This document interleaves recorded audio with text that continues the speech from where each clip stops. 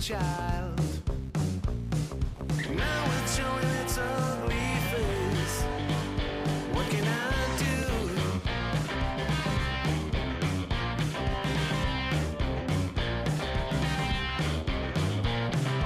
Music creeps into my dreams, wakes me into sweaty sheets, abandons me when nights died out. What can I do? What can I do?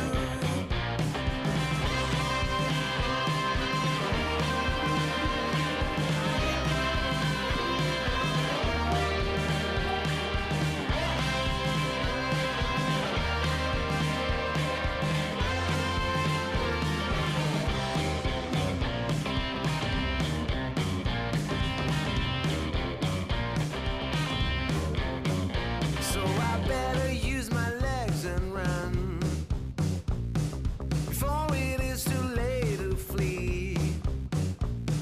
I feel there is no other way. It's what I can do, what I can do. Babe, I want to be with you, but you know there's music too. Don't let jealousy alert you. Stop this, get right. Stop this, get right.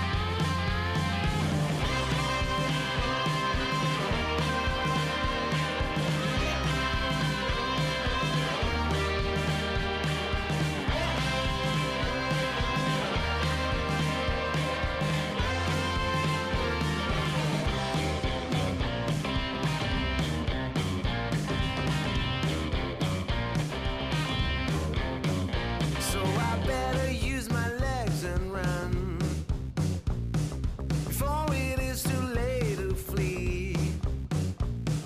I feel there is no other way. It's what I can do, what I can do. Babe, I want to be with you, but you know there's music too. Don't let jealousy alert you. Stop this, get right. Stop this, get right.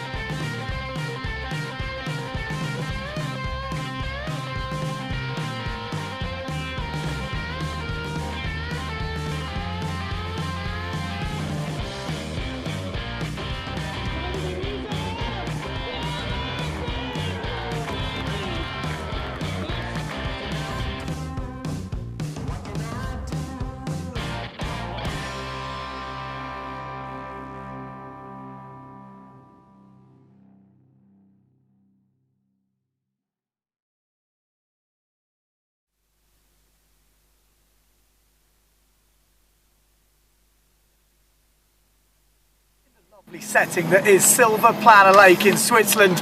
As you can see, we've got glassy conditions, but that doesn't matter. Why? because we have got the tow-in finals coming up. Yeah, the EFPT tow-in finals. We've got 6 riders in the finals.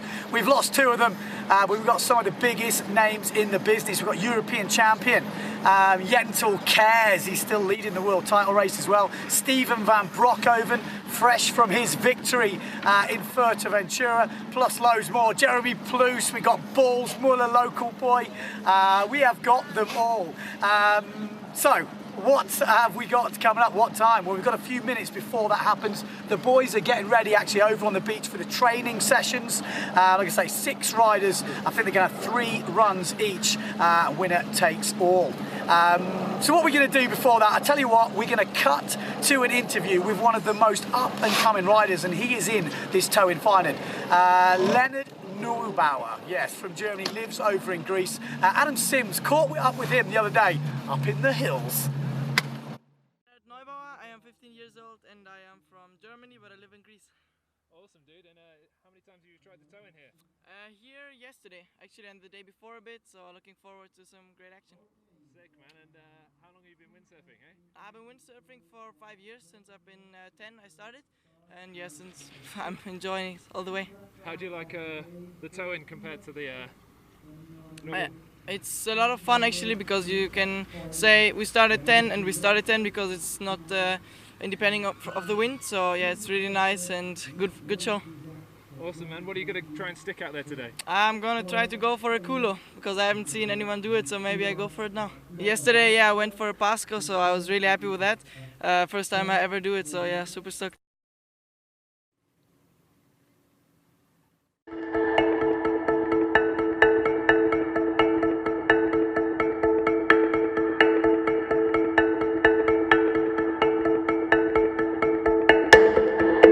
So we caught up here with Bals Muller, Swiss freestyler and foil styler, at the top of the at the top of the core patch. We saw him and just caught him practicing his yodeling. Oh yeah. Bals, what do you make of this place? You're back again. I mean, hey, the air is so fresh. I mean, every breath you take, you feel the snow, the ice around, and this epic Alp scenery. No, it's awesome being up here again. I mean, we just felt snowflakes before, and I mean it's midsummer Switzerland and freezing cold. yeah, I mean we're extremely high up. It's 10,000 feet, 3,300 meters, Yeah. and the lake is down just behind us. Bals, are you looking forward to the competition? Oh yeah, I'm actually nervous being up here because I saw 2-3 kite fallers already blasting over the lake. No, can't wait to get back down there and blast on my wings and send it. Cool. And I mean, you're going to be taking part in actually this new discipline. I mean, new discipline. You've been like at the forefront of it. Foil styling, the freestyling on the foil. When was the first time you started that, and how did it go? Actually, it was 2 years here, and just the other day I was watching back, and the last 2 years the progress we made was insane. I mean, from the gear which is not breaking anymore to actually landing moves, fully planing on the wing. It's actually quite scary what's still going to happen in the close future. I mean, these days there are probably like 5 or 6 guys doing moves on the wings. And I think in 2 or 3 years we're not going to call it windsurfing anymore, we're going to call it wind foiling. I mean, it's taking over, especially here in Switzerland. I mean, at a place like here, we're so high up, the wind actually doesn't feel so strong because the wind strength is much thinner as the air is super thin, up on 1,800 meters. So with the foil we're blasting every day, and I mean, this year I've been so much sailing. Like, I mean, I've been almost every day on the water, and freestyling, so normal fin surfing I've been 3 times. Yeah, I mean, we can see you're making a lot of progression on the foil. I mean, you're also ripping it in the normal freestyle without the foil. What's the main like differences between that when you go on the water now after like 2 years of practice? How is that different, and how do you apply maybe what you learn in one to the other? It's for sure the biggest progress were the new foils, which are much easier to sail. I mean, at first foiling is super hard. It's super tricky to stand on the wing and actually control the wing. And now these days it's just I can close my eyes and I'm foiling super smooth with my new wings and foils, and that's a big difference. And it makes me, it just offers so many opportunities to actually send it on the foil, and you're flying out the orbit once you get this lift from the wings. You get much more pop compared to normal windsurfing. I mean, out of flat water these days it's possible to do backflips and front flips. It's crazy, man. It's crazy what you're doing. And you get so much lift. I would say compared to fin surfing, you get like 2.5-3 meter more lift, which is insane. So what's the craziest move you've done then on the foil? I think it's still the shifty, which still scares me because it's a hard rotation and you actually get a lot of lift out of the wings, but you don't have the sail power. And for this move, you sort of need the sail power. But in foiling, I'm like this. I'm like holding the boom like this, and there's no sail power. I'm flying in 10 knots wind, which is like 0 wind, and that's the biggest difference to normal windsurfing. So it needs quite a bit of adaptation there, because you're actually sailing way more sensitive. So the double air cooler and double air burn is getting closer and closer, which is a scary rotation. We've heard rumours, huh? Let's hope we get some good wind here, and then we can show some of it. Oh yeah, and I mean I'm also freaking scared of those foil wings, as they're, I mean my wing is like a kitchen knife. You easily can cut tomatoes with it. And also faces. I mean, they can get you back pretty good, huh? And I heard our cameraman had a go on a foil, and a jet foil, and had a little scrape yesterday, near miss. Cool, pals. So, what about the other people, the guys who are also doing it? There are other guys doing it. Your brother. Yeah, my brother gets to a point where each session I'm scared from him, because he's not able to do those air scope boosts like big moves in normal windsurfing. And now with the foil he starts sending it, he gets way bigger and way higher than normal windsurfing. And I'm just scared that he loses his strap and one day gonna end up on the wing. And like you have? Like I did, yeah. But no, I mean, and on the other hand, Roham, Michael Neff, he's only foiling. I mean, and he makes so big progress. The last 2-3 months he was landing coulos and trying burners and whatever on the foil. He's not able to doing it in normal windsurfing. So no one can tell me it's impossible to do moves with a foil. So we've got Jack Norris and Raw Ham. But what about like people in the freestyle fleet? Are there any of the guys coming up and trying? I mean, we got Steven and Jentel up here, and it's they're both going to try. I hope so. It's my project to get them on the foil doing tricks, but it's been a hard time. I mean, I'm trying to motivate them. I've been training all winter with them. I've been flying, blasting every day on my foil, and they've been windsurfing normal. I don't know what it needs to actually motivate them. Where would you actually? That's a good idea. Like where would you say for someone who just wants to start it? Yeah. Like what would you say to do? What's the first thing? Just don't be scared of the wings and send it into a back loop. Just go into your straps and you're flying. You drop a bit down. Don't touch the surface, but just fly down, and then you pop up like a normal back. You push the back leg and you fly out the water, and you end up being 2.5-3 meters above the surface doing a backflip rotation. It's not that hard to land. I mean, it's for sure gonna happen these next years. Yeah, I mean, there's more people trying and trying. What would you say is the world's hardest move? Yeah, we're gonna see. Maybe people gonna walk up the Mount Everest and trying the highest ever culo in windsurf history. No, I think the highest windsurf moves will happen here this week, because the progress we did in wind foiling was never as crazy as the past weeks. Every session I call my best session lately, which is insane, because every day it's progressing. It's crazy, yeah. It's progressing like hell.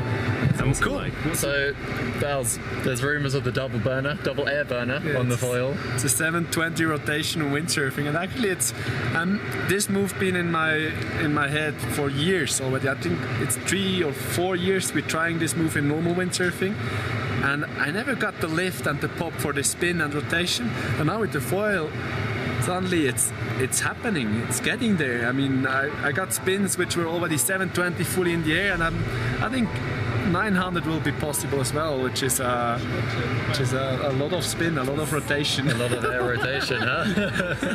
Yeah. That's awesome to hear. And so what about regular stance as well?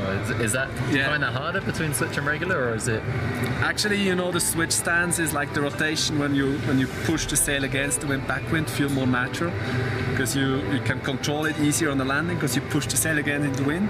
Regular stance, it's harder because you backwinded and you twist it with your body, but it's gonna happen for sure. It's just a matter of time, and I think it's a matter of.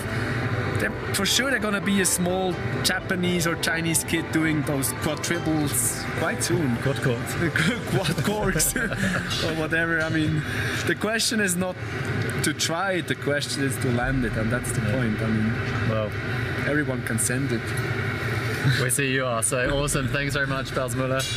We'll see you on the water. In the water. Back to the studio.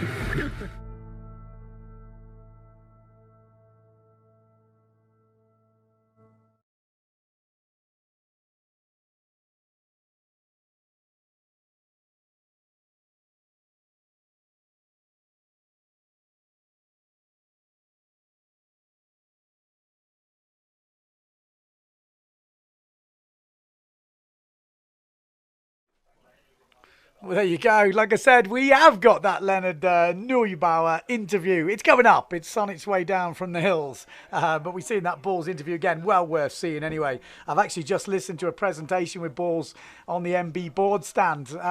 Interesting stuff, I got to be honest. He comes across as a crazy nutter, but interesting chat. He's got some good visions. One board. He wants to go foiling, freestyling and wave sailing on one board. I like the sound of that. He likes to go on holiday, stick one board in the quiver. I think that is a good goal to have. So whether he can do it or not is another question. Or has he done it already? We'll have to find out.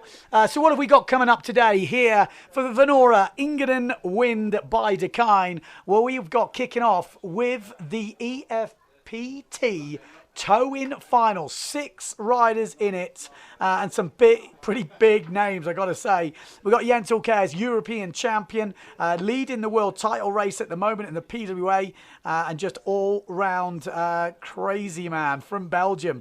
He had probably one of the sickest crashes yesterday with the silliest of silly salmons I've ever seen. Cannonball, eat your heart out. He was going for it.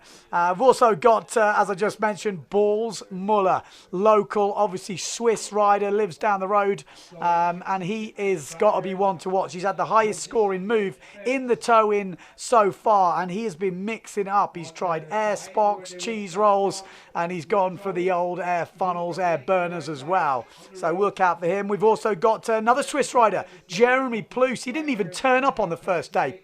He doesn't need 2 days to qualify. Just 1 day for him yesterday. 3 runs, boshed out, 3 sick moves. 2 of them counted in the finals. So Jeremy Pluce in the finals. We've got Stephen van Broekhoven. Like I said, fresh from his victory over in Fuerteventura at the PWA. He is back on his game. New sponsors this year with Starboard. Starboard are also sponsoring this event here in Silvaplana in Switzerland. And he looks on good form, I've got to be honest. Leonard Neubauer, like I said, one of the most up-and-coming talents in freestyle windsurfing at the moment. Insane level. I think he's 15 years old, and he is already causing upsets. He's in the final here in the tow-in, and he's getting around a bit as well. So good to see Leonard Neubauer mixing it up with the big boys. And then we've got all-round total, skilled rider, wave sailor, top freestyler, Adrien Bosson, yes, from France. He was right up there, vice world champion in 2018. He's had some bad luck this year in 2019. His sailing is still there, but it's just results haven't quite gone his way. But don't let that detract from how well he's sailing this year. I don't think towing's his favourite discipline, but if anyone can pull out the moves when it counts, it's Adrien Bosson.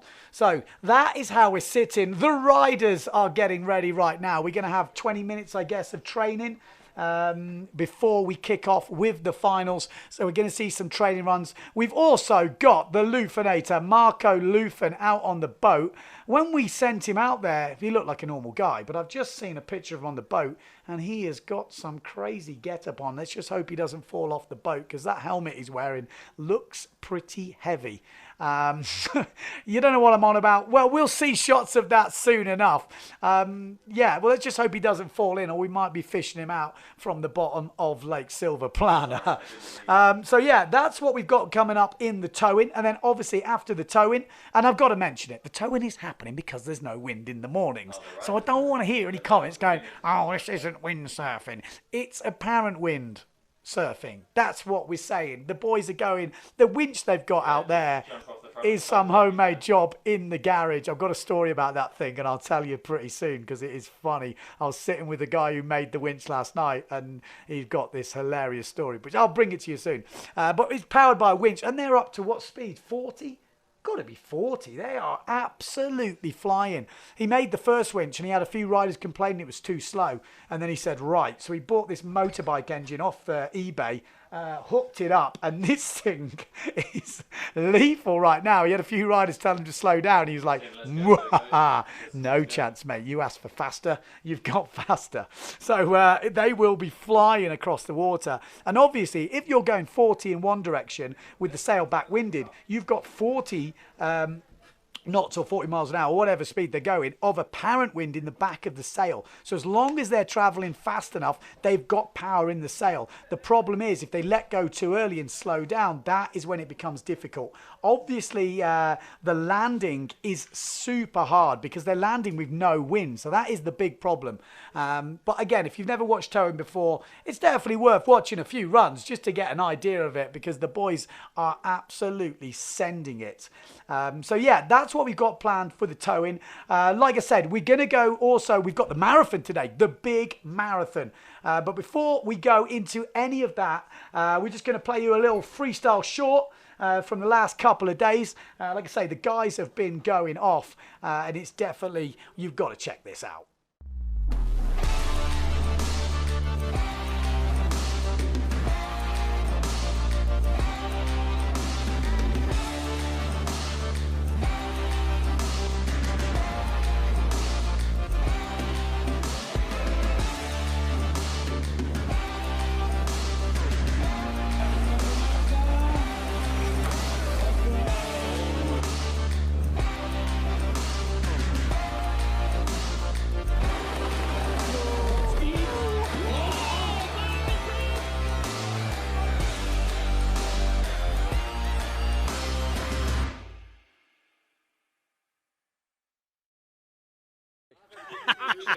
And we are live outside with the boys. We've got the finalists. First up, Jeremy Plouse. He only needs one day to qualify, this bloke. He just turns up, yeah, whatever, busts out 3 moves. There you go. Feeling pretty confident? Yes, definitely. Nothing to lose, I would say. Okay, so how many runs we got in this final? 3 per person. What moves are we going to see from Jeremy Plouse? We're gonna see some secret move now. I will just go, I think, again the same, but bigger. Bigger. And nicer. Okay. And smoother. Still got the scabs on his head from when he hit the face plant, so this boy goes big. If you haven't checked out the drumming, YouTube? Rockstar. Instagram, Jeremy Plouse. Instagram. Bars and melodies. All right, Balls Muller, probably, I mean, if this guy's crazy, this guy, I don't know what he is. What's after crazy? Foil style. Foil style. Are you going on foil? Nah, no. No, just normal board. It's very hard to land the moves on the foil. I would love to do it, but I need a bit of wind to hold on the rig. Okay, well, so far you've got the biggest move of the competition. That makes me nervous. So you're the top seed. Yeah, but the second day I failed, so let's see today. I mean, it looks awesome for towing. I mean, pretty perfect towing conditions. Glassy, no wind at all. What else can we ask for? What size sail are you going? 4-4 for more power. Okay, nice. I like it. I like it. Jentel Kers, European champion, leading the world title race. Towing? What do you reckon? I don't know. Towing is just for fun, and we have some good guys here, and we're just gonna put a good show up, I think. Well, so far for me, you have the best wipeout. Yeah, I guess so. I did a good silly salmon. It was good fun. Okay, well, good luck today, dude. Steven van Broekhoven, fresh from his victory in Fuerteventura. Van Broekhoven is back. Toe-in champion back in the day, quadruple rotations. What are we going to see from you? We will see. I will just decide it when I'm going. Maybe it's also nice to crash to wake up because I'm a bit tired from yesterday. But yeah, we saw you do. You saw you do a few moves yesterday before the wake. So you were doing a move and then hitting the wake on the second. Yeah, just to try something different. Yeah. Okay, well, good luck. We'll wait for that. He's also racing as well. And if you didn't see his starboard tack start yesterday, that looked scarier than the toe. Yeah, that was one of my best starts. So yeah, I would like to start again like that. It's a lot of fun. Okay, cool, man. Mr. Bosson. He's still got the skills, I've got to say. In the Speedway this year, this guy has probably been the most unluckiest, but sailing the best. Toe-in? Do much toe-in?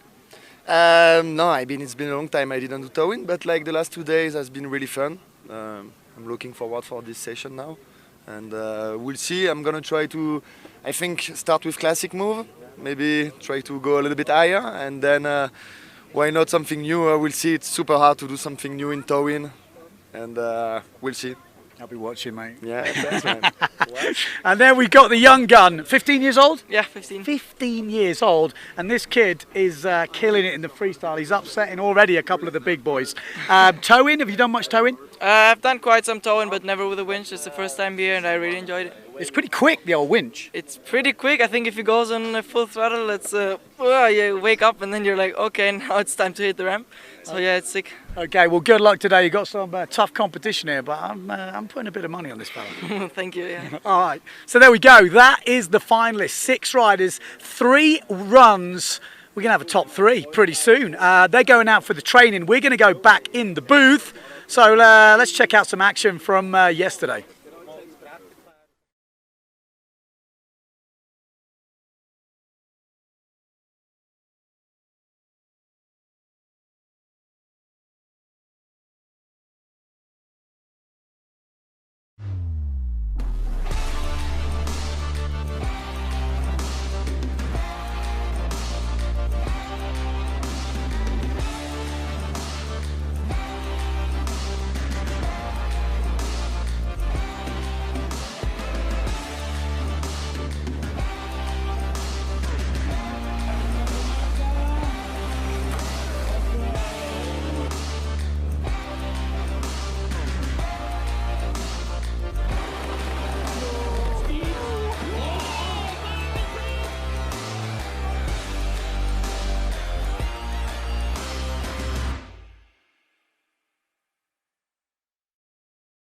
So there you go. That is the riders we have got for you. Like I say, 6 of the best riders in the world, and we have got epic conditions. I know that sounds crazy because we've not actually windsurfing. There's no wind at all. It is glassy.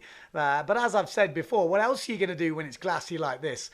But you know, when I first introed and I said we'd got that amazing interview with Leonard Neubauer, the 15-year-old that is stomping through the international scene at the moment. Well, we have it lined up now. So we're going to go up to the top of the mountain and join Adam Sims for a pretty sick interview with Leonard Neubauer.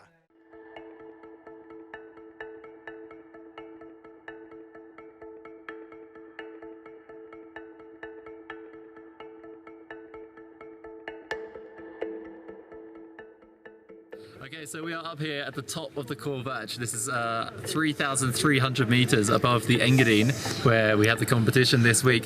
We're here with Leonard Neubauer, and Leonard has a few titles: junior champion on the PWA last year in waves and freestyle, as well as vice champion.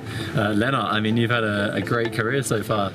Yeah, I've had a lot of good moments last and this year as well. So yeah, I'm really happy and stoked to be here. It's my first time here. It's just unbelievable, the scenery. I've never seen something like this, so it's just so nice being here. How are you finding the height and the altitude as well? I mean, it's your first time way up the top here as well. How are you finding that? Yeah, I definitely feel the difference. It is pretty cold in my house now. It's like 40 degrees. Yeah, so the difference is pretty big, but I really enjoy the difference, and yeah, it's also cool to to make some variations to your training as well. Yeah, I mean, there's in terms of the scenery and stuff, there's some pretty epic glaciers behind us. Have you eyed up any of those lakes for some training also? No, I've never been on a lake actually. It's the first time on a lake with water you can drink. That's why I'm here. So you don't have to come out every time for water. So, yeah, it's the first time for sure I'm on a lake because I've always been sailing on the sea. So yeah, it's something different. Looking forward to test it out. Cool, yeah. I mean, the air's a little bit thinner up here. You hear from the locals a lot that the wind looks strong, but it feels a bit lighter, so you have to take a bigger sail. You're feeling confident with the bigger sails and stuff as well, and been training on those? Yeah, I haven't been really training a lot with the foil. I'm also going to compete in the foil with a big gear, but I'm looking forward to test later on with the winter when the wind kicks in a bit, and yeah, have some good sessions on the lake. The winter on the mind. The winter. Cool, man. And so the foiling, you're doing the racing also. How much of that have you done already? I've actually more trying to be pushing a bit the freestyle foil at my house, at my home spot, with a pretty big board which is not meant to be freestyle.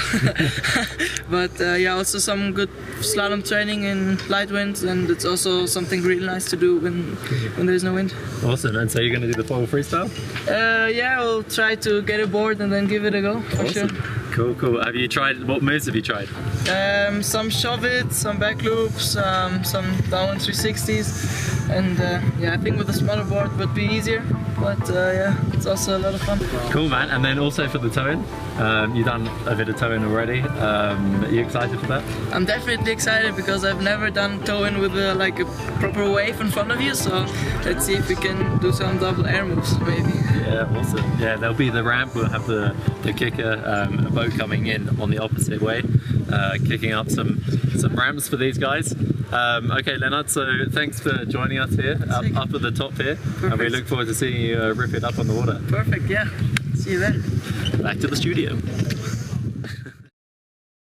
So there we go. Look out for that name. Leonard Neubauer, 15 years old and already causing a storm. We're just getting ready for the training, for the towing. I think each rider's going to get one run. But how is the scenery around here? You can see that interview with Leonard Neubauer. That was how far out there? We've got Christian, the main man behind this event here for the Venora Engadinwind, brought to you by Dekine.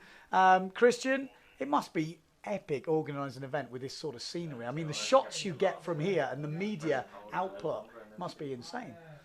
Yeah, hi, that's true. I really love this event. I'm organizing the event already since 20 years. It's very special here, the scenery. We are on a lake up in the mountains on 1,800 above sea levels. We have big mountains around the lake, so that's very, very unique. I love it.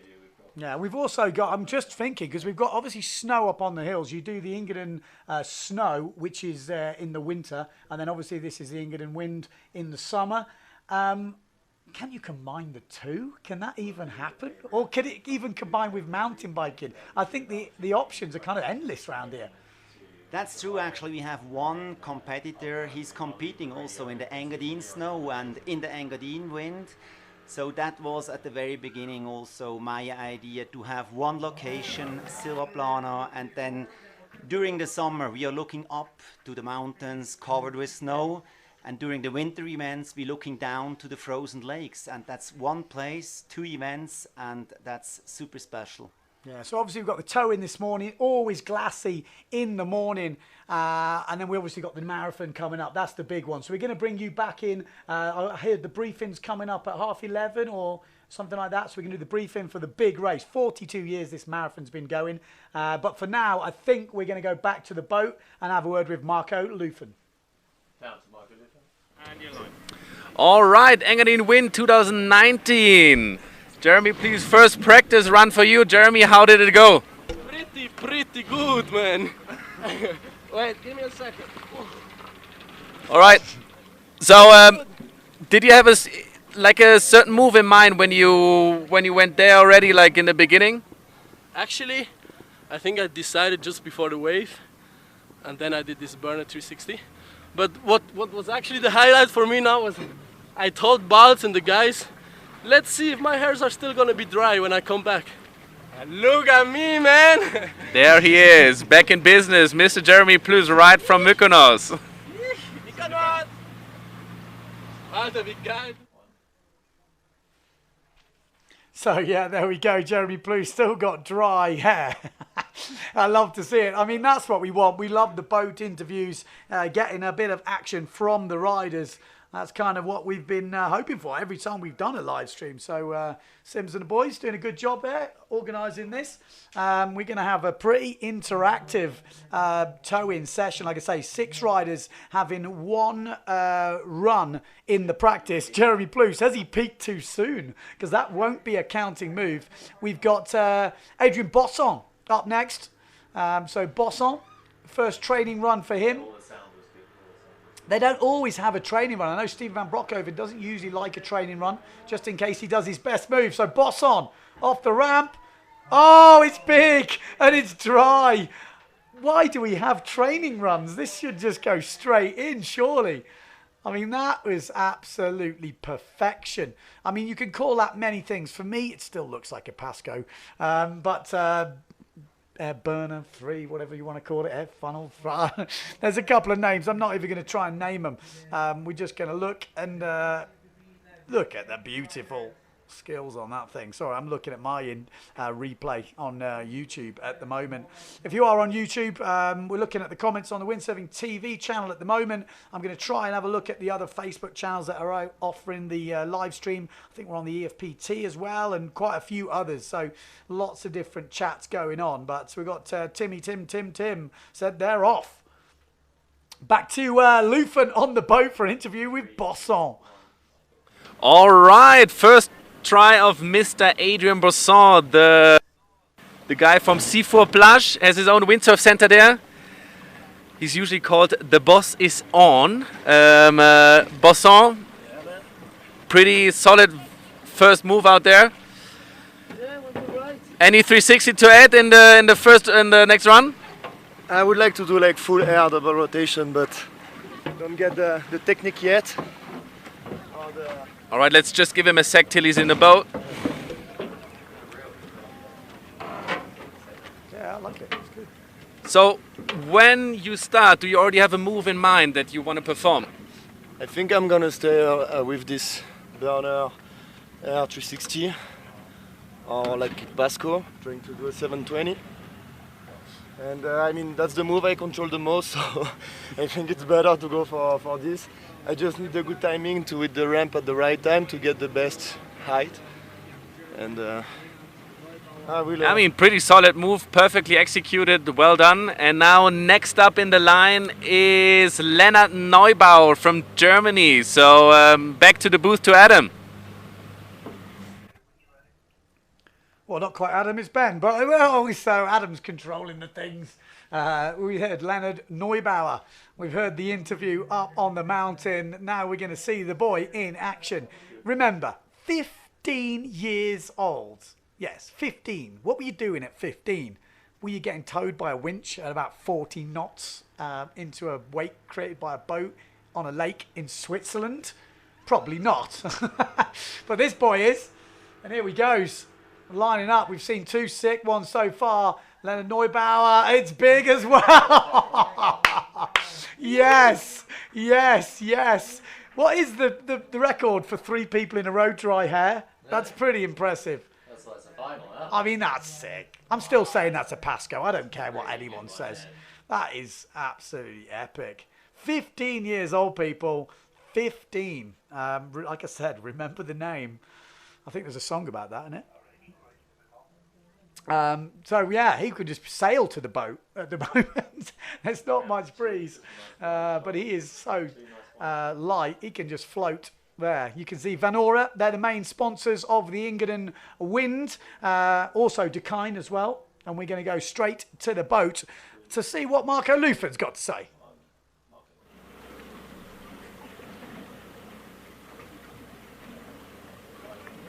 Live. All right, Lennart Neubauer from Germany. Lennart, give me. Yeah, got it. All right, so in between, you got to hold the sail here as well. So,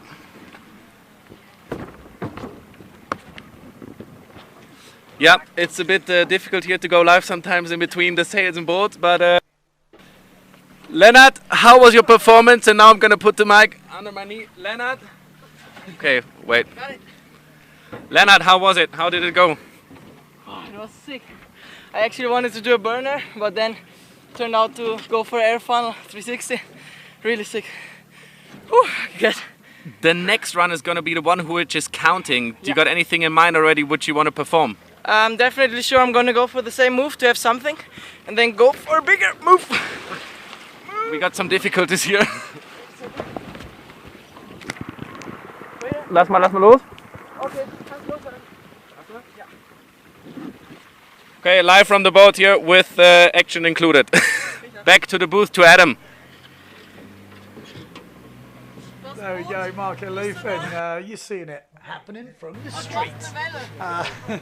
So they're just going back up. We're going to prime up. These are just practice runs. Absolutely gutted these are practice runs because the boys have just pinged out 3 of their best moves. I think next time we don't do any practice moves. It just shows they don't need them. They should just add these in. Jentel Kers, European Freestyle Pro Tour champion for 2019, leading the World Tour. What's he got in the toe in? He's got a tough act to follow. Dry hair from all the riders. Oh, that's a kipper splitter. Oh my life. That really was a splitter. Just watch, his 1 foot stays in the strap, back foot comes out. There, oh, that's how you do the gooch. And no one likes to split the gooch in 2. Oh, Jentel Kers, probably the highest ranked out of anyone there. He's the wettest, but as we know, this is just the practice run. This is getting ready for the final. So this won't oh mate, every time I see the replay, I'm watching the replay on the YouTube channel and oh, nasty. Obviously, we're going to get a word with Marco Lufin in the boat when he pulls up next to Jentel Kers. I don't know if you've been watching the live stream all week, but we are set up for an epic Saturday here in Lake Silverplana in Switzerland for the Vanora Engadinwind, brought to you by Dakine. Like I say, these guys are pushing hard. The marathon is coming up after this tow-in, the longest running windsurf event in the world, 42 years consistently. And we are going to Marco Lufin.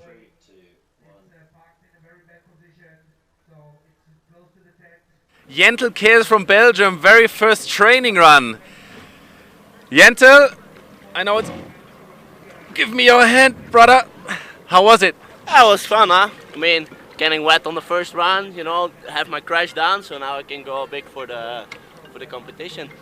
Yeah, good luck for that. I mean, conditions are pretty much the whole way or the whole entire tow engine consistent.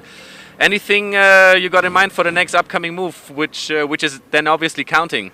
I just want to do first a safe move, make a landing one on the board, and then afterwards I will try a double air culo. All right, Jentel Kers from Belgium is ready, and back to the commenting booth to Adam. Okay, so there we go. He's going to try a double air culo. In the wind, one of the hardest moves out there. In the tow-in, it's got to be one of the hardest moves out there. So yeah, let's hope he can get a nice safe move in straight away, and then we'll see him cut loose with some craziness after that. Obviously, Marco Lufin in the boat wearing the what do you call it? Disco ball helmet. It's an unusual look. Like I said, it's a new look. I think he got a bit of sunburn yesterday, yeah. So he's trying to cover that up. He's definitely not going to get sunburnt with that hat on. That is for sure. Next up on the water, it looks like we've got the crazy Swiss man that is Bulls Muller. Is he going to go for the Swiss roll? I mean, he always does the cheese roll. He's got a rubber duck. He's got the old live belt on. Bulls Muller, looking serious. What's he got for us? Ooh. Well, there we go. Bulls Muller. We're not quite sure if that helped him or hindered him. It's definitely stayed on. One-handed. Oh, I tell you what, when you've got a bit of buoyancy, sometimes... it doesn't help because it doesn't let you sink. So he can give you a bit of whiplash as far as I know. I'm sure he had the rope to that thing in his mouth halfway down. He let go of it just before the takeoff, but imagine if that had stayed in his mouth, he might have lost his teeth. Balls Muller, the craziest man in windsurfing at the moment. He is really what can we say? An ambassador for the wind foil, no doubt about it. He is pushing the limits of wind foil and wind foil freestyle. As he said on the stage this morning, you know, they are getting 60% more sessions in Switzerland now due to the invention of the foil. Or not the invention, but the introduction into windsurfing full on. Okay, we're going to go to Marco Lufen on the boat to see what he's got to say with Balls Muller. I'm sinking! But you want to get a lift with us? I'm sinking. So what are you thinking? I don't know what I was thinking. Wait. All right, Bas Müller from Switzerland. You want to perform in your next run? Try landing. I wanna get a try landing. I was thinking with the safety utils, I would make a dry landing. Didn't work out. Oh shit! Check. And now back to the commenting booth to Adam. It's gonna get tricky in here. Check. Okay. Okay, there you go, Decine. Balls has got a new sponsor. If you know Balls and you've seen the clothes he's been wearing for the last, well, let's say 20 years, he's got a new clothing sponsor. He's going to look a lot smarter from now on. I was seeing him at the Decine stand yesterday, and yeah, he was supporting some new clobber. So we're going to see Balls Muller with some shiny new T-shirts, hats, jackets. I think he's got the full lot. So good to see Decine stepping in and helping Balls Muller look presentable. Can it happen? Still had a bit of rope around his jeans holding him up though. You can't, well, you can take the something out of the kid, but you can't take the something out of the something. Yeah, you know what I mean. Okay, is this Adrian Bosson? No. It looks like him. This is the first official jump then. So this is the first official jump of the EFPT toe-in finals. Yes, so this will count. He's already nailed the perfect jump, but now this is when it counts. Adrian Bosson lining up. I think he was second in the world last year, but in toe-in, has he got the balls? Has he got the moves? He said he wanted to do 2 clean rotations in the air. Oh, it is, just off perfect. Just. That will hurt his score, that landing. It was so close to being perfect. As he comes through, you get the 1 clean and then just the tap and then can't quite get the rig up. And I think the judges will penalise that score. So we'll wait for the scores to come in. If you want to check out the live scores as they come in, I'm obviously going to give you the scores, but all the riders are logged in on the EFPT.net website. We're going to go over to the boat and Marco Lufen because he is going to catch up with Adrian Bosson. No, he's not going to do that. We are not going to do that.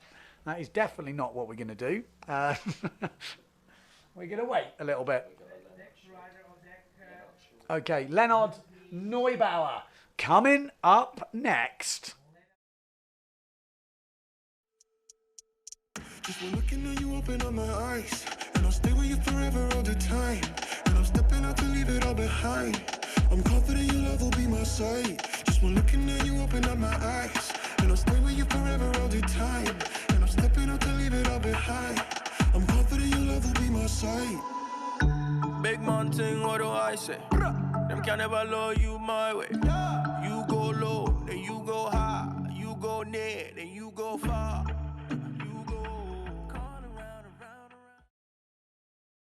That is what Leonard Neubauer can do, but can he pull it off when it counts in this final? Those shots obviously were taken from the last couple of days in the qualification. Leonard Neubauer from Germany, living over in Greece, like I say, proper talent. Adrian Bosson's score comes in at a 3.31, so 3.31. Not going to be a counting score for Adrian Bosson. That landing really hurting the scores there, you can tell. But Neubauer is the next to go. He was 5th in the qualification. So he's going to have to jump up a few places if he's going to get on the podium. So Neubauer just setting up. This is a few of the crowd hiding in the bushes. Neubauer is at the moment getting ready. Can just see him getting settled on the board. Just kind of paddling his way into the right spot, because the takeoff, you ever done towing? It's not easy, just the takeoff.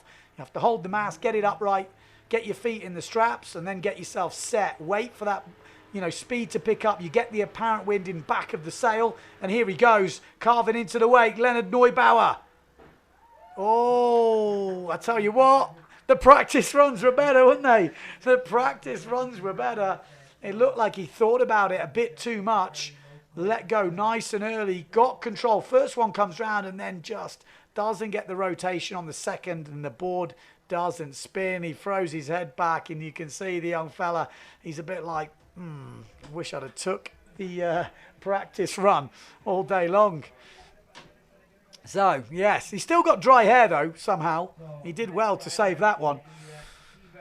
So Neubauer, we'll wait for his score to come in. At the moment, Adrian Bosson score not up on the live, but we've got 3.31 for Adrian Bosson. Leonard Neubauer coming in at 1.81.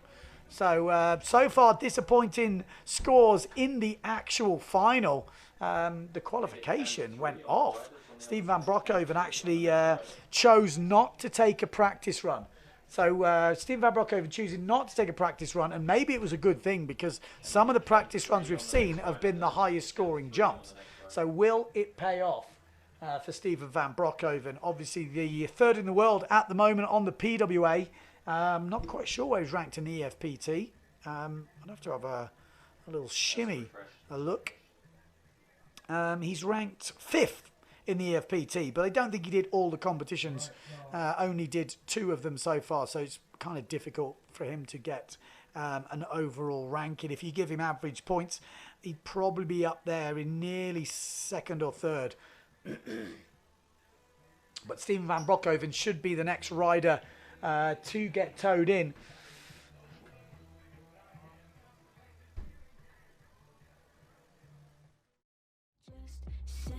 Wait till you see me fly. You know they'll never catch me for it. See me fly. The way I put my finger on it. See me fly. You got it, then try to tell me you got the wrong guy. See me fly. You know they'll never catch me for it. See me fly. The way I put my finger on it. What Steven van Broekhoven had to offer in the training. What has he got in the main competition? It's the first time we're going to see van Broekhoven in action today. He's one of the guys that doesn't take the training runs. No, he doesn't take the training runs. He just goes straight in dry. Goes in cold. So the Belgian, what has he got? I mean, it's crazy how many freestylers are coming out of Belgium and Holland. I mean, Belgium especially, it's not a big country, but it is pumping out champions. It could have 3 world champions by the end of the year if Jentel Kers can finish what he started in 2019. We've already had Steven van Broekhoven, a world champ. We've had Dieter van der Eycken, a world champ. So we have had a couple of freestyle world champions in Belgium, which is, like I said, when you see the size of the country, it's not exactly got trade winds, has it, Belgium? So it's kind of a funny one, really. Here we go. Steven van Broekhoven.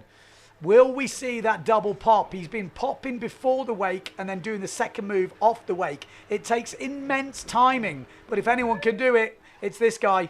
No, he's going straight off the wake. Oh, I tell you what, all the runs in the final so far are just not happening. I mean, the qualifying runs were insane, but the wheels are really coming off in the main one. We got Retro Sping on the YouTube channel. Says, hey Ben, thanks for a great effort. Well, I'm just commentating. The boys are doing all the work here. I'm just talking. Hey Ben, hey guys, says Linmach TV. Linmach TV. What's Linmach TV? So Steven van Broekhoven. Look, you can see they're all just getting stuck on that second one. Yeah, so next rider up in the rankings, it's basically going on rankings. So you can, well, if we give you the full rankings, it will be Jeremy Ploos up next. Then we've got Bullsmuller, and then finishing off with Yentel Kers. Bullsmuller actually had the highest scoring run of the first round, but the mixed score, I'm pretty sure, was Yentel Kers who took the win. So, Jeremy Ploos up next. And he was a latecomer, but he has looked the most consistent. I don't think in all of his 4 runs, including the practice run this morning, he has got his hair wet.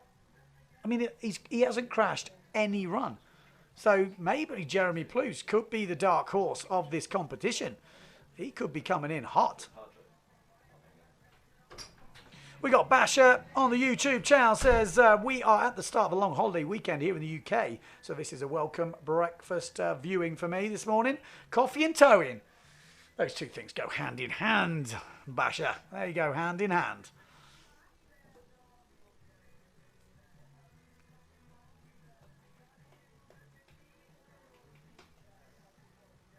Like I said, we are on a number of platforms on the live stream, so if you're commenting on one of them, I'm not reading them out.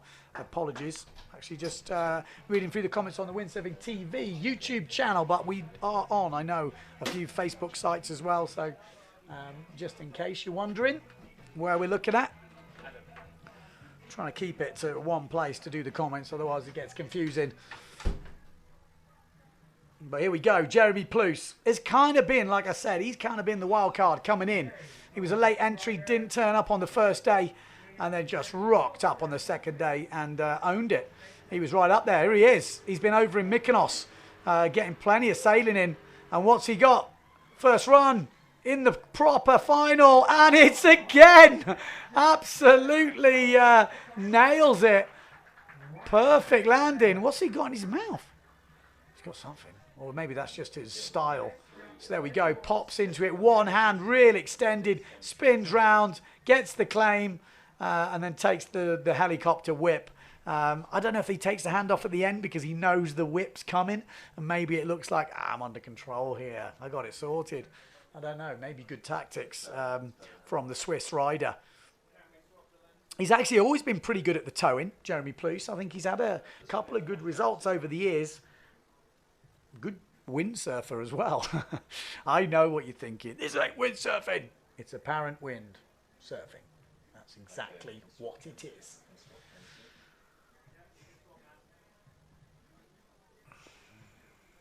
So, if you're just tuning in, we haven't seen any big moves in this first round. I think Jeremy Ploos will take the lead with that jump with 2 riders yet to go.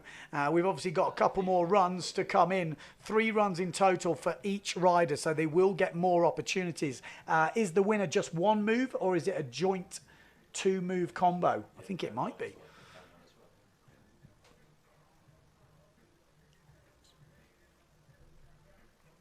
We'll try and get confirmation of that, but as far as I know, I think it is 2 moves that will count towards the overall. There we go, 7 points on the board, 7.06 for Jeremy Ploos, and springs into the lead. I totally agree, Mr. Basher, but like I said, I'm just getting a bit of stick for no winds. This isn't windsurfing. Well, it's always windsurfing. If you're travelling fast enough, there's always wind. Just where you get the wind from is the question.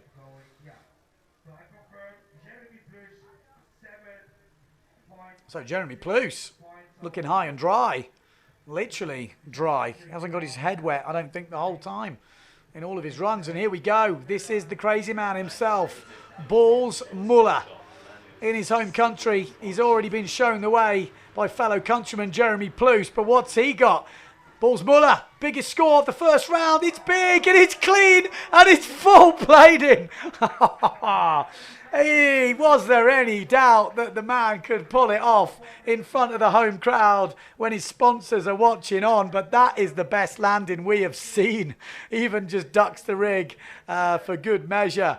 So Bulls Muller has definitely pulled out all the stops in the penultimate run of this first round. We've got one rider less to go, Yentil Cares, but that is extreme. Loving it.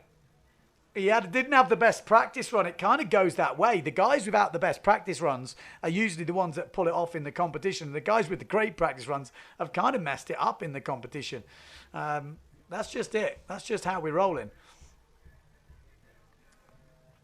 Nice. Nice. They don't call him Radiculo for nothing. Okay, Yentil Cares up next.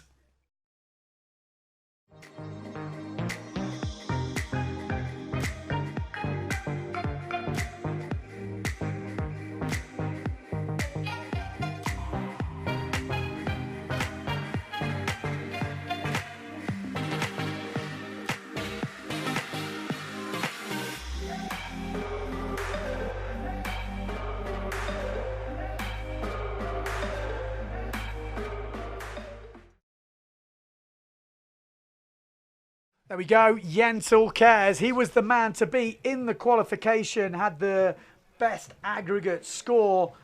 We just got those scores coming in for Bulls Muller.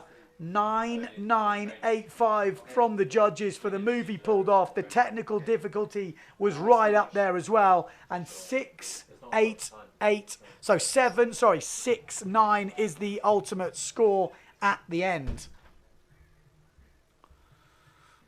Boom, boom, boom. That's what we like to see. Pulling out all the stops. I've just been handed the iPad from the judges, which gives us the actual execution scores. So execution scores from Plus was 8, 7.5 and 7.5. Bulls Muller, 9, 9, 8.5. So yeah, they know that was big. So 6.9. Apparently you can execute it better than Bulls Muller did. Whoa.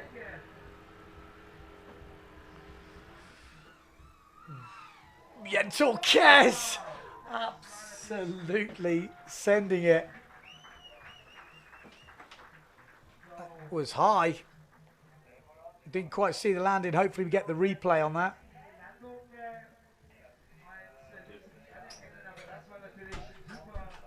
Oh, it was 2 clean air rotations from what I can work out, but the landing, we didn't quite see it. Pretty close on our screens.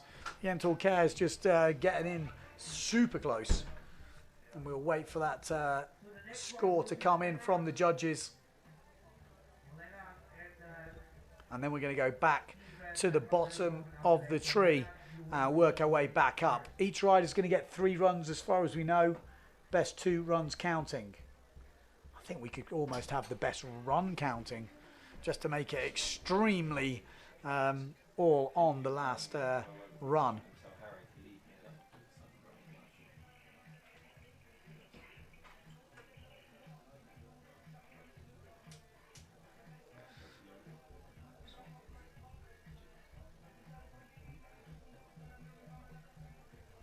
Flo says, has a coffee up there.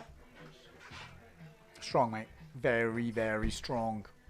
That's how they have it in Switzerland, isn't it? I think there's only one way. So, still waiting for those scores to come through. No scores yet for Yentil Cares. As Leonard Neubauer is getting ready for action.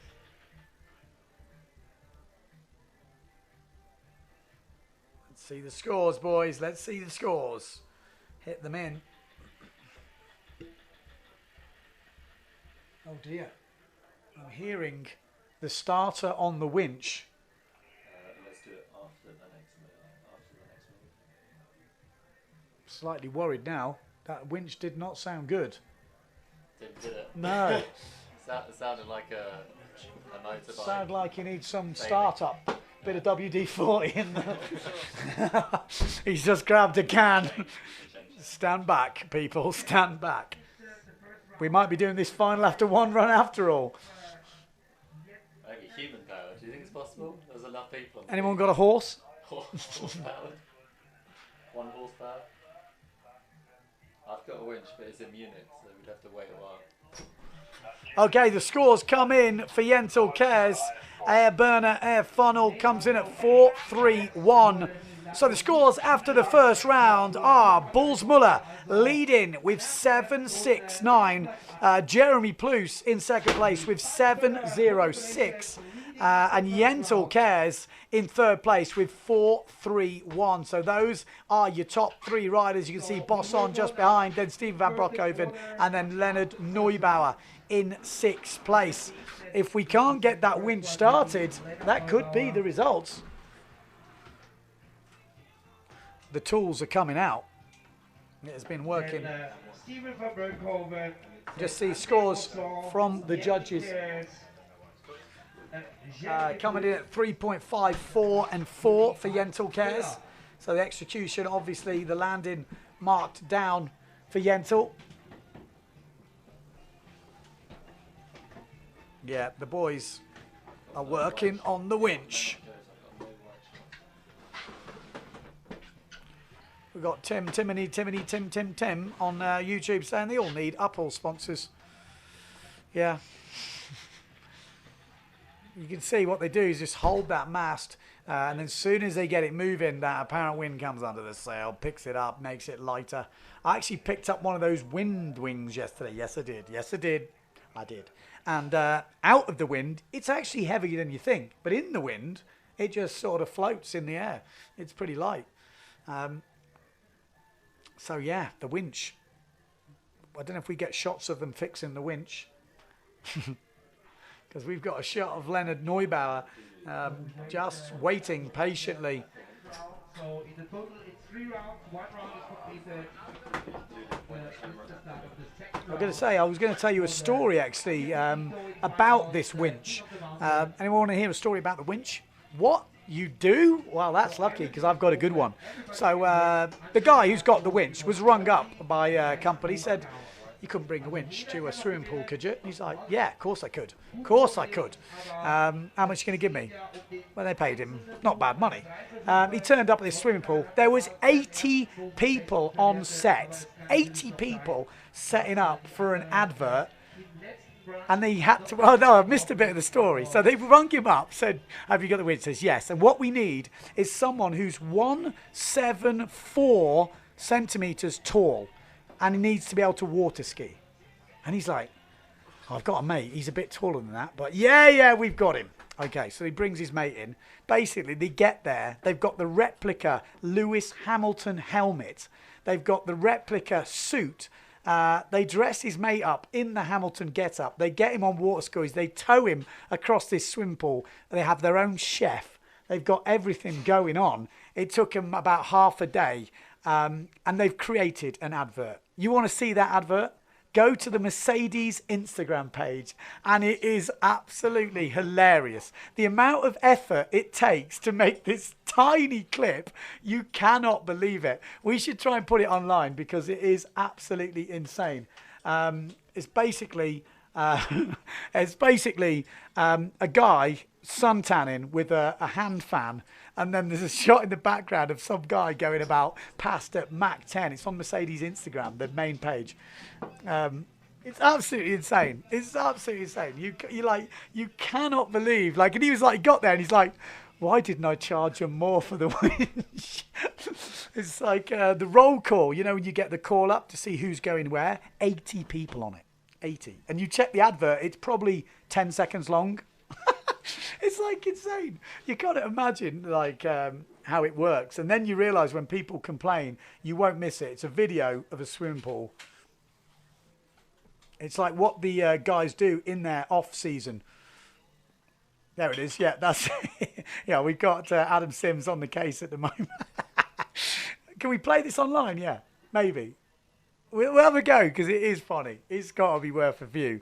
Because we're talking about the winch, it's just very. I don't know if we can do it. We're gonna try our best. We might be able to have to repost it and then airdrop it or something strange like that. But we're giving it a go here, people. We're giving it a go. If you're wondering why we go quiet, we're just trying to put this on.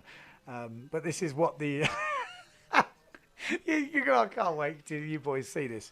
I mean, I don't know how many people are online, not many, but stay tuned. Trust me, stay tuned. Well worth viewing this. And this is done with the actual winch that we're trying to repair at the moment. He said he turned up to this gig and he didn't realise how big it was. He hadn't started the winch for 6 months. It'd been in his garage. He didn't even pre-start it. He just turned up and he was like, oh my God. The guy, his friend, wasn't actually a water skier. He was just a mate of his who could water ski, maybe because he's like an all-round athlete. He was taller than the right size.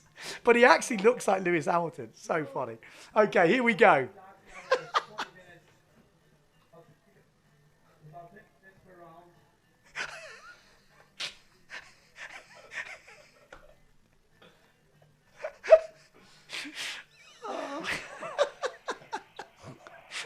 You gotta laugh, haven't you? You gotta laugh. You gotta laugh. So yeah, that's what it takes to make that clip. You know, when you see that clip, you probably think nothing of it. You think, yeah, whatever. They probably busted that out. But if you work out how much money they had their own chef just for this advert. They were like asking the boys, do you want any food? They're like, oh yeah, I'll have a bit of this. And the old chef would cook and something up. It's a classic, absolute classic. So yeah, there's the story, my story that we had over a few beers last night with Mr. Winchman. He's quite a talented bloke, I tell you. You watch Windsurfing TV soon. We've got some stuff coming that this guy's making. We struck a deal last night over a few beers. Pretty funny, man. The only problem is, at the moment, the winch isn't working. So, pretty funny.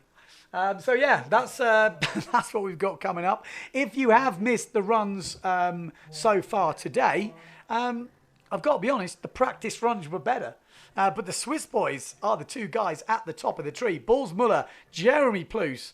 They feel at home on a lake, don't they, the Swiss boys? They feel at home on the lake. What do you think of the advert, boys? What do you think of the advert? Pretty sick? Come on, give us your comments. And how much do you reckon it cost to make that advert? That's the question. The boys were saying there's 200 people working on that Instagram page. Jesus. I was like, you what? I'm like, you know, I work on my Instagram page, but it's very rare. 200 people. I mean, I don't know if these numbers are right. I might be just giving out fake news. Who knows? But these are the numbers I was hearing. Pretty funny stuff, man. Pretty funny stuff. But good to see they take it seriously, their Instagram stuff.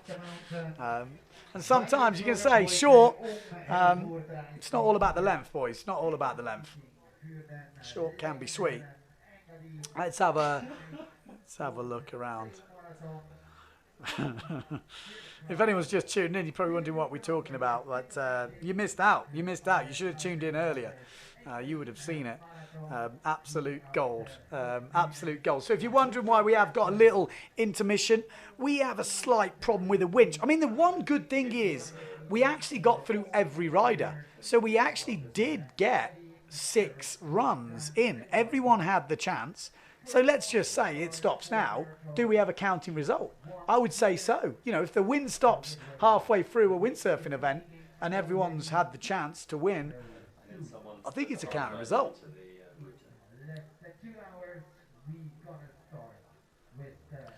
Tim says, is the winchman sort of an inventor? He's a bit of a like, what do you call it? Who's that guy who makes things out of random objects?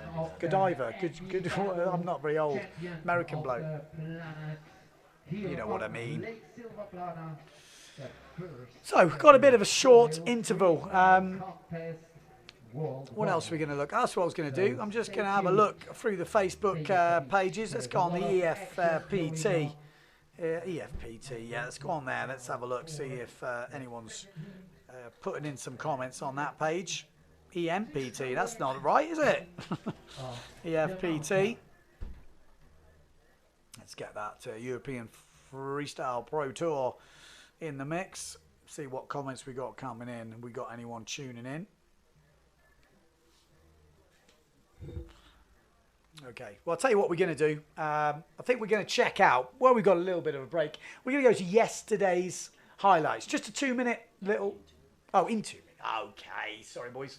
We've got Yesterday's highlights coming up for you. It was a good day yesterday, and don't forget, it's not just the towing. Obviously, Silver Planet, I would say the main event with the wind is the World Championships. We've got that coming up this afternoon, but also this is Saturday, so it's got a little bit of a difference. We have actually got the marathon, the longest running windsurfing competition in the world. It's continuously run or been held for 42 years. So yeah, that is all coming up this afternoon. So, but before we talk about that anymore, let's check out the freestyle clip from yesterday.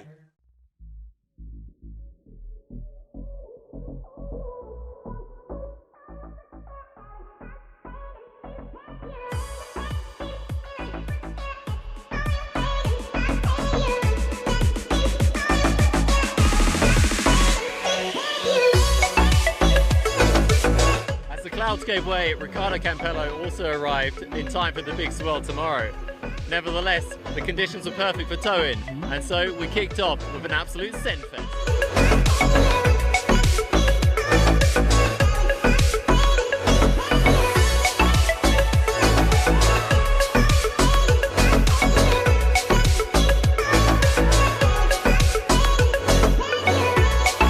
So freestyle stepped up to new heights as the freestyle foilers cut loose.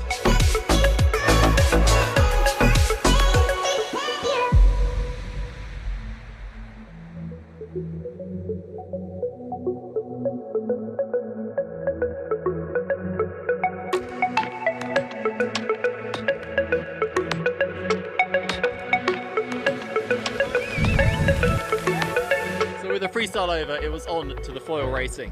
Let's head on over to Ben Profit for the full racing debrief. So a quick round up for day 2 of the IFCA Foil World Championships. Ned 55, who is he? Well, we know who he is now, yeah, Luke Van Opziland at the top of the tree. He's over 2 meters tall and he is sitting there looking very good.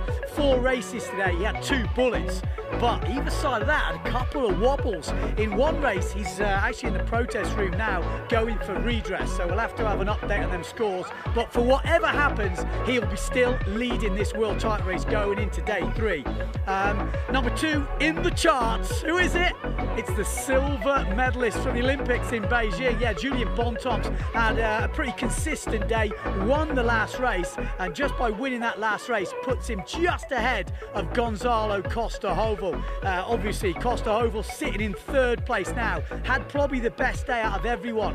I think he had a couple of 2nd places. He won the first race. He was looking very consistent, looks on top form. He's won this race here before 3 times. I think he's won every foil race here in Silver Planet. So he is coming on strong, and the boys are going to have to watch out. Got to mention the old boy, yeah, Steve Allen. He's still there, just 1 point off 3rd place. Let it slip in the last race, he was right up there, but another consistent day for him, and he is looking good. We've got to give a special shout out Nicholas Goya. He had an awesome day today. He nearly won the 3rd race. It came down to a close finish, him and Opziland going down the last reach, but in the end he just couldn't hang on to it and went in the drink. Managed to get up and survive in 3rd, but he had a couple of wobbles as well, but he's right up there in the rankings.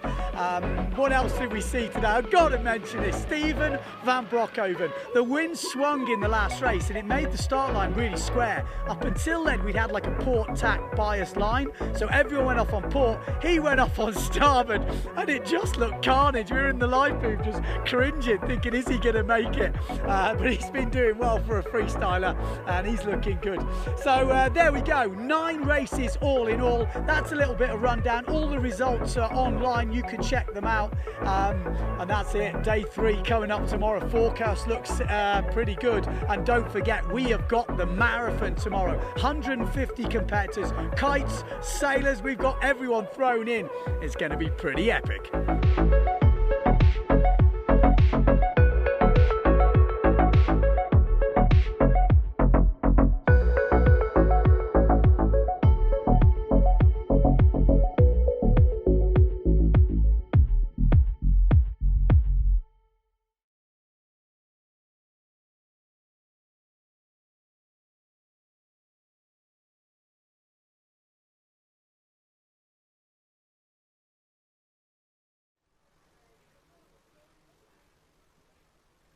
Tim, we're live. We're live on your camera.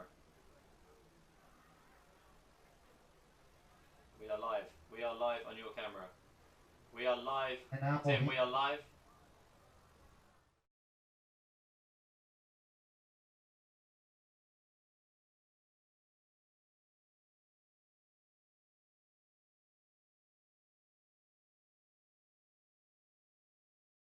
Breaking the wind or the wind. See over here, there's a lot of fiddling going on. There's spark plugs out. This is the winch man, in case we didn't know. He's very busy. He's a very busy man. So why we've got this going on? We're used to this as windsurfers. The wind has dropped. Yeah. And the wind should be coming back pretty soon. Tom, what's the plan? Well, yeah, we got to wait till the wind kicks in for the towing again. Sounds like it could be coming. Yeah, well, I hear a few gusts coming in already. But yeah, well, that's what it is. We have a winch that's pulling in the riders, and there's some technical issues. We didn't have any problems the last days, but that's how it is when the final's on.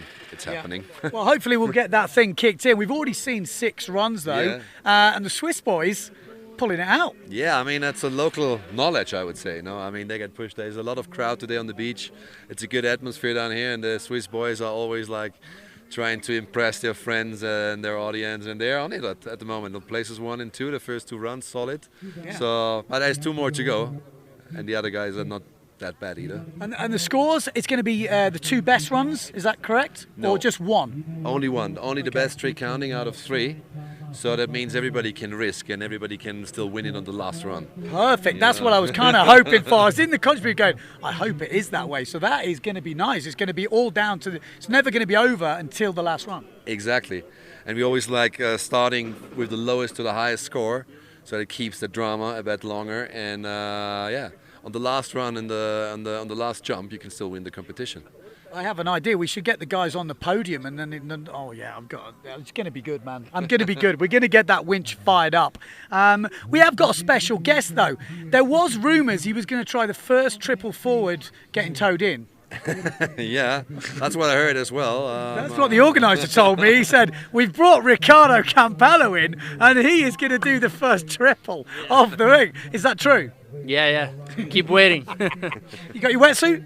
Not really. Didn't arrive yet. Okay. So we're not going to see you on the water, is that correct?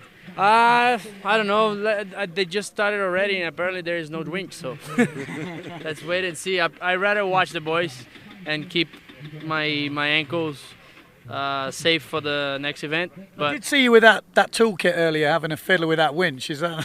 yeah. I don't know. Let's see if they fix it, and maybe later I'll give it a go. Obviously, you turned up yesterday. Have you had a chance to get up the mountain yet? No, not yet. Yesterday was sunny and it was cloudy, and today's sunny. I'm gonna wait. Maybe after we're done today, I'm gonna go for a little while, maybe tomorrow morning. Okay, your first time in Switzerland? Yeah, first time here, and yeah, it's amazing. The drive, I came from Milan, and the drive it's beautiful, one of the most beautiful places I've been. And yeah, stoked to be here, and yeah, to be around. Who's your money on for the towing? I think maybe Baus. I think Baus is, if he makes what he did before, he's probably gonna go for it. But anything could happen, as you know. If there's no wind coming on the face of the sail, so anything could happen. Okay, Tom, I know you're judging. Are you allowed to make predictions? Well, I'm not judging myself. Okay. I'm not the one scoring. Yeah, I think Bots is definitely in there for the win, but I mean, you know, also Yentl, he's going for double air rotation. He didn't land that first one like that clean. If he would have been in the lead, I think. So you're never going to know what this guy is pulling out of the bags. And I mean, as well, you know, always up for a surprise. Yeah. So it's, you know, it's all open to me. It's 6 guys and everybody can win it. Yeah, I mean, the weird thing was we saw the practice runs. I think everyone was near enough dry hair. Yeah, exactly. Yeah. It started pretty well. Everybody had a proper run, and well, now in the first competition run there were 3-4 crashes, or like not scoring that high. It's not that easy to land a move with 0 wind, you know. I mean, to stay on the board at the end, at the landing, is pretty hard, and the judges are considering that. So if you land and you kind of would have stayed on the board if it would have been windy, it counts as a landing move. Okay. I think Baus should take the foil. I totally he did agree. yesterday. Really? Yeah, yesterday he had a run on the foil. No, but with the towing. With the towing, yeah. You've done towing before. I mean, I remember seeing you doing it a few times, but in the night in silt once. Yeah, I like it. Proper waves is a bit better, but I like it also when there's a little bit of wind again, so you have wind on the sail, so you can get a better lift. But yeah, it's fun sometimes. Sometimes not really, but sometimes it can be fun. Yeah. Well, hopefully we can get this winch going. I'm just going to spin us round now because I just see this drone and a lot of people are asking me about it. So we're just going to go off the set here. I grab this thing. Yeah, of course. Can I just have a look? Just, if people have been asking, what does it look like? This is the thing. How fast does it go? 130 kilometers per hour. 100! Look at it! It's got a pool noodle stuck to the bottom. Yeah, the pool noodle is just for if it catches and it falls in the water, that we don't lose the great footage. So when you're drone racing, you don't have the pool noodle on? No, when we're drone racing, we have a smaller drone actually, with a little bit more power and less weight. More power than this thing? Yeah, definitely more power and less weight. How much does it cost? Without the GoPro and without the working time, about 700 euros just for the drone, without the other equipment and working time. That is crazy. Look, I can see Ricardo looking at it going, I tell you what, mate, that's going to be in his little parcel. And these things, you got to chuck these on. Yeah. I mean, did you pick the colour? No, not actually. Last year I flew in the racing league and every pilot had its own colour. And my colour was supposed to be maroon, so dark red. But they messed up the color completely, so now I have pink goggles. And now you're stuck with them now? Yeah, of course, because it's unique. I like it. Get them on. Let's have a look. Can you put it on now and have a little fly? Is it possible? No. Okay. Currently not. Okay, I'm just checking. But this thing is a setup. That's your controller? Yeah, that's the transmitter, which controls all the functions. And that receives, that sends out the control signals to the drone, and then I receive the image over this goggle. Okay, and then I was going to say, because on this, obviously we've got the GoPro recording the images we're seeing and putting on the video, but you're looking through this tiny camera here. Yeah, exactly. We have two cameras on there, the GoPro just for filming and high quality footage, but the issue is that with high quality footage you always have latency, and you can do the math. If you fly 130 kilometers per hour and you have 1 second of delay, that's a lot of meters. So that's the reason I have the small camera, which transmits the image without any delay. Okay, so it's definitely a less quality image. Yeah, it's very low quality, but it gets the job done. Yeah, man, that seems crazy. So have you filmed much windsurfing before? No, this is actually my first time at any windsurfing event, and I like it so far. It gets some great shots. Yeah, because it's got to be fun. Like, you're whipping around these guys. They're going at what? Let's say 20 to 30 knots, I guess, and you are going past them, round them, back up. Yeah. I mean, it's got to feel like a computer game. Yeah, it feels pretty amazing, especially because they're not that fast, and I have a lot of speed left to play with, so we can get some cool stuff. And you probably saw some of that already online or on the drone highlights. Yeah, it looks sick, man. Well done. Nice work. Thank you very much. Have fun. Okay. There you go. Ninja pilot. We've seen a few Ninja pilots over our time, but this guy takes the biscuit for me. 130 kilometers an hour. Insane. So as you can see, Ricardo's helping out. What are you trying to do here? With my eyes. Oh, with your eyes. What seems to be the problem? We don't know yet, but we try to gonna find out.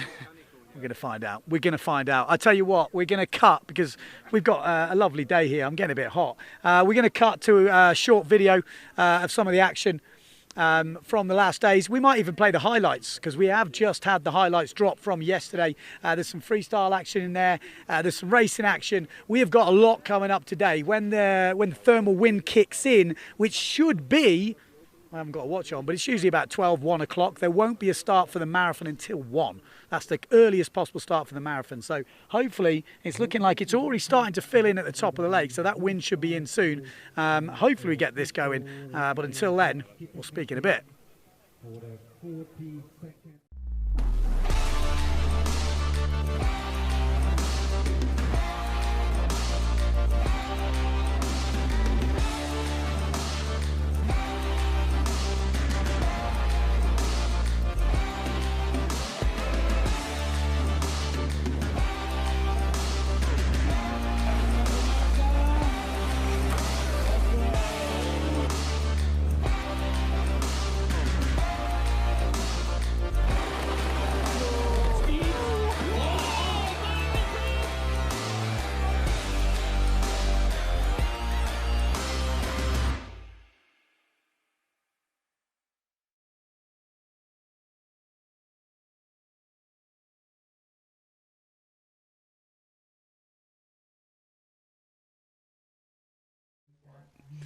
Okay, so there you go. That was the Ninja Pilot interview.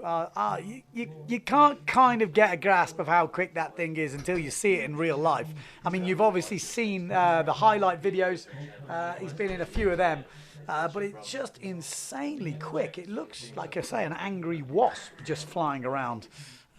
Pretty amazing stuff. What is got to come in the future, I think, for windsurfing footage is going to be pretty insane. So we're still having obviously a few issues with the winch. So I think what we'll probably do is just take a short break. I think it's probably the best thing to do. We've got yesterday's highlights. If you've been tuning in already, you probably have already seen, but maybe there's a few people just tuning in. We're going to play them because you don't want to hear me just chatting on. So hopefully we'll get that winch up and going, but until then, we're going to play you a few videos.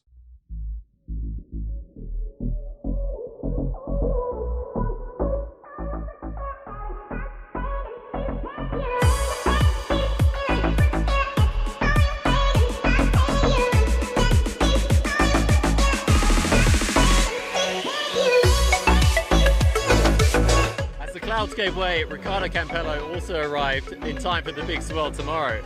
Nevertheless, the conditions were perfect for towing, and so we kicked off with an absolute scent-fest.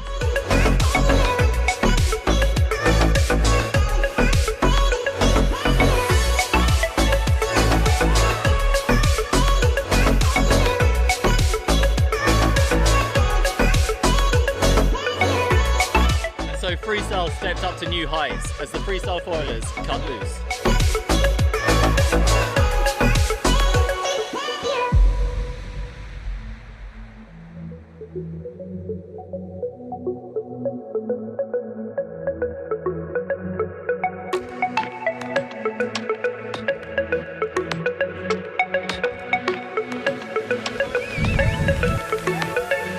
Freestyle over, it was on to the foil racing. Let's head on over to Ben Profit for the full racing debrief. So a quick roundup for day 2 of the IFCA Foil World Championships. Ned 55, who is he? Well, we know who he is now, yeah, Luke Van Opziland at the top of the tree. He's over 2 meters tall and he is sitting there looking very good. 4 races today, he had 2 bullets, but either side of that had a couple of wobbles. In one race, he's actually in the protest room now going for redress, so we'll have to have an update on them scores. But for whatever happens, he'll be still leading this world title race going into day 3. Number 2 in the charts, who is it? It's the silver medalist from the Olympics in Beijing. Yeah, Julian Bontemps had a pretty consistent day, won the last race, and just by winning that last race puts him just ahead of Gonzalo Costa-Hovel. Obviously, Costa-Hovel sitting in 3rd place now, had probably the best day out of everyone. I think he had a couple of second places. He won the first race. He was looking very consistent and looks on top form. He's won this race here before 3 times. I think he's won every foil race here in Silver Planner. So he is coming on strong and the boys are going to have to watch out. Got to mention the old boy, yeah, Steve Allen. He's still there, just 1 point off 3rd place. Let it slip in the last race, he was right up there, but another consistent day for him and he is looking good.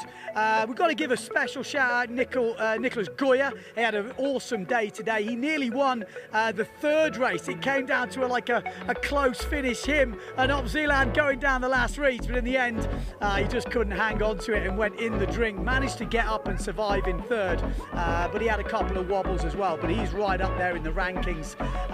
What else did we see today? I've got to mention this, Steven van Broekhoven. The wind swung in the last race and it made the start line really square. Up until then we'd had like a port tack bias line, so everyone went off on port, he went off on starboard and it just looked carnage. We were in the live booth just cringing, thinking is he going to make it? But he's been doing well for a freestyler and he's looking good. So there we go, 9 races all in all. That's a little bit of rundown. All the results are online, you can check them out.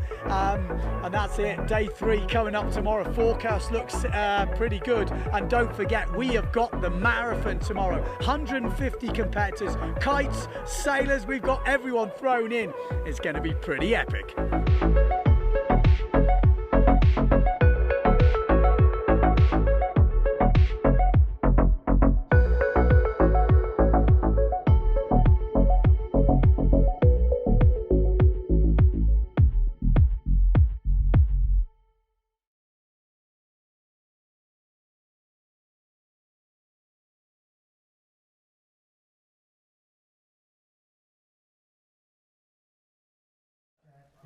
Okay, so we should, well, there is some good news. There is some very good news. The winch is going. Yes, it is. We never had doubts, did we? Did we? No. So what we heard, it was interesting. Tom Hartman told us then, what did he tell us? He told us that it's 1 run to count. So there's 3 runs for each rider. They've already had 1 run. Bullsmuller obviously leading. Jeremy Ploos in 2nd place. Jentel Cares in 3rd. But it's not over till it's over. 2 more runs each. Winner takes all. So it will come down to the last move of the last rider to see who will win this tow-in final here at the Venora Engadinwind by Dakine. For the EFPT tow-in series. Obviously, we've got glassy conditions here in Silverplana in Switzerland, and that is why we're running the tow-in. So it's all set to play for. We are just getting the riders in the move, just warming up. Jeremy Ploos looks like he's never warmed up before in his life, apart from when he's drumming. Maybe he's doing the drumming warm-up. There we go. Is he practicing his swimming? We're not quite sure what he's doing. Oh, you gotta laugh. The boys always entertaining, even when they don't mean to be. So who's gonna win it? Who is gonna win it? I don't know if I don't think anyone knows who's gonna win it. There is no. Everyone is capable of winning it. I will say that. But Bullsmuller definitely in control at the moment. He's been looking in fine form. Jeremy Ploos in 2nd place, but he has been looking really good in all the runs he's had. I don't think he's even got wet, which is kind of crazy. So we're still waiting. Oh, just Leonard Neubauer. He's been in that position for a while, hasn't he? So he's going to have cold feet if he keeps there. With the same class. If there is a channel or recall in the second Here we go. sequence. Leonard Neubauer, oh, sitting down now. He's had enough. He's like, yeah, I'm just going to sit down and wait.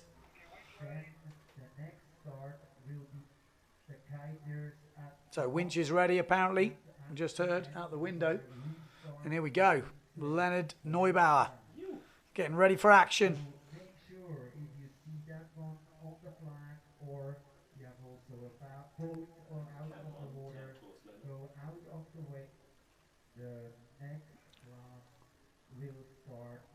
A few deep breaths. He's had a long time to get ready for this. Sometimes that can hinder you.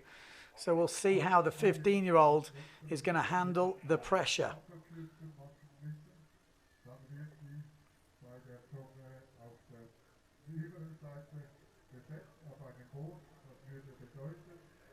Here we go.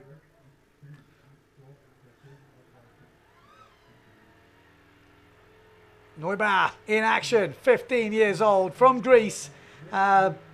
German though, but on his roots. Here he goes. Looks a good takeoff. Oh, and he's nailed it. The young fella has absolutely nailed it. Good skills from the young 15-year-old. Look at that. Takeoff. Absolutely perfect. Lands on the nose, spins it round, gets the rig forward, keeps the hair dry. That's what they want to see. He's had a couple of nice dry landings this morning in the training and now in the main competition. So we'll be happy to put that run down. And now he can cut loose with his 3rd jump. He's going to be able to, well, 3rd run, I should say. Nice work from the young German. Is he going to upset the rankings? It was a super smooth landing. We saw Bullsmuller, though, plane out of his landing earlier. Bullsmuller is the man to beat. 7.69 with an air burner 360. Air burner 360 in 2nd place from Jeremy Ploos. Jentel Cares with an air burner air funnel, but the landing was not complete. So 4.31. That's the way the results stand. And 6.31. Leonard Neubauer comes in with air funnel 5.40 plus a little 3.60 on the end. So he jumps up into the podium places. Good work from the young fella. That's what we like to see. The young guys taking it to the old boys. I say old boys, most of the old boys are in their 20s. Steve Van Brockhoven might be clocking on a bit now. 33, we're hearing, 33, 34. He's got a kid, he's a daddy. Old Van Brockhoven. He's one of the veterans of the freestyle fleet. And he's still young by normal standards. Yeah, to win Furto, Adam just saying, win Fuerteventura. At that age, he was the oldest man, I think, in the competition. And he is a man, oldest man. It sounds bad, doesn't it? But when you're like 15, 34 will seem like an old man. Yeah, I'd agree. I do wait sometimes. Here we go. Next up, we've got, talking of the old man, Steve Van Brockhoven coming in. Daddy Van Brockhoven. What's he got? Looks like he's lining up. He's got a big smile on his face. He's got something planned for us. Oh, and it's a beaut. It's a beaut. And sits down, dry hair. That's what he wanted now. That's what you want to see. You want to see the boys get something solid on their first runs. So then the last run, they can really go for it. Safe in the knowledge they've already put a decent jump in. There you go. You see the pool noodle just flying around. That ninja drone. It's very dangerous today because the starting signal will not only be a little hook. So we're going to shoot. Alrighty, I'm just trying to pick up where I've got all the. Where am I watching the live stream at the moment? I've got so many places. We're all over the place, but we're just putting it out there.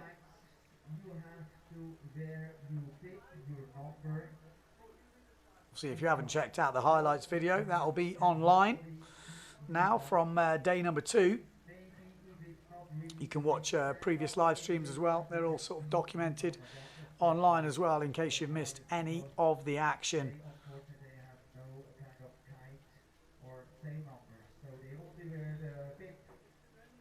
Bullsmuller still leading. Jeremy Pluce second, but up into third place, Leonard Neubauer. Yeah. For the legendary Engadinwind first kind and cell marathon. There is one question, please. Waiting for Stephen Van Brockhoven's score to come through. We have a feeling it's going to be pretty decent.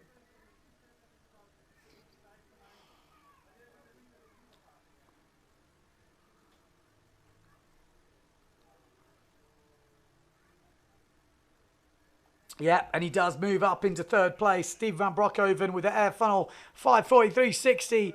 Pretty similar, well, exactly the same move as Leonard Neubauer, but just the execution a little bit better. Judges going for Stephen Van Brockhoven over the young gun. So Van Brockhoven up into third place. Like I say, he will be cutting loose when we go through. And the winch is already kicking off. We've got the next rider coming up, and it's going to be Adrien Bosson from France. What's the Frenchman got for us? Is he going to cut loose? Oh, lovely whip on that thing. Just whip round. Seems to be a familiar landing for all the boys as they whip through. You can see as he takes off. Is that air funnel 360? I mean, air burner 360? Always pretty close to me. Which one I'm going for? The boys who do it know. That's about it.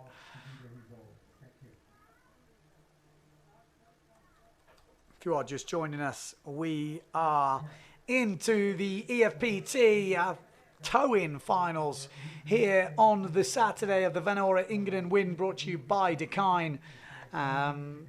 Yeah, and we are getting into it. We've got 3 runs from each riders coming up. We've already had 2 from most of them. We're still waiting for the top boys to go, though, from the first round. Bullsmuller, Jeremy Pluce are the names to beat at the moment. The local boys from Switzerland. The Lake Men, as they're called. The Lake Men. I remember that video from Pottersdorf back in the day when I think the Austrians got introduced as the Lake Men. I always remember that, thinking, oh, the Lake Men. Very mysterious. The Lake Men. We're going to call Bullsmuller and the boys the Lake Men from Switzerland. But Paul Smollett has really stepped it up over the last couple of seasons, really making a name for himself in the action. And talking of action, that was a good link. I didn't even realise it. I look up and I see the action man himself. Who? Brian Talma. Yes, you can't go very far without seeing this bloke. He is always around all the events, obviously promoting his country. Barbados, man, Barbados. Come check out the turtles. That's my Brian Talma impression.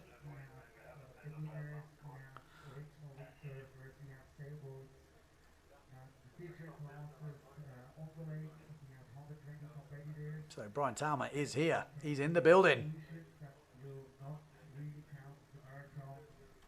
We are hearing, though, the IFCA, the marathon won't count for the IFCA World Championships. So that's interesting.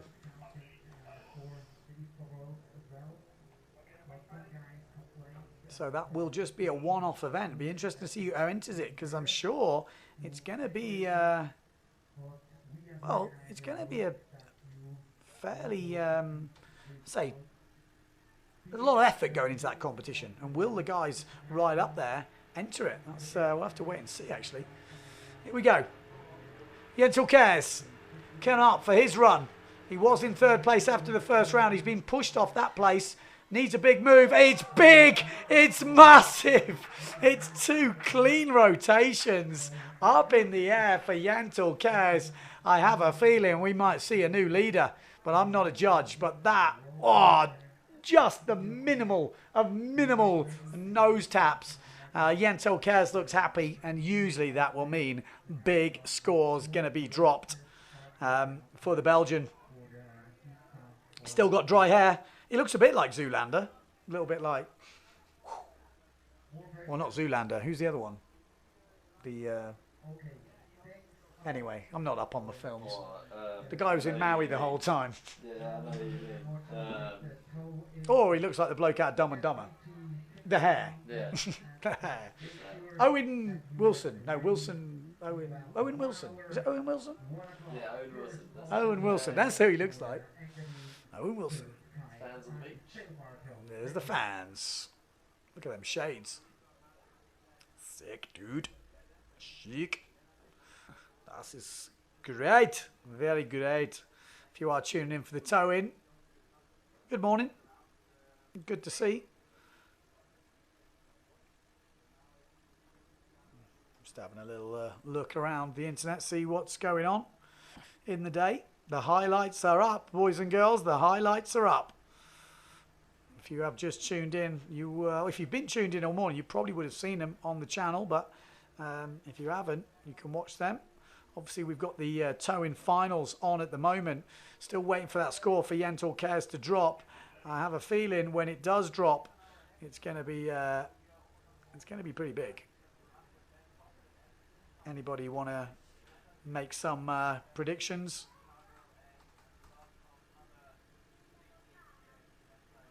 Jeremy Ploos, second after the first run. Can he do the same thing in the second run? He can really cut loose because he's already got a decent one. Here we go, Jeremy Ploos. Oh, he's got some serious flipping travel on that thing.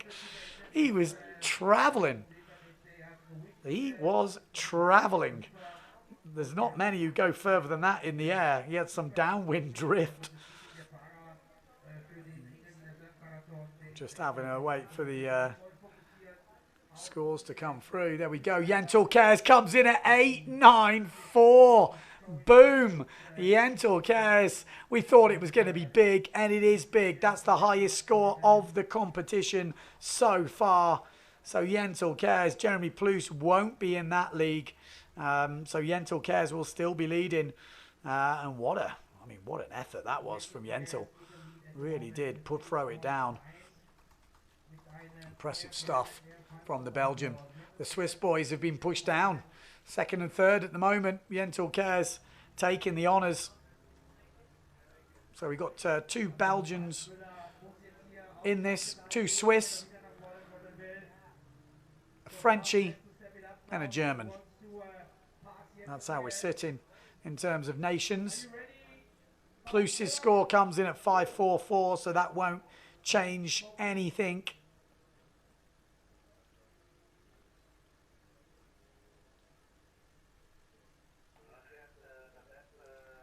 Who's going to be next up? Should be Balls-Muller, I'm guessing.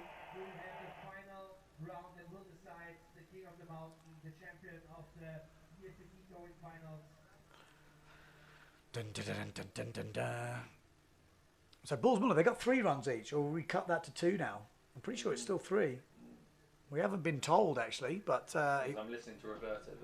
Yeah, Roberto. That's what I was just saying. We just heard on the outside from Roberto Hoffman that this was the last jump, but we were told 3 runs. Maybe it was the second round. Okay. Wow. Well, we'll keep an eye on that one.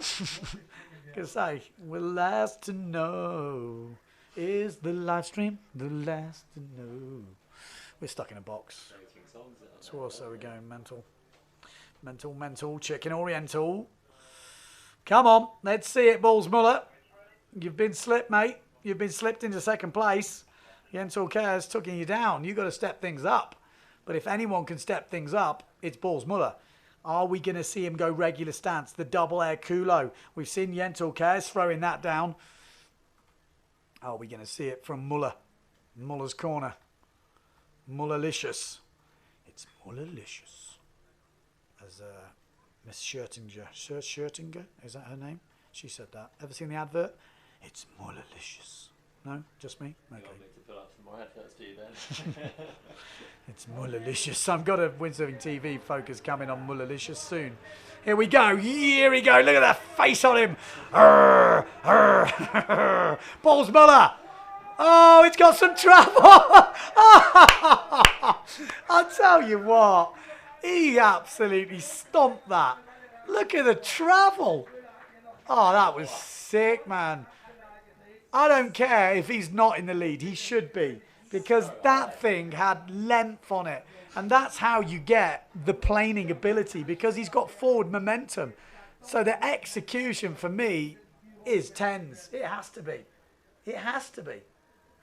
10s for execution. Was the technical difficulty as hard as Yentel Kerr's move? These are the questions I don't know. I know you're thinking, well, you should know. Well, I don't. I'm sorry. That's it. What can I say? Let's wait and see. It's down to the technical skill. If they give 10 as well, then it's down to the technical points given to the move. That's what I'm thinking. So then... I'm quite sure they're going to give 10. Yeah. I mean, that is... We'll wait and see. It's got to be big, though, hasn't it? I mean, he really cut loose on that thing.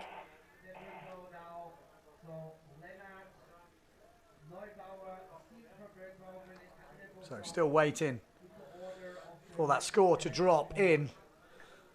Was it enough? What do you people think at home? Was it enough?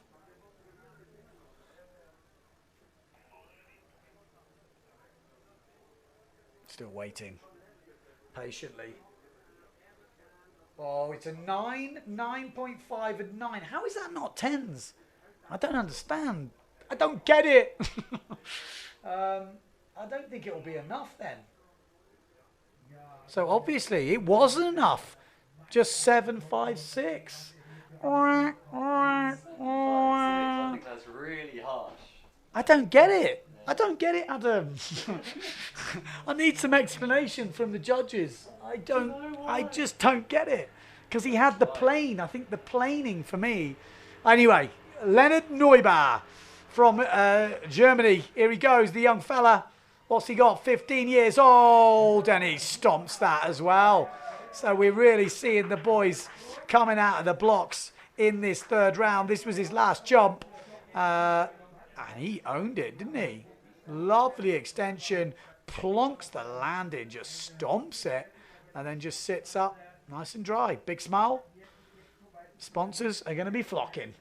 Ching, ching, ching, ching, ching. That boy's going to be on a good one. That is for sure. He's got plenty of talent. He's a nice kid as well. He's been helping out in the live stream for me. Usually a good sign that he's kind of switched on in the media side of things. Knows he needs to put his name about. Always good to see. Don't want to be hiding in the shadows. In this day and age, you've got to be out there, open, like a book. Open it up.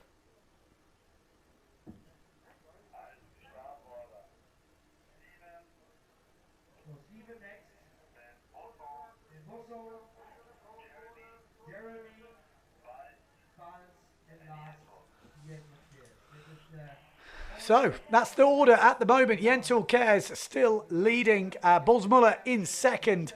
That scored less than his first one. I suppose they were both planing. It's the funnel. Yeah, it doesn't score as much. The funnel rotation is seen as one of the easiest rotations to initiate. That's probably why it was scored quite low. Yeah. Technical difficulty in terms. Okay. Was put quite low by the riders. So the burner rotation is a lot harder to kind of get the height. But the planing for a visual, like person sitting on the outside knowing nothing, looks it's like sick. the height of us. Yeah. You know, we're a couple meters up and he's spinning like. And travelling distance. I love the travel. That's kind of what I like. It's crazy. Like I say, let us know where you watch it from, what you think. Basher said he was robbed. What? Says Flo. 10. 8.5. Bash says balls is on the smallest board here. It certainly seems pretty sinky for his weight. No shortage of speed though, I'd agree. Impressive, let's see.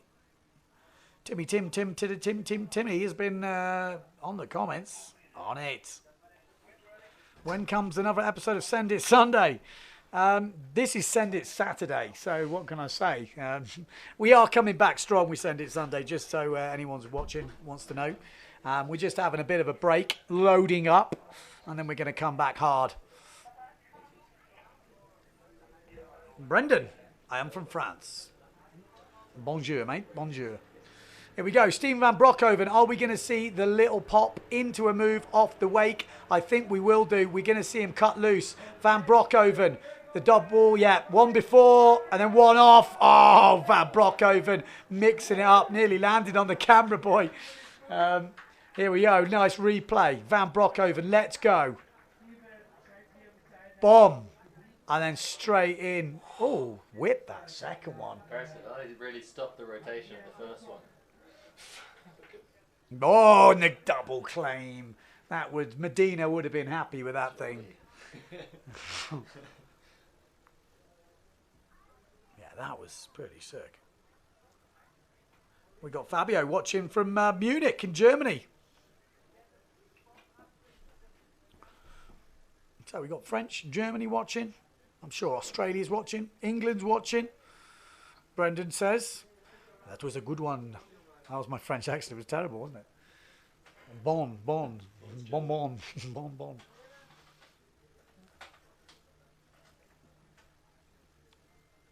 So still, at the moment, waiting for Van Broekhoven's score to go through. Are we going to see an increase in his score? Adam Sims. It was pretty technical, wasn't it? I mean, to be able to do a move like that before the wake. I mean, I know myself, I've tried that and it's extremely 9, 8 difficult. coming in for the air funnel. 8.5. Scores coming in. I know the scores. Do you want me to tell you? Yeah. Or shall we wait for them to drop on the screen? There it is. Boom! There we go. It's an 8. Steven van Broekhoven gets an 8. Moves up in a second. Here we go. Adrien Bosson from France. Ooh! Definitely the best wipeout. He was looking ragdoll right there. Absolute ragdoll. Bosson round. Got the rotation. Whoa! Did well to escape that one.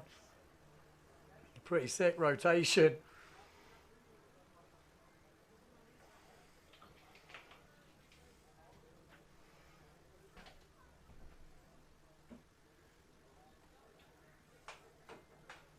Yeah, so we've got a few things getting thrown down at the moment. But the scores as they sit at the moment, Yentul Cares leading with the air funnel, air burner air funnel 894. Second place, Steven van Broekhoven with the air funnel burner 8 points. And in third place is the crazy Swissman Bulls Muller in third. Yeah.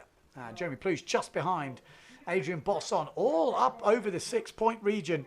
Leonard Neubauer in last place, but I tell you what, he had some pretty sick moves. He's got to be proud of that. 15 years old. We're going to see more from him in the future, no doubt about it. If you are tuning in and you're a racer and you're thinking, where's the racing? Well, don't worry. We have got the marathon coming up at 1 o'clock. That's the earliest possible start in 1 hour from now. Longest running event in the world. 42 years it's been going.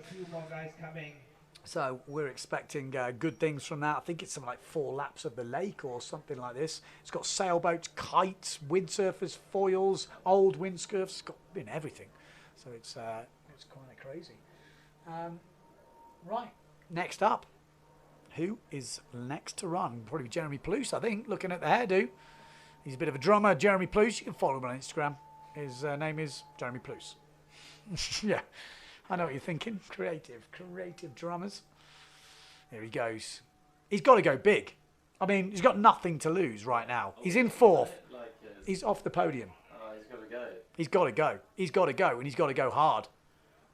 There, Balls Muller. You can hear Balls just winding him up right now. Big. Yeah, I mean, he can also go big. Last year he did some amazing moves. He ended up on the podium here last year as well. Yeah. So I think we can definitely expect him to pop high.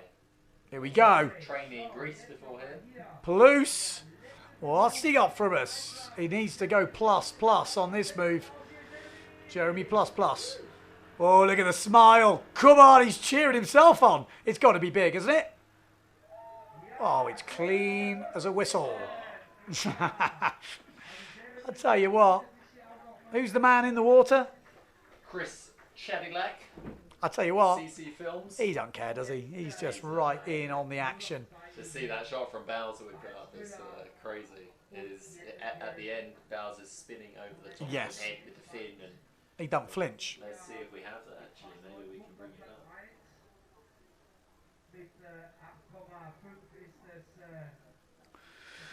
So plus, I don't think he's going to get in the top 3 with that, though. It was pretty sick, but the problem is he's got to beat Balls Muller's score, and I don't think he's going to do that. But it's still solid from Plouche. We'll wait for the judges, though. Yeah, let's have a look at the Bells clip. Hit it! That's what I'm talking about. Wait!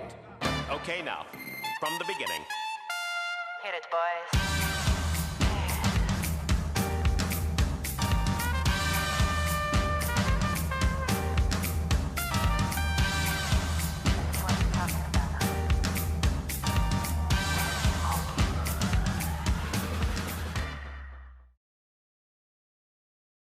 Yes, boom. That was Balls Muller. With score has come in for Plouche. It's 6.5. It's not going to be enough to get him on the podium. So he is going to have to wait. And now we've got 3 riders left. Balls Muller, Steven van Broekhoven and Jens Ulkers. 2 Belgians and a Swiss rider. Can the Swiss do a roll? Swiss roll. The Swiss roll. How is there not a move called the Swiss roll? I mean, the Swiss roll is a very tasty roll. I think we should see the Swiss roll coming up. I think this is Balls Muller, remember. He's already had 2 perfect runs. He needs to mix it up now and give us some creativity. What has he got? Come on, show us the Swiss roll. Balls Muller. Up and riding. Oh, don't go in the way. Oh, here we go. Ballsy. Well, it's planing again, but it's kind of a very similar move to his first 2. I thought we might see him do something different. Come on, Ballsy. I mean, it's awesome, but we've seen him do 2 awesome, pretty similar moves already. So, consistency, if the consistency was the name of the game, he'd be in the running for first place, no doubt about it. But this is ultimate move at the end of the day. Only the best move will win. And that's not going to cut it, Ballsy. That is not going to cut it. I was hoping we might see something a little bit like the Air Spock or something crazy that we've not seen in competition. The good thing is, I have a feeling Yentil Kerr is going to go for that double air culo, no doubt about it. So yeah, we're going to look forward to that. But first, we've got Steven van Broekhoven.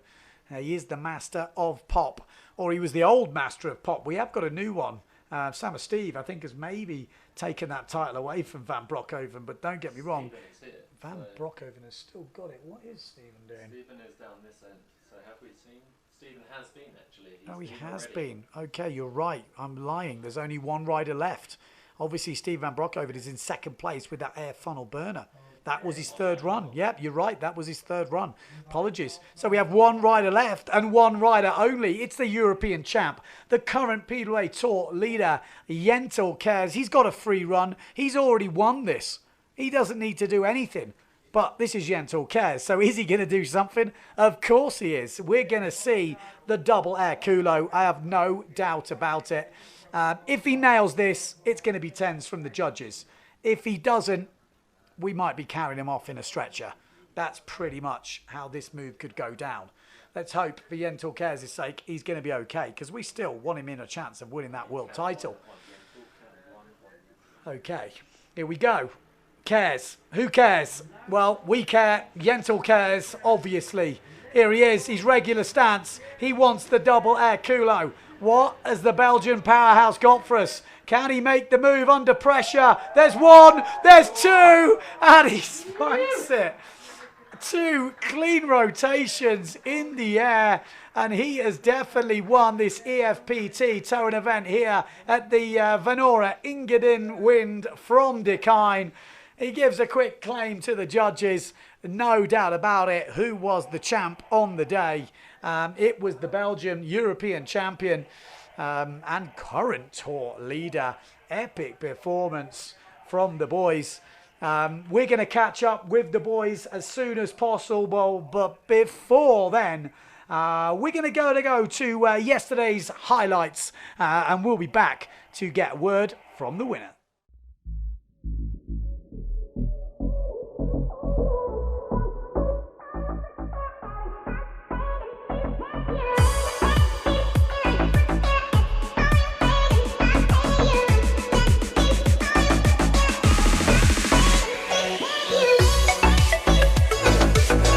Clouds gave way, Riccardo Campello also arrived in time for the big swirl tomorrow. Nevertheless, the conditions were perfect for towing, and so we kicked off with an absolute scent fest.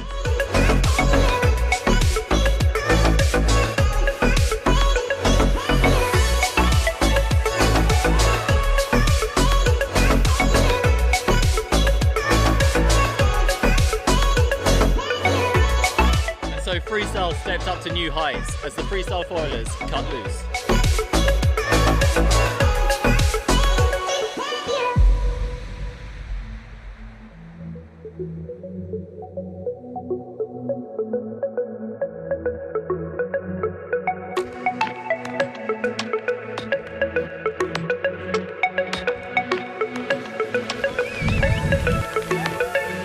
Freestyle over, it was on to the foil racing. Let's head on over to Ben Profit for the full racing debrief. So a quick roundup for day 2 of the IFCA Foil World Championships. Ned 55, who is he? Well, we know who he is now, yeah, Luke Van Opzilan at the top of the tree. He's over 2 meters tall and he is sitting there looking very good. 4 races today, he had 2 bullets, but either side of that had a couple of wobbles. In one race, he's actually in the protest room now going for redress, so we'll have to have an update on them scores. But for whatever happens, he'll be still leading this world title race going into day 3. Number 2 in the charts, who is it?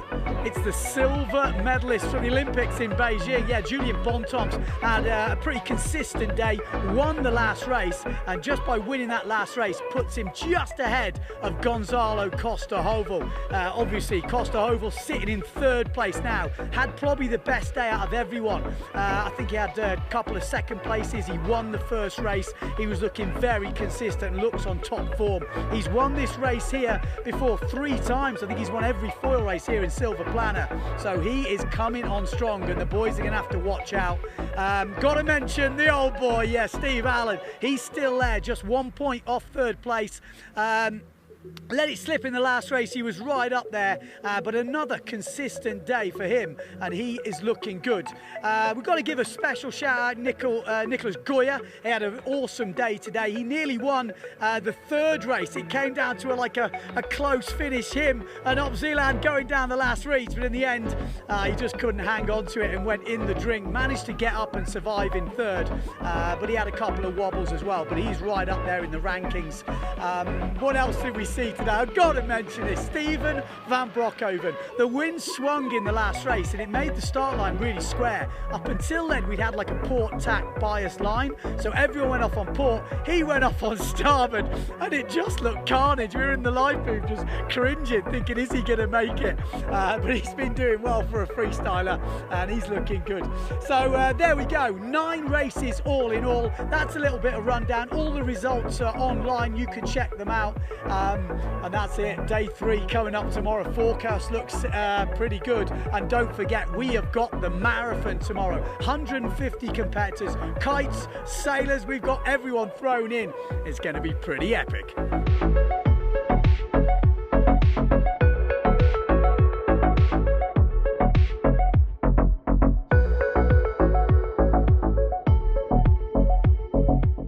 Okay, so we are live out on the boat. Yeah, we're going to do this. It's unorthodox. This is not what we usually do. The champagne's already been popped. I'm not sure that was part of the...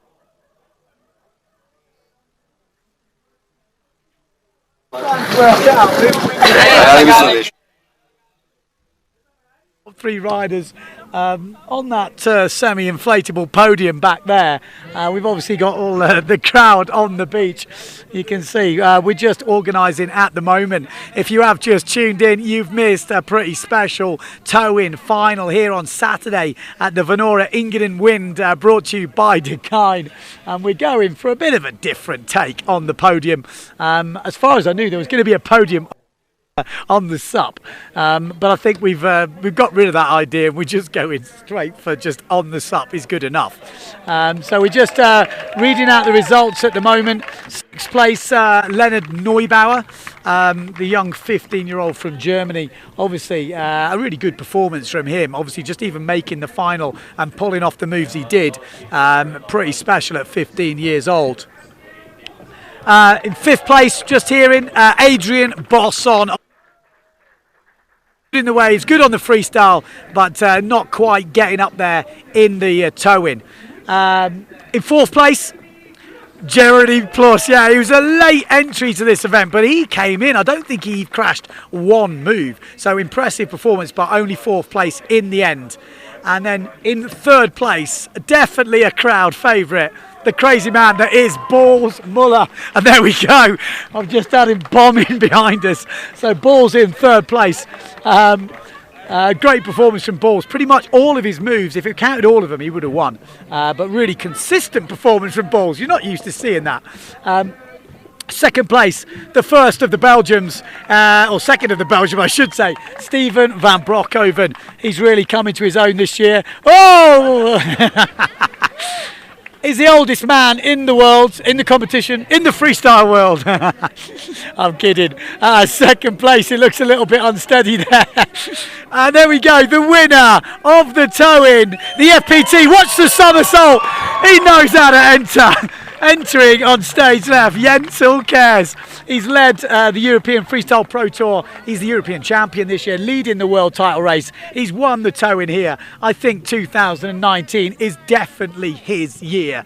The guys are just on form at the moment. And there we go. That's That's how we do it here in Switzerland at Lake Silverplana for the Venora Engadinwind, brought to you by Dakine. Let's go and have a bit of an interview with the boys. I hope I don't get wet here. I've got a horrible feeling that I'm going to get wet. Or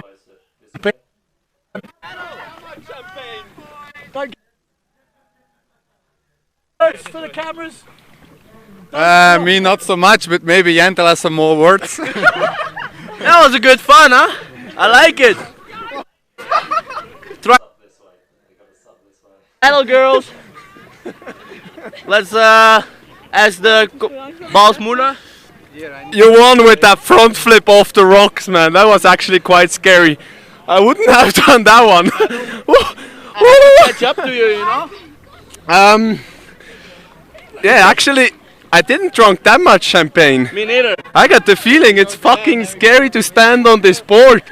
It's. we need the winch. Hey, we're gonna take the winch for a run. Ben.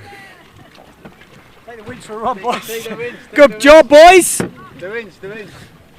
All right, it's all got a bit loose. It sounds like they're going to take the winch. I don't think we've got any signal left if we have. But that's it, you can see the wind is almost starting to fill in. What are we going for, boys? Bit of freestyle on the winch? There we go. The winch is getting connected. This can only end in tears. Tears of laughter, that is. Just hold it. No. We're going to connect it to this. No, it's not meant. You can't release. Okay, so if you're still on there, if we're still live, we need to go back that way, boys.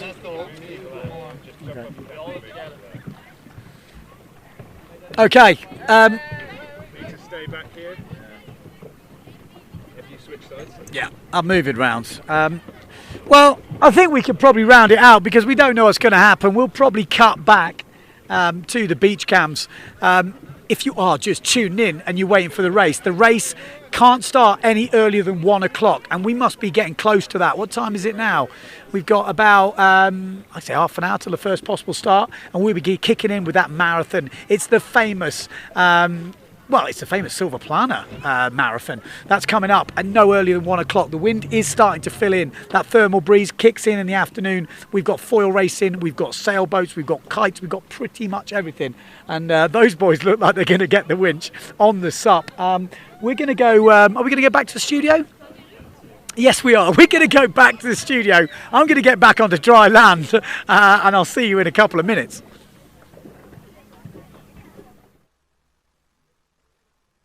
All good, Tim. Everything is good. We're just on a nice wide shot. Cam 2, hold the wide shot. Cam 1, stay on the riders.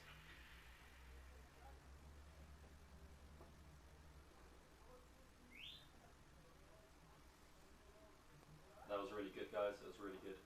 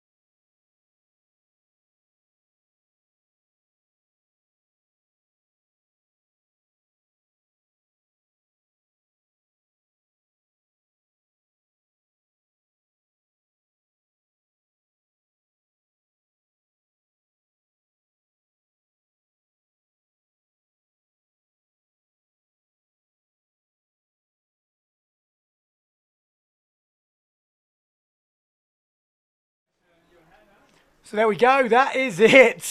Carnage at the end, but great performance from all the boys. So who's the winner? Well, we know who the winner is. Yentl Cares with that somersault off the beach. No, he pulled off that epic 8.94 move. So that is it for the toe-in, as we saw. But now we've got the big one. We have got the marathon. The first possible start is 1 o'clock. We've got Christian in. It's not going to start at 1, is it? I mean, we try to start, and there's actually no wind limit. And if you look on the screen, that very nice hotel over there, the Swiss flag is already kind of in the wind.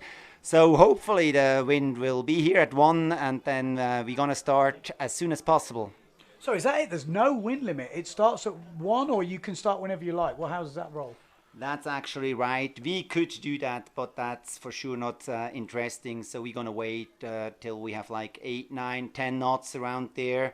And then we're going to start with the legendary marathon. Yeah, 42 years, longest running competition in the world. What is the format? How many laps? Well, how long is it? What's the deal? Do we all start on one start line? So we have actually one start line, and then we have 3 starting sequence. So we separate the classes a little bit so that we don't have like kiters and sailors at the same time on the starting line with all the windsurfers. So we have these 3 different starts. They have to do 5 rounds here on the lake, and it's approximately 42 kilometers, and that's a marathon. Okay, well, it makes sense. That's why it's called a marathon. Is it a similar course that we saw in the foiling? Is it a square course, or you do a different course? No, it's a square course, but we set one more buoy further down direction St. Moritz, so it's a little bit longer, and then they have to do 5 laps on that one. It's very similar to the course what we have in the Worlds, but it's special. It's the marathon course. Okay, and do we have all the riders? Because it's obviously not part of the IFCA World Championships, but obviously all those boys are here, so we're going to see a few of them entering the marathon, no doubt. Yes, they're all in the entry list, so all the top guys in the Worlds, IFCA Worlds, they gonna compete as well in the marathon. It's an honor for them to compete there as well, but we don't want to count that one to the IFCA World. But after the marathon, we continue with more races for the Worlds, and hopefully we'll see some real good action today on Lake Silvaplana. Yeah, so as far as I know, the first one ever was won by Robbie Nash. Was that it, or he's won one of them? No, the first ever marathon won Robbie Nash. That was back in 1978, and that was on the other lake called Lake Sills. So he was 14 years old, and he won the first ever marathon here in Switzerland. So Robbie Nash won this marathon the year I was born. That's crazy. That's 41 years ago. That's like 2 years. That's crazy. Are there other famous winners of the marathon? Yeah, we have so many famous winners. We have Stefan Vandenberg. He was an Olympic gold medal winner. He won back in, I don't remember exactly the year, but that's a good example. He won the marathon as well here. And a special thing for the anniversary, the 40th, we invited actually all the winners from the last 40 years, and almost all of them came back to Switzerland. That was really cool, and we're gonna keep that. We do it again for the 45th edition, and then for sure as well for the big anniversary, 50 years of Engadin Marathon. Awesome. That sounds like a very special event. Okay, Christian, we'll let you go because obviously you've got stuff to do. Thanks for coming in. And hopefully we'll see this thing get kicked off pretty soon. There's over 150 guys on the entry list, including all the IFCA foiling guys. So that will be the next thing in the program. I think we're going to take a short break before we go into the marathon. I think that is the plan, and we'll be coming straight back in the build-up for that marathon and kind of hype it up. We'll see who will be the champion in 2019 of the Venora Engadinwind Dakine Marathon over here in Switzerland at Lake Silvaplana.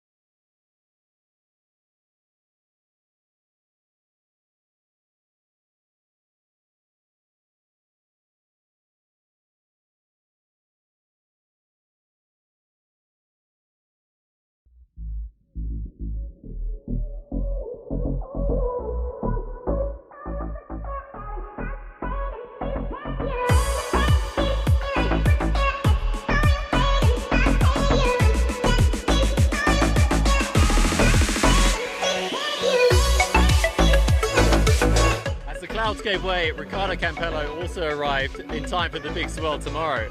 Nevertheless, the conditions were perfect for towing, and so we kicked off with an absolute senfest.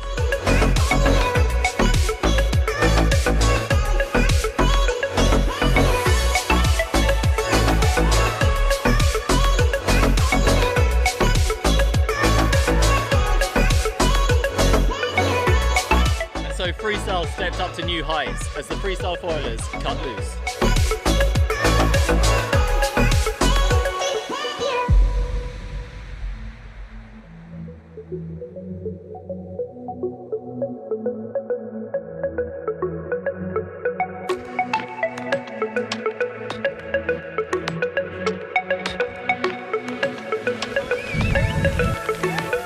With the freestyle over, it was on to the foil racing. Let's head on over to Ben Profit for the full racing debrief. So a quick roundup for day 2 of the IFCA Foil World Championships. Ned 55, who is he? Well, we know who he is now, yeah, Luke van Opzeeland at the top of the tree. He's over 2 meters tall and he is sitting there looking very good. 4 races today, he had 2 bullets, but either side of that had a couple of wobbles. In one race, he's actually in the protest room now going for redress, so we'll have to have an update on them scores. But for whatever happens, he'll be still leading this world title race going into day 3. Number 2 in the charts, who is it?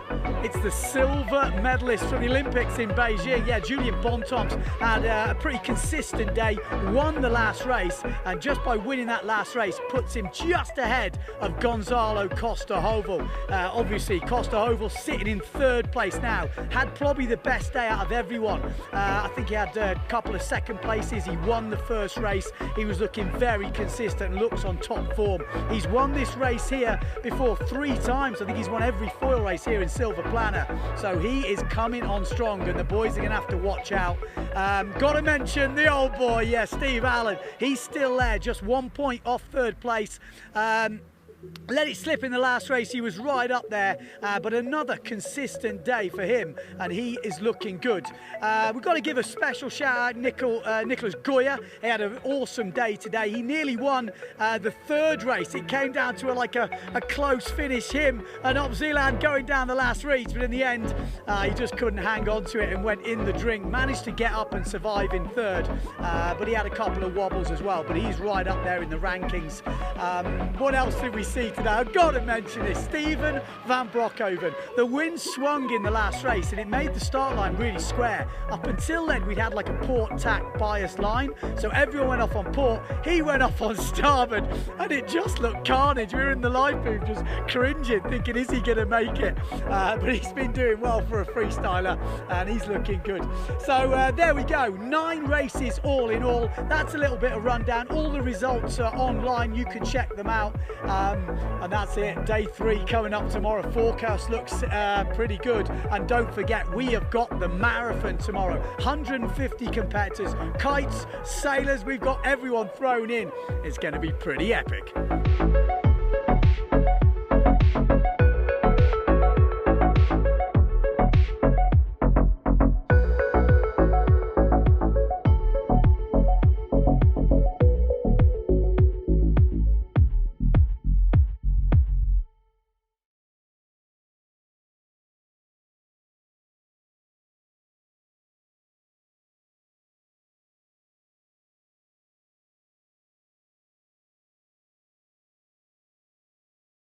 So we're back. Where are we back to? Well, we're back to a look at the valley. We're looking at a pretty clear sky up there, so that should mean the wind will come through. At the moment, it's not cranking, but to be fair, it's not been cranking every day. It's been a nice, steady 12 to 15 knot breeze. We've got a few windsurfers, and I'm talking proper windsurfers, like old school. Actually, the name of them is the Windsurfer, the original Windsurfer. There's going to be guys doing this marathon this afternoon on the old Windsurfer. It's 5 laps of the lake. We could be here quite some time because they're not the fastest moving of objects out there. We've also got some kite foilers. We've got obviously the normal foilers. We've got normal windsurfers. We've got pretty much every craft there is on the water doing this famous Engadinwind Marathon. Obviously this year sponsored by Venora and Dakine. So yeah, that is what we've got coming up this afternoon. It's going to be a pretty interesting race. We've got to, like I say, we're going to have to pad for a bit because we haven't heard the official starting time now. It's coming up to 1 o'clock. That was the original starting time, but that has been put back. They're waiting for the wind to kick in a bit more, but oh. So the first. Okay, so we. Okay, sorry, just listening to the tannoy saying they're going to, original windsurfers will start first, which is fair enough. They need a bit of a head start because they're not the fastest. Then we've got the foils, then we've got the kites, all on different starts, on the same start line, but one after another. So that is what we've got coming up. I think we're going to go to a little clip while we're waiting. To get this race underway because there has been a slight delay in proceedings. So we'll cut to that clip and we'll be back to bring you more news very soon.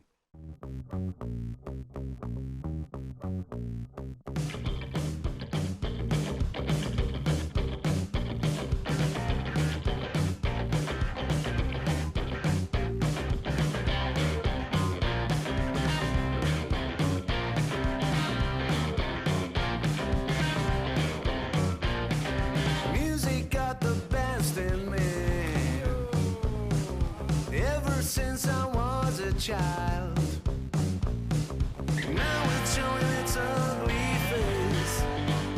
What can I do?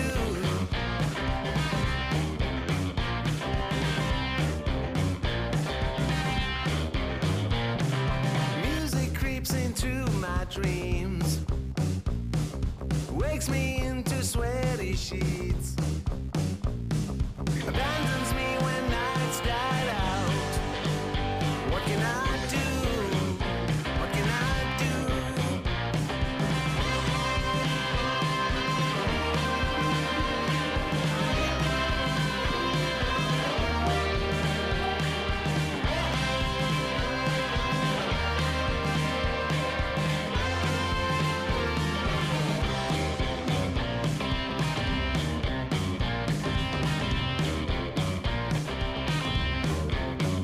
So I better use my legs and run before it is too late to flee. I feel there is no other way. It's what I can do, what I can do. Then I want to be with you, but you know there's music too. Don't let jealousy alert you. Stop this, get right. Stop this, get right.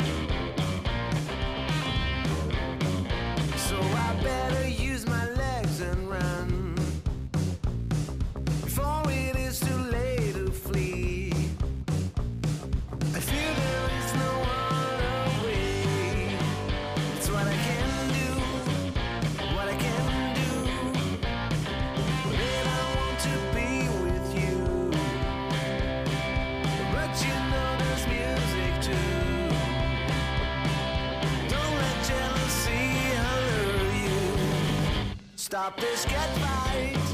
Stop this, get right.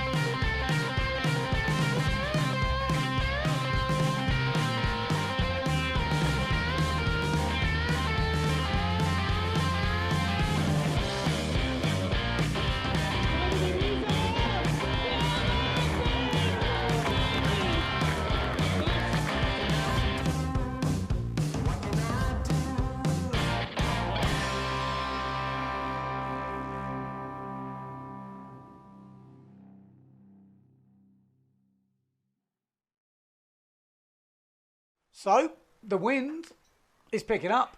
Can't quite see it on that camera angle, but there is people flying around on the lake. You can see a little quick shot there. We've got the start line, which is down further to the left of where your camera is placed. As you can see, a few sails going past the stream, and they're actually planing all the way out. So there is more wind coming through as that thermal kicks in here in Lake Silverplana in Switzerland for the Venora Engadinwind by Dakine, and we are getting ready for the marathon. Yes, 5 laps of the lake. It's about 42 kilometers in theory. I was talking about this before. Is that 42 kilometers including the zigzagging upwind? I don't know, actually. We got a few foil kiteboarders around. I'd expected them to put some good times in. I wonder if there's an actual official time actually for this marathon. Sometimes they have like a record-breaking time, and if so, who holds the record? Anybody out there watching who knows? Maybe let me know. The planned start of 1 o'clock has been postponed, but I have a feeling we'll be going pretty soon because, like I say, the wind has definitely picked up. Lots of riders out on the water. So we'll be able to have a look at them in a minute. There we go. That's what we've got to deal with. That's some of the boys on the original windsurfer going out there. They're going to be in the first start. We've got a few guys on foils, few guys, I guess, maybe on formula stuff. I don't know. Is that still a thing now foils come out? I guess foiling is kind of overrun the formula gear. But how long does it take on an original windsurfer to get around 5 laps of this lake? I have a feeling quite some time, I have to say. Yeah, it must take a long time. So I'm not quite sure if I'm going to comment all the way through till the last windsurfer finishes. I'm going to say no, I'm not. We'll talk you through the leaders, I think. We got 5 laps, so I'm going to need some company. I'm going to need some people out there chipping in some comments. Who's going to take the win in this marathon? Who's going to enter? I don't think all the IFCA World Championship entries are going to enter. I spoke to Nico Pico before. He said, no, he's not entering. I was like, why? He's like, oh, it's very physical. I'm like, well, you're not winning. Not being disrespectful. You're not winning. Come on, give it a go. He goes, no, I've got to go back for a German Championship after this. Got to save my energy. It's like, oh, these young guys, they're not like what they used to be, are they? Not like, not as fit as I was a lad. Go out, get smashed, get up next day, still do 5 races. Probably wouldn't be as in top physical shape or going as fast as these boys, but it's the thought that counts, boys. The Norwegians are here. The Vikings are here. Be careful. The Vikings are here. Lake Silverplana, you can see. San Moritz is famous down the road. Anyone been to San Moritz? Apparently, it's pretty swanky down there. Rolls Royces cruising around. It's pretty high-end, I guess, ski territory. I think a lot of big players have got places there, and they turn up in the winter here for the San Moritz show. Ding, ding, ding, ding, Yes, James Bond goes there on holiday apparently. We've got a couple of the Brits entering in this one. I'm interested to see who's going to light it up in this marathon. Like I say, not all the big players are doing it. I've heard the Zoolander is not doing it. No, he's not. Luke van Opzeeland, however you say his name. We're going to go Zealander. He's not doing it, no. His hands are hurting. But what we can do is before we kick into this marathon, before we build it up, I did a little interview after, I think, race number 6. I was kind of just walking around the beach, getting a chat with the boys, and I think there's some interesting stuff in there. So what we do is we're going to play you that, give you a bit of insight from down at Lakeside. Okay, so we just finished, I think it's the 6th race, obviously the first race of day number 2, and the loser of the day. No, I'm joking, but that was a nasty last downwind. No, the first downwind was a problem. I had quite a good start. I started Portec and made my way through all the starboard starters. I was first on the mark, had a beautiful upwind, and then on downwind, I jibed a bit too early because yesterday I was always going too far. So today I thought I was super smart. And the guys behind me were keep going in this direction, and then I lost 4 places, went to from 1 to 5 in one downwind, and was not good. But on the upwind, I tried to pump a bit more, and the difference is huge. I mean, now I was first on the mark, you know, because I was pumping like 2 times on the upwind. So what is it, the speed or the climbing upwind? It's like you're in the gust and everything's fine. You're like on perfect trim, and then you lose the gust. That's when you have to start pumping to keep that momentum going. Keep it going, keep it going, keep it going. And then you try to sit there and go into the next gust. But it's all about the pumping, and with me not being so fit, there's no chance. I need really windy, so the pumping doesn't help. Then I can be okay, but right now it's super light and it's tough, but still good fun, man. I was going to say, you still go around first, got to feel pretty good. Yeah, that's great. Always, it's the best feeling. I was the fastest on the first upwind, man. What more can I ask For for? anyone who's never had that feeling, when you go around the lead, there's this really weird feeling. I always get it, you're like, ooh. Oh, okay, well. But I think Luke had it even worse than me. I didn't know, where did he come in? I have no idea, because he was just behind me on the upwind. Okay. And then I lost sight of him completely. I think he stopped at some point or something. I think it's tough because, you know, we had so good races yesterday, and now with this, well, now it looks better. So let's just keep racing. Let's go. Okay, well, good luck in the next one. There we go, Sebastian Köhler. We're going to have a quick run around, see who we've got, because obviously all the boys have come in. Gonzalo Costa-Hovel was the man in that one. I'm just trying to find him. We've got Kouros Kiani. He's the main man for Severn here. Oh, hello. Where's the boy? Gonzalo looks better in that one. Yeah, he looked he looked really good. I think he got all this stuff together from yesterday. He didn't have the best of days, but he managed to survive the day, and then now he looks to be back on really strong form. I think we'll be seeing some good races today, and it's especially excellent to see it so close by, with the start line being just in front of us here. So I'm looking forward to seeing some some good action, and hopefully Gonzalo will keep winning. Or what about this boy? I'm just seeing the big man. Luke, let's have a quick word, because obviously this was the man in form yesterday. What happened in that one? Oh, I was pretty good. I rounded as second, and I think a bit busty at the second mark, and I decided to go to the right, and the wind shifted all the way to the left and dropped. Then I made a comeback in the second upwind. I think I was fourth, and I was trying to keep clear of a French guy, and then he crashed, so I'm gonna ask for redress. Okay. So we'll be fine, but it was all over the place. It's not really fair because we jibed and then the guy's behind, but it's fun racing. It's hard work. You got the speed though still? Yeah, I felt confident. Even in the light winds, I was in the front. You've definitely got the height. Yeah. I just got to ask you, foil-wise, you got a pretty long one, mate. Yeah, 110. The other guys have 95. Gives you a little bit more leverage, but you have to keep sure you stay high up. Otherwise, you have too much drag, so it's a little bit more tricky, but I think it pays out. Okay. It's good stuff. Well, still going quick. Good luck in the next one. Thank you. There we go. Man yesterday, the man. Obviously still got the speed today, but few maybe tactical errors or maybe a bit of luck not going his way in the first race. We're going to let those boys all get ready. Yes, we're whacking through the foil races.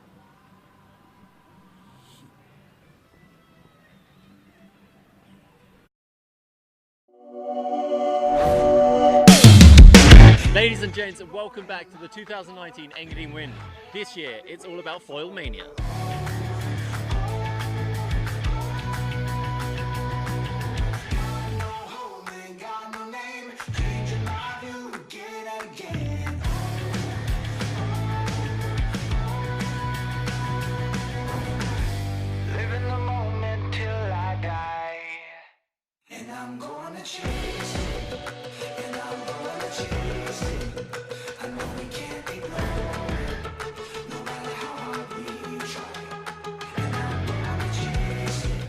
The morning provided glassy conditions, the perfect opportunity for tow-in freestyle. So the best in the world took to the winch and threw down huge moves.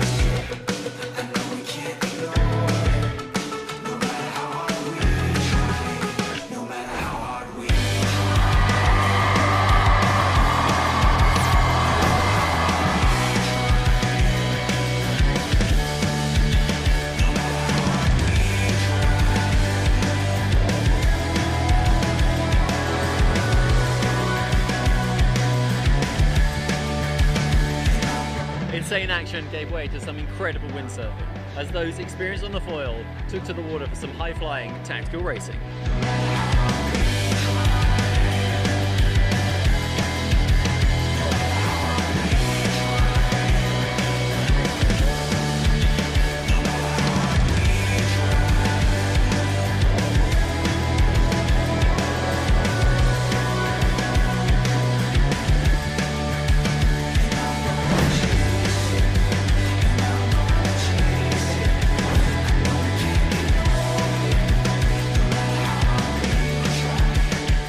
And that's just day one. We've got 3 more days to go. Plenty of action to watch. You want to see it live? You can check our social channels for more.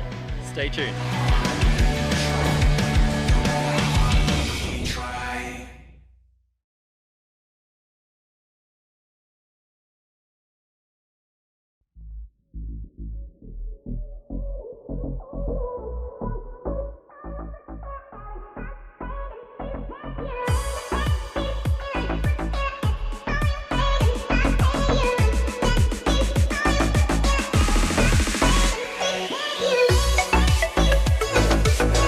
Clouds gave way, Riccardo Campello also arrived in time for the big swell tomorrow.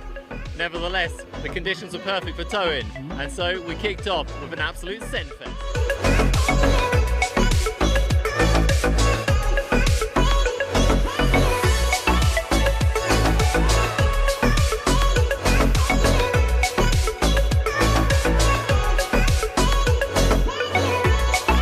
So freestyle stepped up to new heights as the freestyle foilers cut loose.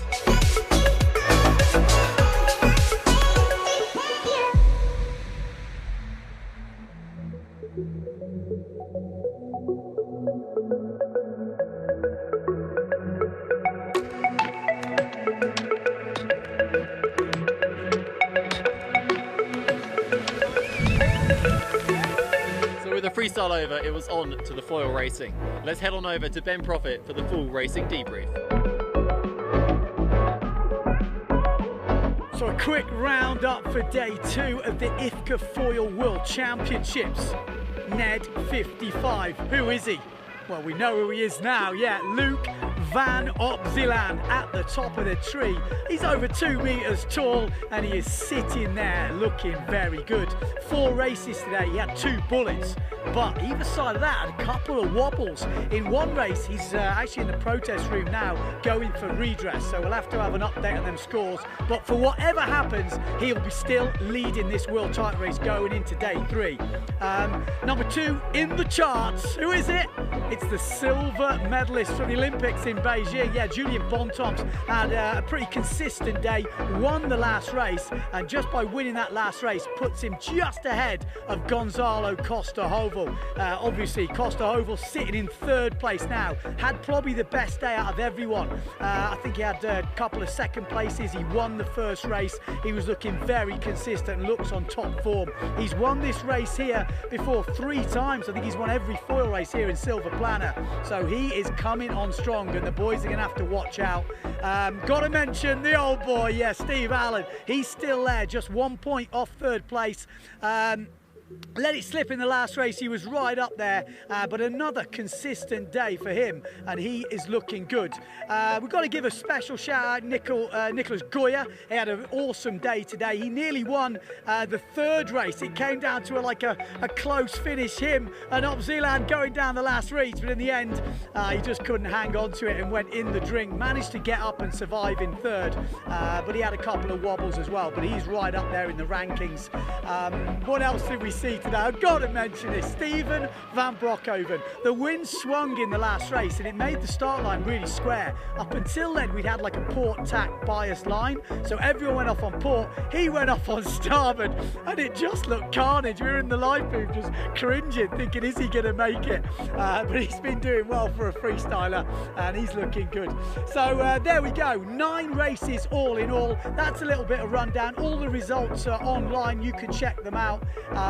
And that's it, day 3 coming up tomorrow. Forecast looks pretty good, and don't forget we have got the marathon tomorrow. 150 competitors, kites, sailors, we've got everyone thrown in.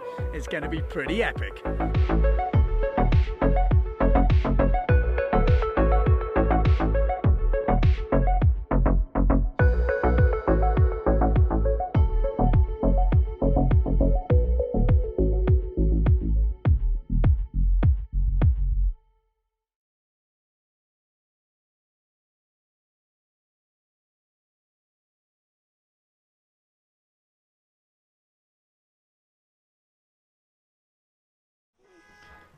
Well, there we go. Good timing to come back because we've just heard the hooter. What does it mean? I don't know. But I do know we're getting closer to the start, and that is for sure. This marathon is kicking off. We have got all shapes and sizes out there. We've got all different sorts of watercrafts. We've got the old school windsurfers through to the new school foilers. We have got a mixture of everything. We've got kiters, we've got sailboats, 5 laps of the course. Obviously, you just watched the highlights from the last 2 days. It's been a pretty epic last 2 days here in Lake Silver Plana. Towing in the morning. We've had World Championship foil racing in the afternoon. And we've had a bit of foil freestyle. Yes, the MB battle has been going on as well. So it's all action here in the 42nd year of this marathon here in Silver Plana. It's a big marathon. Well, it didn't used to be in Silver Plana. It was a different lake. They've moved it over to Silver Plana. So yeah, it's all on the line. Results-wise, obviously, I think we gave you a quick rundown of the results in the second highlight video, but there has been an update. There was no redress given to Luc van Opziland. No, basically he didn't fill all the details in, so it couldn't go through. I think I've just spotted Brian Talmer out there on an old windsurfer. I think we've got to get a zoom in on him, haven't we? Action, action, action, action. So he's going back to his roots. He's going back to his roots. Yes, I know what you're thinking. You're such a good singer, Ben. You should carry on. What are you doing in commentary? I know. It's a shame. I was a wasted talent. So yeah, let us know where you're watching, if you're watching from. We're on the windsurfing.tv YouTube channel. I think we're on a load of Facebook channels as well. Well, I know we are. We're on all sorts of channels. But if you're out there, leave us a comment on YouTube and we'll read it out. Let's hope a few people are tuned in for the marathon. Brian Talmer, has he got a chance of winning the windsurfer class? He looks pretty, well, he looks pretty toasty. He looks like he's got a thick old wetsuit on. I think that's him there. That's his sail. Are we going to see the mystical head of Brian Talmer? I don't think we are. He's getting ready for the start, Brian Talmer. He's just below that shot. Just imagine him. Action, action, turtles, turtles, Barbados, Barbados. No? Not a very good impression. I'm hearing the countdown. Another hooter. Brian Talman has just started the watch. And it should be, the first start should be the original windsurfers start. That's what we're hearing. So the original windsurfer class will start first.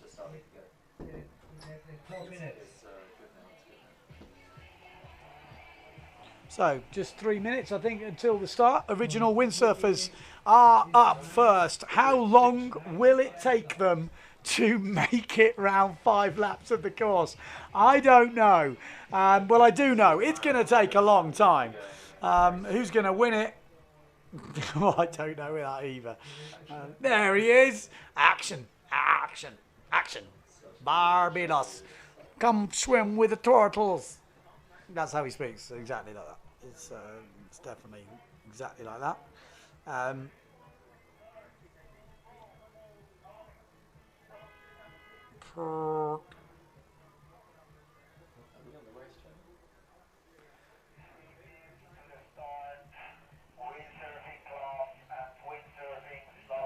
Windsurfing class and windsurfing slalom are first up. There is someone out there on an actual windsurfer.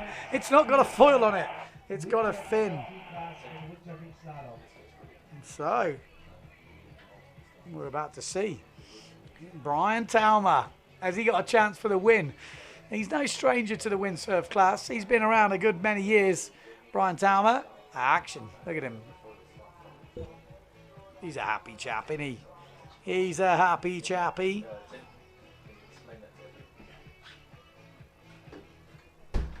We've got Mary Daniels on.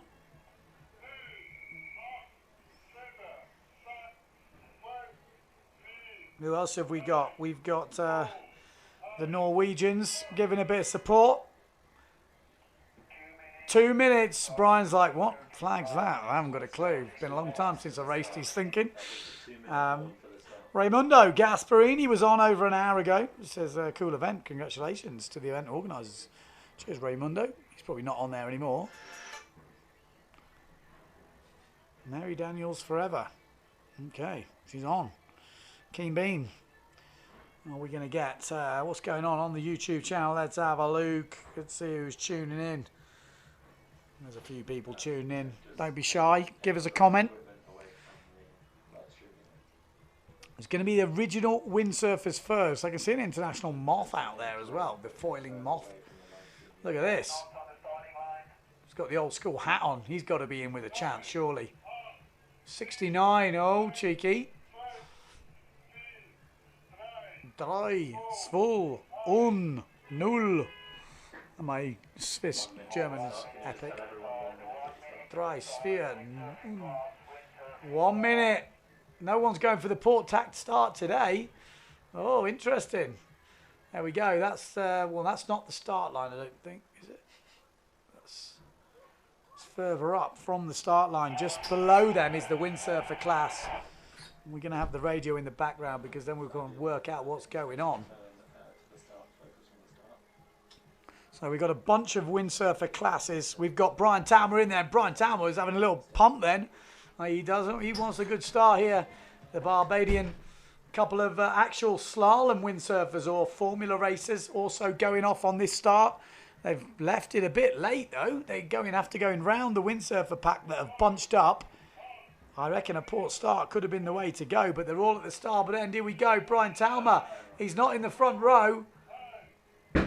Boom! That is a big old bang. There we go. They're down on the right-hand side of your picture. You can see the normal windsurfers just pumping off the line.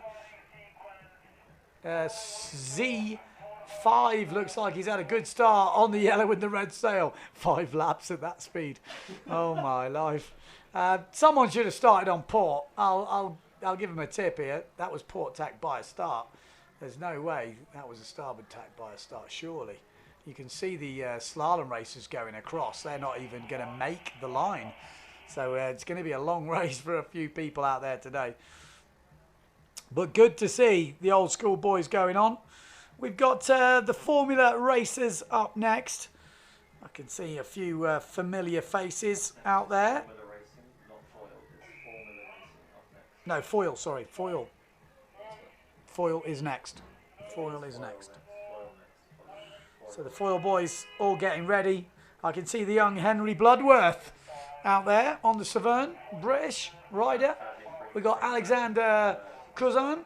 He's out there as well, looking like he means business. We've got New Zealand 1. He's always there or thereabouts. We've got the Polish riders. We've got all the contingents having a go. I'm glad they've got bigger sail numbers on the IFCA. It's definitely easier to see, I have to say. We have the Swiss contingent, a couple of Swiss riders. Obviously, we are in Switzerland, and there we go. The boys are going down to the other end of the line. It's definitely a Port-Tac bias line from what we saw in that first race. The slalom boys really could hardly make it off. If someone had started on Port-Tac, Brian Talma could have stole the show. If he'd have crept down that port end, could have been the hero.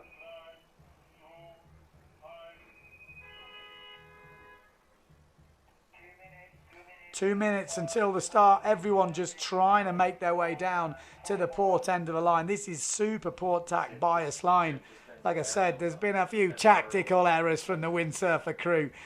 Someone could be miles in the lead by now if they'd have just started on Port-Tac. Oh, come on, boys. Just because you're an old windsurfer, got to keep your nous up, haven't you? Tim, just step a bit further away if you can from the live stream unit.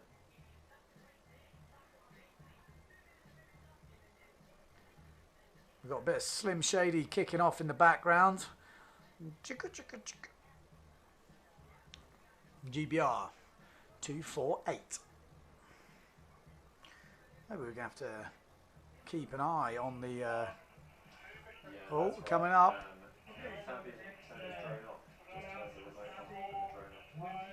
Yeah, everyone down the port end. That's going to be the place to be. Unless that wind swings, that is definitely the place to be. Got to keep that triangle clear, apparently. Maybe it's a black flag rule.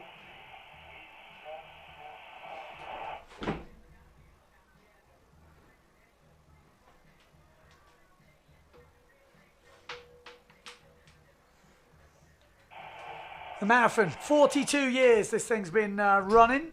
It's a long old race. So International Moth out in front of us. They've got a big foil on them. Can't quite see it on your screens, but I guess they'll be starting in the next start. Maybe they start with the foilers. Here we go. They're just starting to pump up this top end. They're really at the wrong end of the line, boys. Come on. You're going to make yourself a lot more work, giving yourself a longer route.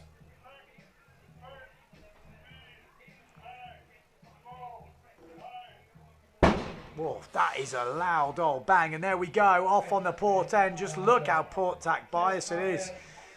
There's someone trying to pump across, but you can see the Port-Tac boys are clear ahead. Oh, we saw a nice crash there. Well, not a nice crash, but a crash. Oh, not what you want to do at the start of the race, but you can see, the Port-Tac riders have got a very clear advantage in this race. If you started on starboard tack, you're already going to be a couple of 100 meters behind the rest of the pack, so making it hard work for yourself. I know Nicholas Goya is in this race. I spoke to him earlier. Not all the foil racers from the IFCA competition are going to be running. We haven't got the leader actually of the world title race now.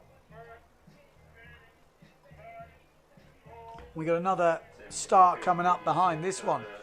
We're going to follow the Formula boys around the course. They've already overtook the windsurfers who left 3 minutes ago. Oh God, it's going to be a long day for a couple of them boys, isn't it? They are just flying past, and that is the difference between old school windsurfing and new school foiling. It's not even a competition, is it? Brian Talma's in the mix. He's in the mix. Slowly in the mix. But he's out there, giving it a go. Creating the action. Action. Action. Anyone got any good Brian Talma impressions? Action, action, and more action. What about the turtles? The turtles, man. Turtles. I got this great painting for you. Barbados. He's out there, giving the action. He's going to be knackered after about 5 laps of that. We'll see how much action's left in Brian Talma at the end of the race. There we go, that's the speed difference between the old windsurfers and the foils. Poland number 9. Who's Poland number 9? Answers on a postcard. Poland number 9 is Jan Klimczyk. He's in 40th place in the IFCA Foiling World Championships. Got to see, we can see the boys at the top of the field. Alex Kuzan looks like he's doing all right. You've got to remember the Neil Pride guys in this race can take their 10 meters. So that might make a bit of a difference. Will we see a few more of the Neil Pride boys up there? We've obviously got Julien Bontemps, who has got a 10 meter, I think. He's sitting in second place at the moment using a 9 meter in the world title race. So if he's on his 10 meter today, he might be the force to be reckoned with in this marathon. We're concentrating on the fastest discipline, which for us will be the windsurfing foil race. Obviously, we've got the kiting foil as well. They're going to be super quick. We've got the international moths as well. They are pretty fast as well. But I think we're going to concentrate our live coverage mostly on the windsurfing windfoil races. Obviously, there's a very good chance this could make it to the Olympics. There's a few guys pushing pretty hard at the moment to get this in the Olympics. Aaron McIntosh, ex-medalist, is one of them. He's a head coach to, well, Dorian van Rissenberg, who's got a couple of gold medals. So he knows what he's on about. And those boys are pushing hard to try and get foiling at the, not this Olympics, the next one after that. And it's looking good. They're putting in some good bids. I think it's a very good campaign. I think they might win out in the end, personally. So, not far. We're nearly at the end of the lake. That is the loudest cannon I've ever heard. Oh, someone just went down pretty hard there as the windsurfers. There's Brian Talmer. He looks pretty relaxed. Action, action, action, action. He's going for it. There's the windward mark. Who is going to be first up? Surely Julien Bontemps on a 10 meter has to be tipped for right up in the mix. I think that might be him under the camera at the moment. And he's looking like he's going to hit that port attack Leylon. We've got Alexander Kuzan coming in from the right-hand side. It's going to be close, actually. It's going to be close. Maybe the Severn boys are going to be up. They're going to have to go pretty high. I'm not sure Alex is going to hit that ley line.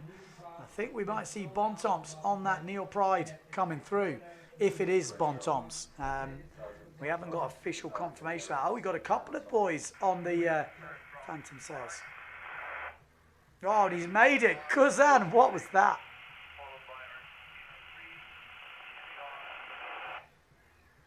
I heard GBR in there, but that's France 6, Gonzalo Costa-Hovel in second, so we got Julien Bontemps. I thought he'd be right up there on the Neil Pride. He's using a 10 meter in this race because no IFCA rules. Second place, Gonzalo Costa-Hovel.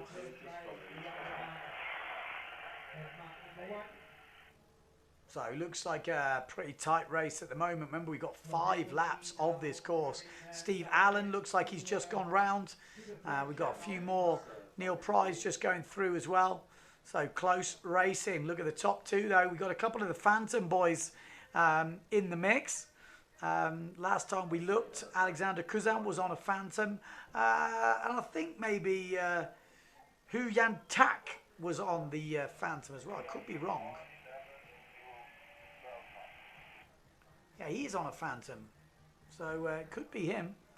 Here's one of the kites. Oh, he's lost his kite. His kite's gone down. That can't be a good thing. But Julien Bontemps. So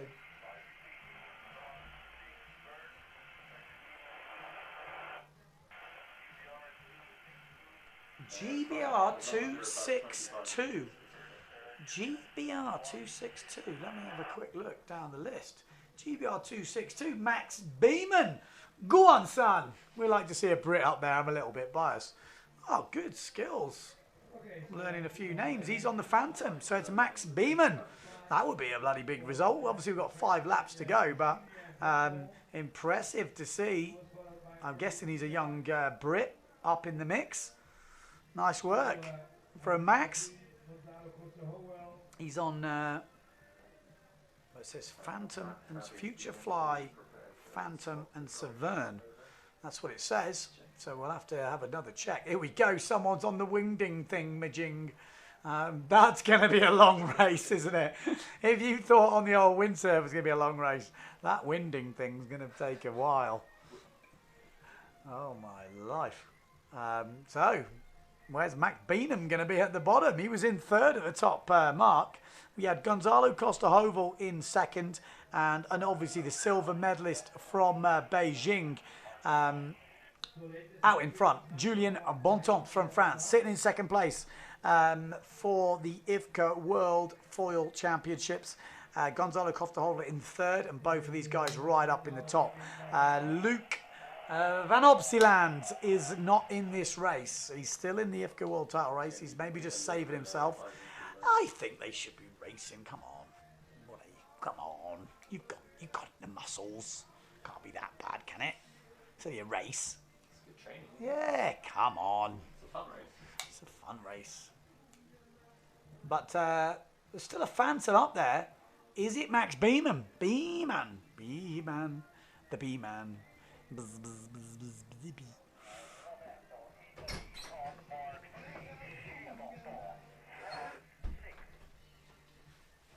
There we go, down the bottom. France 6, round the bottom. So Julien Bontemps.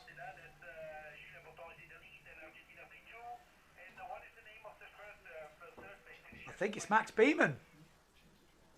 Good lad.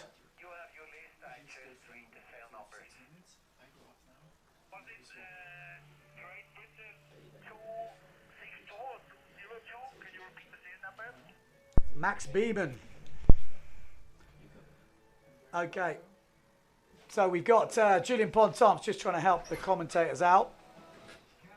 We've got Julien Bontemps. Max Beeman is the British rider.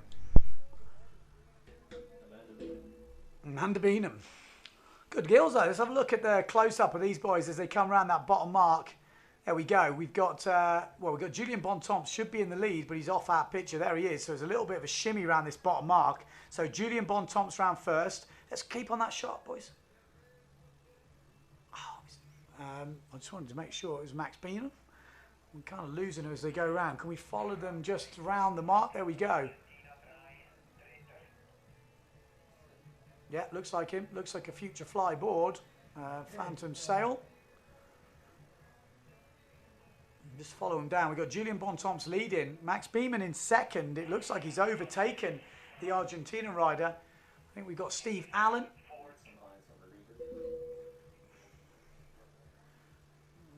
Alexander Kuzan looks like.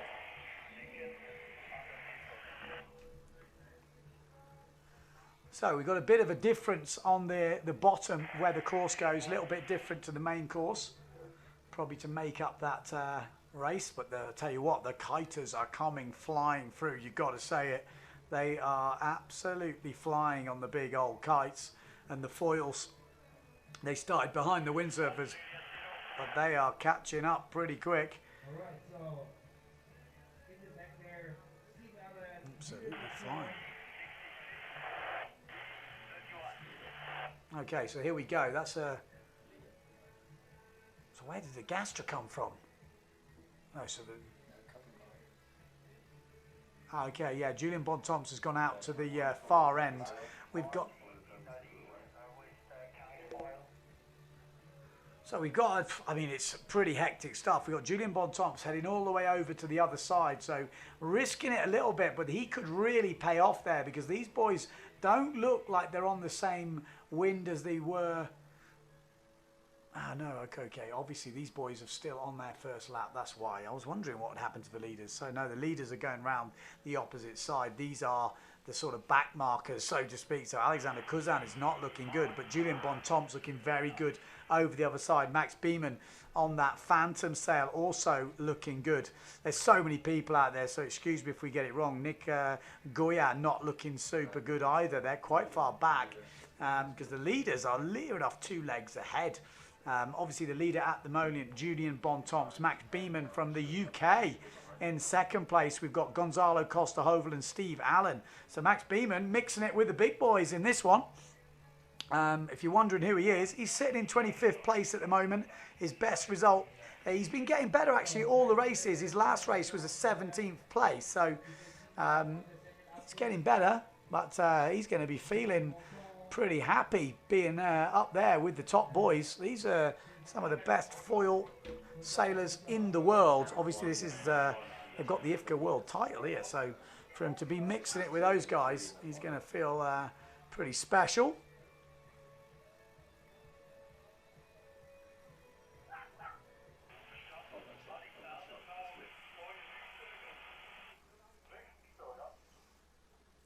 So we've got 5 laps of this race, and everyone basically is going to mix in with everyone else. So it is going to be pretty hectic. We've got kite foilers out there. We've got International Moth. The Moth is now a foiling boat. There we go, just one flying past on the screen. We've got the original windsurfers, which are a little bit slower. We've got normal sort of formula or slalom sailors out there. We've got pretty much every discipline. So that is how it works here for that Silver Planner Marathon at the Venora Engadinwind by Dakine. Yeah, so the kiter is pretty much going to be leading this race. I don't know how it works because they all start at different times, but the kiter's actually started last. So he is travelling. We've already got one kite right up near the top, but I'm pretty sure this is the kite that's in the lead, the green and yellow, as he just pretty much overtakes Julien Bontemps coming into the corner. Julien Bontemps is leading ahead of the rest of the riders. Can he win this marathon in 2019? Benson, how large are those kites? Big. I don't know, actually. I mean, I'm used to kiting with the inflatable kites, so these sort of flat ram air type kites, I'm not actually sure. 18 meters? Okay, big. They're big old things, that's for sure.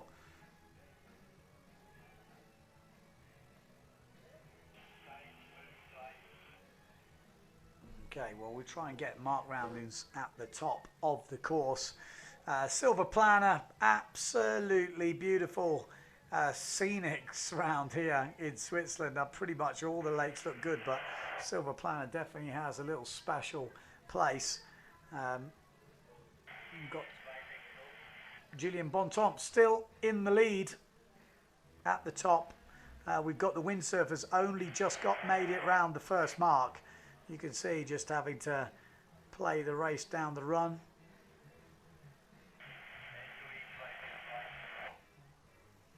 It's going to be a long old race on the windsurfers. They haven't finished one lap yet, and the top foiling boys are already coming up to the second windward mark. What we might do is just leave you with a really wide shot. You can just watch your races round. You can count your friends over the line, but the kiter has just gone round the windward mark. He is actually leading, ultimately, the whole race at the moment. We should have Julien Bontemps leading the windsurf foil race, but who's that coming around? Yes, it is Julien Bontemps. So Bontemps smashes into the windward mark as he tacks on. Let's keep on this view. Let's stay on that mark if we can. Oh, can we stay on that mark? Okay, so we're not going to see who the second rider is, are we?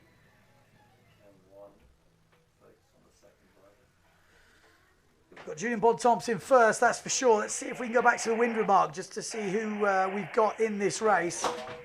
Or the second mark. Let's stay on one mark.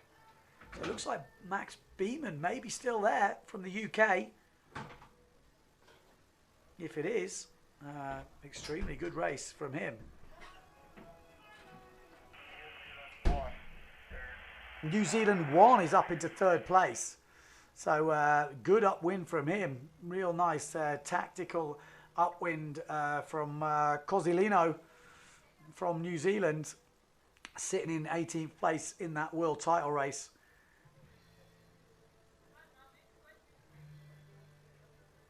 Julien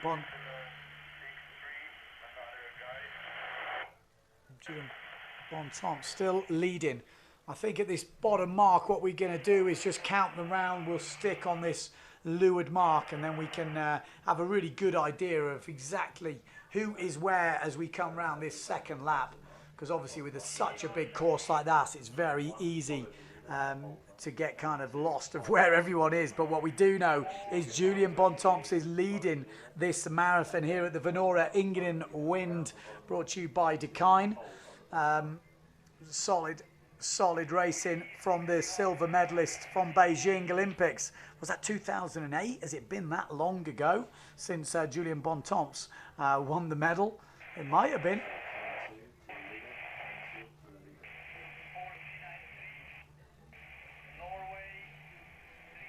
So Bontemps looking increasingly dominant in this marathon race. 5 laps. This is the second lap. He's been kind of like being held back in the IFCA competition because Neil Pride's 10 metre does not meet the IFCA standards.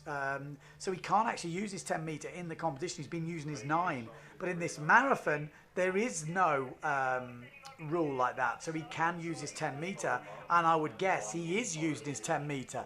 So that would make a big difference and maybe why he's leading this race. So I think there was some misunderstanding with Neil Pride. It was to do with the mast or the length of the mast on the extension and all the bits, and the UJ couldn't be 6 meters. So I think there was some sort of confusion there. But this is Julian Bontemps, and he is looking very, very comfortable at the front of the fleet. Absolutely flying down this downwind. He's got a massive lead ahead of the second place rider. Although there's actually someone catching him. Someone is going really well on the Severn here. This could be Cosilino. He's caught up. Max Beeman's up there. We've got a few of the kite surfers flying downwind as well. But it's going to be Bontemps that goes round that bottom mark in first place. And he is coming up for his second lap. So this is Julian Bontemps leading this foil race marathon. Obviously the kiters are the ultimate leaders. We're poor gets this on windsurfing.tv. I mean, we got to focus on the windsurfing crew. It's the biggest fleet in this marathon race. So Bontemps is first round. This could be Cosilino in second place. We'll have a better look at it. Max Beeman, I think, still in third or second. We will count them round this jibe mark. So if we can go a little bit wide and let's see the whole jibe, and then we can really count them through. But Julian Bontemps looking good. And I think it is Cosilino from New Zealand. No, that's the Polish rider.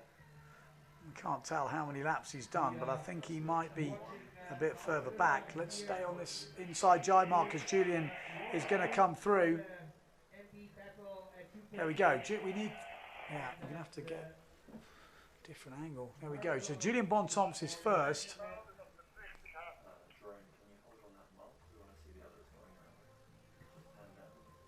Yeah, so I'm pretty sure it's Max Beeman in second place. Just jibing around now. No, he's French. That's not a GBR, is it? We had GBR, but that looks like a French number.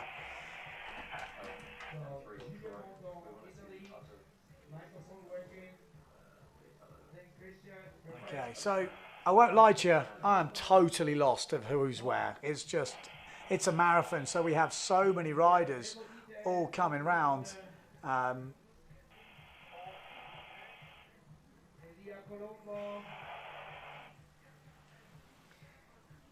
Yeah, very difficult to understand exactly what's going on. It is literally carnage out there. Steve Allen's just coming through now.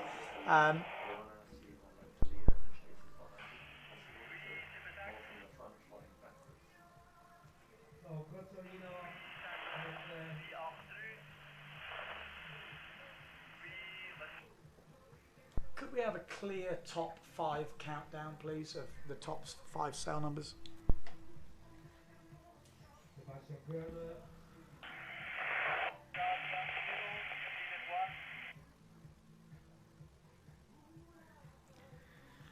Okay, so we're just going to enjoy the scenic shots of this marathon because we have just got riders, what it seems like, everywhere. I mean, obviously for the live stream boys, we can pick out the leader, Julian Bontemps, but actually trying to pick out the others, for me, is nearly impossible.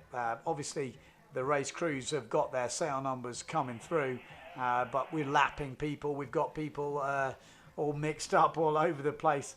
I'm just seeing Alexander Cousin coming round on this inside jibe mark. So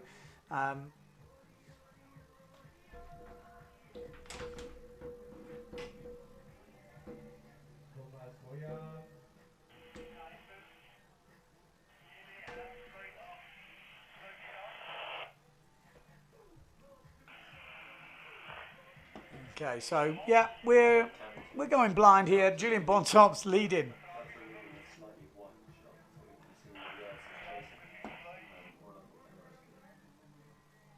Can someone WhatsApp the Nedia crew the top 5 in this foil race, please?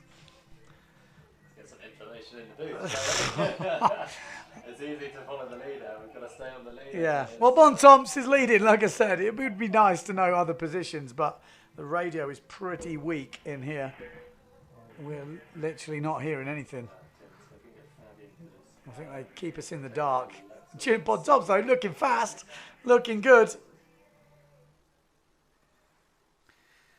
Crazy how fast the kiter is. I mean, I've got to be honest, the kiters are absolutely cruising.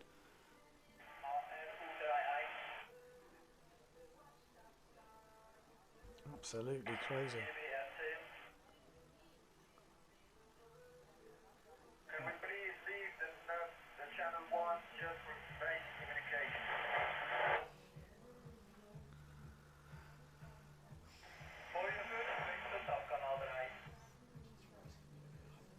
Okay.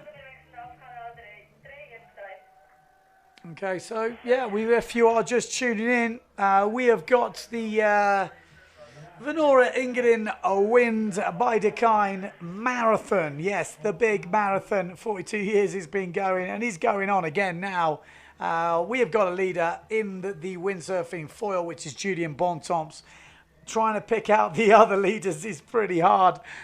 We've got the kiters who are absolutely dominating, to be fair, in the overall race. They're going the quickest, I would say. They've already put in, they're already on the downwind of their third lap. This is Julian Bontomp's, who is heading up for his third lap at the moment. You can see a few of the guys on their second lap. He's already lapping them. But we've got some pretty solid performances from a lot of the riders, but Bontomp's is cruising out in the lead. Obviously, he won that silver medal at the Olympics back in Beijing, so he's no stranger to being at the top of the fleet. He's actually sitting in second place for this IFCA World Foil Championships as well. So he's been looking very good all round this year, but he is able to use his 10 meter, I think, in this marathon race, and maybe that is the difference, which is giving him the edge over the rest of the competitors.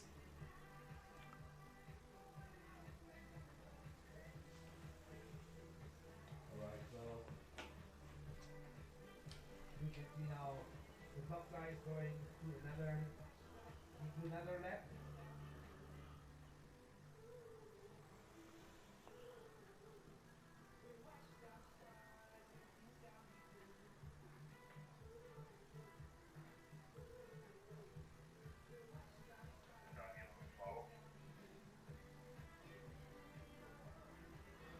Okay, so still on with the race. Looking at Julian Bontomp's getting to that top windward mark, and he's already gone round it. I don't know if we could just stay on that windward mark and just watch the other riders come through. That would maybe be the easiest way to pick out who are the other riders.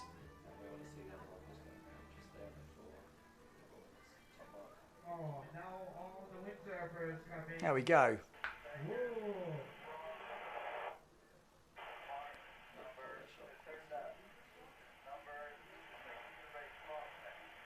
So he's one of the French boys on the Phantom we're hearing. I can't quite make out the radio.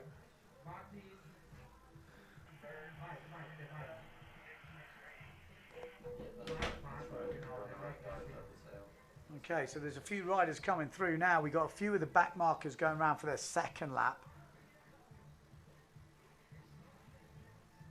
I'm just going to have a look down my list, see if we can try and decipher the information we're getting. I have a feeling it might be France 5-5 maybe, Loic Gallios.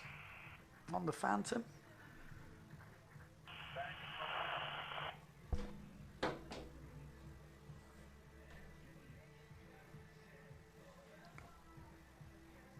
Julien Bontemps leading by a blooming long way, basically. He's got this thing wrapped up already. Is leading at the moment in front of everybody. Let's see if we can get a little bit of information for you boys at home.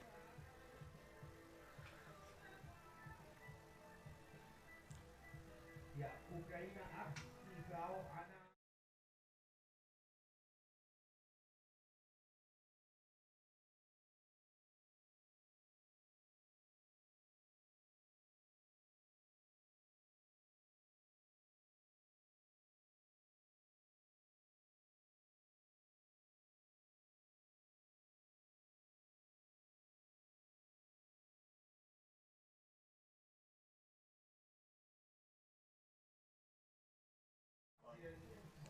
So, Julien Bontemps, got 5 laps for this. Let's see if we can, like I said, hopefully see some of the other riders out there. The kiters are killing it.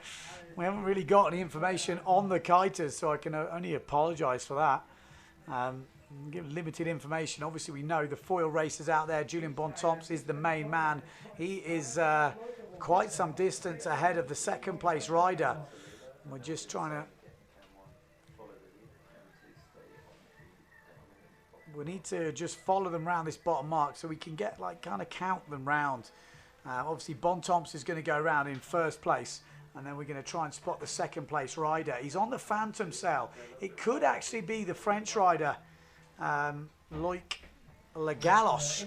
Oh, and that's a body drag from number 51 on the kite. So let's stay on that mark. Could we stay on that mark? It would be really good. There we go.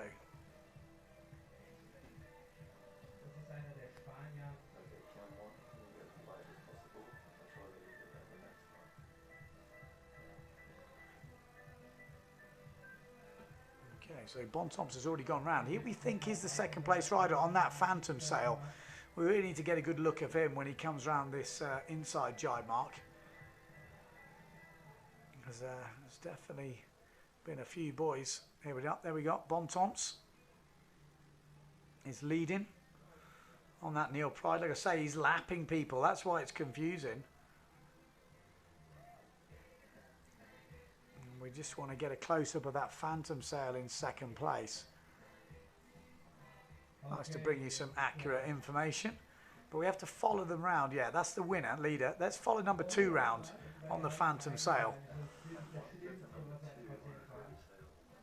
Pretty sure that rider is in second place. If he's not, he's having a good...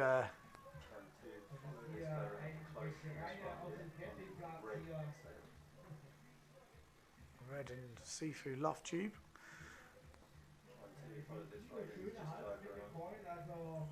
Okay, we're not going to see.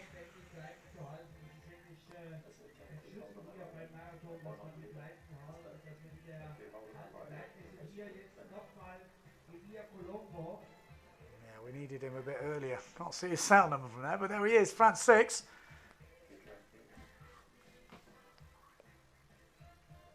There we go, that's it. Let's stay on that shot, boys.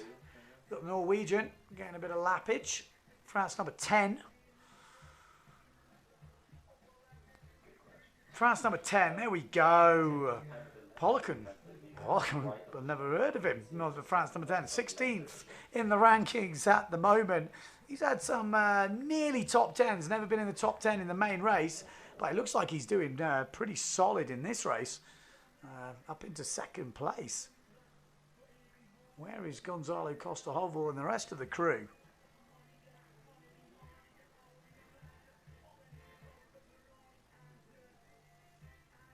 There is Julien Bontemps. Still leading at the moment. With the Frenchman, French 1 and 2, I think, at the moment.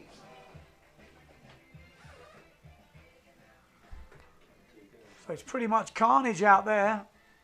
Riders everywhere, people getting lapped, but that's what the marathon is all about. It's about everyone getting out there, getting involved with the race, Definitely not the easiest race to comment on. There is just riders everywhere. Here's Alexander Cousin, as we've got France number 10 in that background crew. Is Ollie Pouliquin. Interesting. Doing pretty well. Who's that? That's 63. That's the Swiss rider. Is that Stauffacher? No, 63. No, it's not. It's Colombo. So Colombo right up there in the mix on the Neil Pride. Probably using his 10 metre as well. So the Swiss rider making a bit of a challenge. You can see Steve Allen also in the mix as he just comes through. Just stay there, boys. Yeah. We're going to have a couple of the other guys crossing through. But Colombo maybe making a challenge from Switzerland. He's come back into the game. There's going to be some definite tactical advantages to be gained on these upwinds. You've got to really have to nail them right.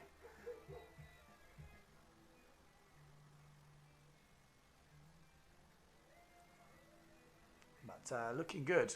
There he is. There's Steve Allen.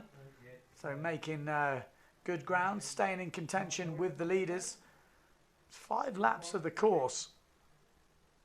So you haven't got to be leading all the way around. You've just got to be leading at the end. And that's the question. Who will be leading right at the end?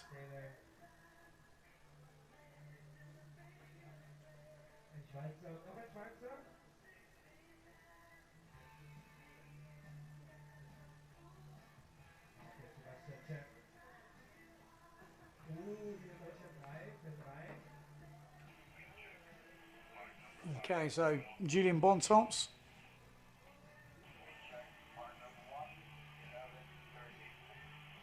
(11 to 13) knots on the course.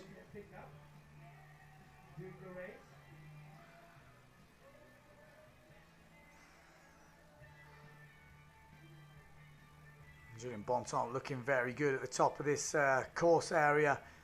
You can't see him losing this, can you? 5 laps of the track. This is, I think he's 4th lap now. So it's not, he's making pretty quick work of this marathon.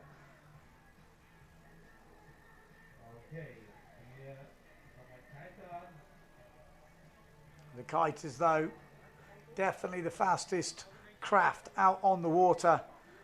They are absolutely killing it. Mixing it up with everyone. Can we just stay on the windward mark when the boys go around this time? Would be really helpful when they do.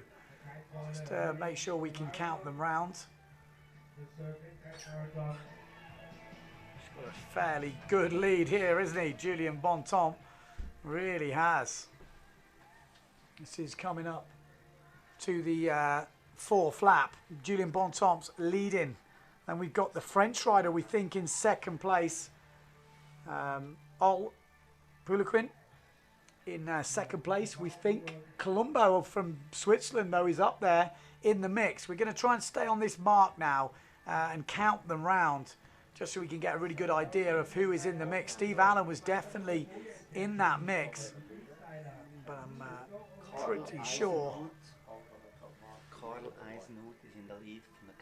Karl Eisenhut, okay, from Switzerland. So he is the leading kiter. He's definitely the fastest man out there. He's already completing, well, pretty much on his way to completing his 4th lap. So he is absolutely killing it. In the windsurfing foil race, Julien Bontemps is the man to beat. He's leading at the top of this 4th lap. In 2nd place, it looks like France number 10 from... well, obviously from France. He's on the Phantom Sail. But he's been challenged by, I think, Colombo from Switzerland. I think Colombo has just made a bit of a move on the French rider.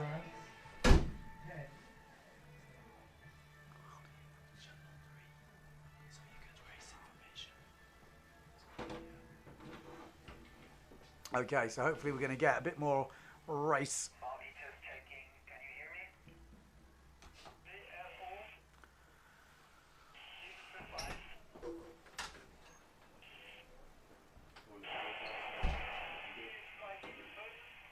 Okay, so definitely the top boys have got a fairly big lead. I think the top three are quite home and dry, I would guess, because Julian Bontemps is already way down on the downwind.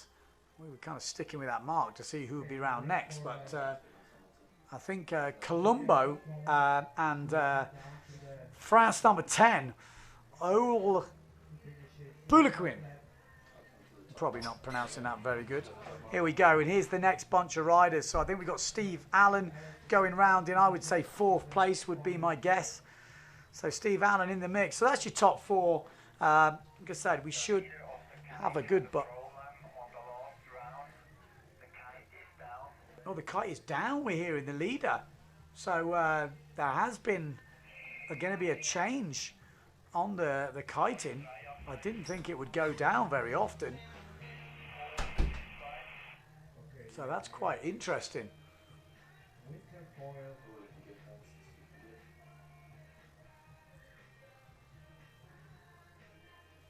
This is Julian Bontemps leading this windsurfing 4. I think Colombo is coming back strong though. The Swiss rider in front of his home crowd is making a bit of a go of it here. Obviously he's using, so the Neil Pride boys, now they've got the 10 metres on, seem to be back in the game a little bit. Obviously it's the tallest sail out there, which is why it can't be used in the IFCA World Championships. But it does make a difference, especially in these lighter winds we've got today. And they do seem to be going really well. So expect Colombo maybe to be up into 2nd place. We'll still wait for confirmation of that, but he looked like he was flying through the field, the Swiss rider, as Julian Bontemps comes round this leeward mark in 1st place. And this is his 4th lap. He's got one more lap to go.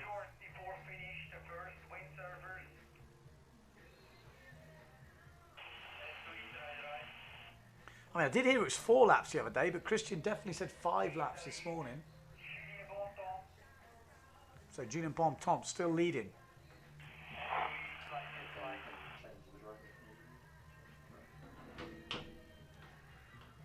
Looking pretty solid on that moth as well, that international moth with the new foil. They changed that a few years back, and it's a pretty extreme boat. And it is Colombo, I think, in 2nd place from Switzerland.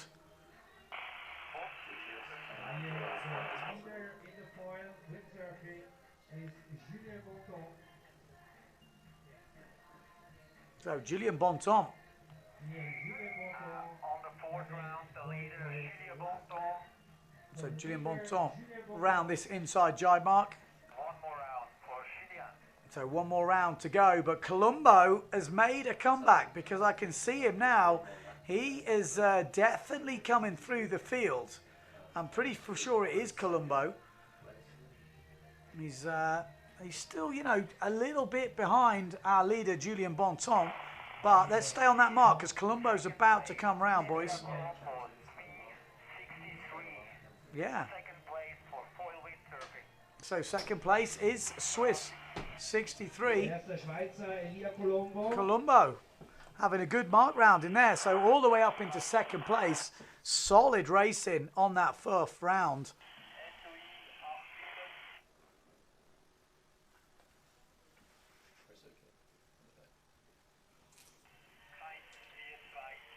Okay, so Julian Bontemps looks like he's got this race wrapped up in the windsurfing foil. And our kiter looked like he got it wrapped up, but actually went down on that 4th round. His kite was in the water, so he has lost that lead. We'll wait for confirmation of the rider that has took his place. But Colombo on the Neil Pride up into 2nd place. And I think maybe Stauf... No, maybe that was one of the back markers. I thought it was another Swiss rider coming through then. But it isn't in the end. French rider, France number 10, must have had a little problem on that 2nd upwind because he has dropped back quite some way. He's not in the top 2 anymore. It's this man on your screens, Julian Bontemps from France, the silver medalist from Beijing, 2008. Anybody answers? Anyone got any queries with that? I'm pretty sure it's 2008 Beijing. He's still going strong. Obviously used to do Mistral 1 design. I think he's been through all the ranks. Tigra Lower, Mistral 1 design, RSX, and now obviously into the foiling, trying to bid to get that foiling into the Olympics. And maybe his Olympic hopes are not finished quite yet. But it'll be a long way before we go in. Can Colombo make a challenge on Julien Bontemps though? He's being covered at the moment. Bontemps is upwind, pretty much covering him. So it's going to take a different route from Colombo if he's going to catch Julien Bontemps. And here is the Swiss rider, Swiss 63, Patrick Boards, obviously quite a big Swiss influence in those boards. On the Neil Pride sails, both these riders on the 10 meters. Bigger sails. Oh, Kiter just got absolutely nailed at this inside mark. Oh, he's in a lot of trouble, the Kiter. You can't see it, but I'm just looking out my window. We just see how the kiters do go down. So there you go, both riders in shot, Colombo and Julien Bontemps. This is the marathon for the Van Ora Engadinwind by Dakine. So Vanora is the main sponsor for this competition. Obviously the local area sponsor as well, San Moritz, Silver Planner being the main one, because this is where it is. This is Silver Planner Lake in Switzerland. Some of the most epic scenery you will see in the world, and a great location for this foil competition. The marathon is the longest running windsurfing event in the world, 42 years continuously with no years off. This has been held every year. There's been a few years with no wind, but it has still gone on, and that's how they roll. And we've got a Swiss rider up at the top of the fleet here, and this is Colombo. This is your leader though, Julien Bontemps from France, sitting in second position in the IFCA World Foil Championships. And he's going to want to, I mean, this will give him confidence going into more races, because he is in striking distance of maybe getting that IFCA World title. Luc van Opzeland is the leader in that world title race. He's not actually in this marathon. He's taking a break. Now, will that do him good, or will this extra bit of practice that Julien Bontemps is getting, and maybe the confidence of winning this marathon, could change the way those races go in the IFCA competition? We'll have to wait and see for later, because obviously this race will not count for the World Championships. This is a one-off. This is the big one. This is the marathon. This is where all the plaudits go, no doubt about it. This is the local heroes. Colombo is holding it on for Switzerland, though, in second place. We haven't got confirmation of the third place rider. Last time we looked, it was France 10, but things have changed. Steve Allen was pushing hard from Australia. We are coming up to the last mark rounding, so 5 laps of this lake, and that is about 42 kilometres, which I guess is a marathon. I only work in miles, but I'm guessing 42 kilometres is a marathon. And Julien Bontemps and Colombo, you can see both riders on your shot on the 10 metres. Looking like they've got the first number 1 and number 2 wrapped up. Colombo is not going to catch Julien Bontemps. Bontemps is just covering him all the way up. Every time Colombo tacks, Julien tacks. It's a classic covering manoeuvre. It means your opponent cannot get any closer to you. He can't take any advantage of any wind shifts. Nothing can happen without you taking advantage of the same wind shift. So very tactical, good racing now. I'm sure you're going to see Julien Bontemps tack on top as well. Or maybe he's going to go to the ley line, because it looks like Colombo has actually tacked under the ley line. So maybe a little bit of a change of tactics at the very top of this fleet. If Colombo's hoping for a miracle, he better hope pretty hard, because I can't see much changing. Colombo going to the left-hand side, Bontemps going all the way to that right-hand ley line, and we'll see who will be the leader around the top mark. Most of the bets will be on Julien Bontemps to be still in the lead around that windward mark for the last time. This is obviously the 5th lap, 5th and final lap. We got a couple of the kiters coming through now. We might even have the lead kiter just finishing. Yes, we do. Here he goes. The lead kiter has just finished. What a performance from him. He wasn't leading from start to finish. He actually took advantage of a mistake from the leader. We haven't had confirmation of the name of the rider, so we'll hopefully get that pretty soon. But we have had our first marathon winner as Julian Bontemps goes round the windward mark for the last time. One downwind to go, hook round the outside jibe mark, and then a race to the finish. Colombo still yet to go round that top mark. So the Frenchman, quite a commanding lead as we go down the last downwind. Obviously lots of different classes in this marathon race for the Vanora Engadinwind, brought to you by Dakine. And it's a one-off race. Lots of different weight categories. I think sail categories. We've got the old windsurfer class who are probably still on their second lap. I mean, they are going to be a long way from finishing because the foil boys are absolutely flying. We've got the international moths out there. You can see one of them on your screens. I mean, that's kind of a sight, isn't it? It looks like a moth. I mean, not many people are going to ask why they call that boat the moth. You can see the wings on the side. It looks like a moth. Julian Bontemps just going past him as well. So that is the future of sailcrafts on the water. It's all about hydrofoiling. It's the quickest way to go. Obviously a lot less drag than we're used to with normal sailing hulls and planing hulls. You've got hardly any resistance in the water. So once you're up and going, you don't need much power in your sail. So that is why once you pump that foil on and out of the water, you are cruising in probably 4 or 5 knots of wind. So when you give it 8 to 12 knots of wind, you are absolutely flying, literally flying. Okay, so we're looking to see. I think I've only seen one kiter go past so far, unless I've missed something. Still the boys going around the windward mark. But Colombo still quite a long way behind Julian Bontemps. Bontemps is going to win this marathon. He's still got some way to go. So in saying that, something still could happen. 5 laps of the course, and he has led from start to finish. Looks like Alexander Kuzan just going round with the Patrick logo. This is our leader though, the silver medalist from Beijing. Holding it up, like I say, second place in this IFCA World Championship at the moment. And he is going to absolutely smash this marathon. I don't think there's official fastest times for the marathon. There may be. I've not been given them if there are. But I'll tell you what, he has cruised around this thing pretty nicely. And we're going to go round this last jibe mark in first place. And all it is a short reach across the lake to the finish, and the Frenchman will be taking the glory. There he goes, safe jibe for the Frenchman, and he hooks round. He's got one kiter ahead of him, so I think he's finished actually third, let's say, in the race. The kiter's actually started second, but it looks like our second kiter is going to come through unless he's a lap behind.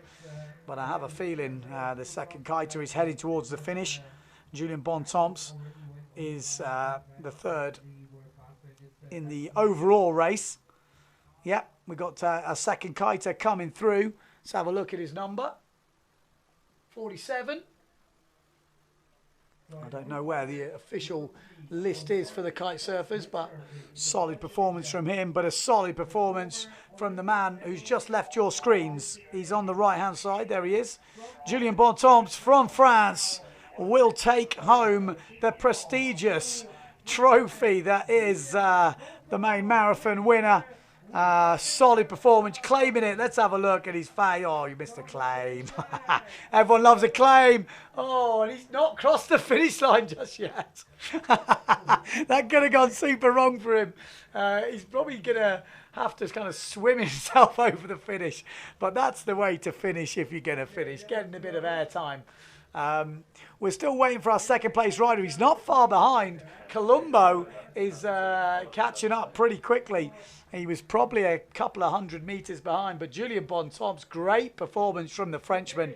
Like I say, I kind of raced with him back when I was about 15 years old. So back in the day, that boy has been doing some serious, but this boy's going to get some cheers. Second place in the marathon, solid performance from the Swissman. I met those boys at the bar the other night, good crew. So good performance from Colombo, deserved third place. It looks like we're going to have France number 10 coming through in third place. We'll wait for a close-up of him. I think it's all.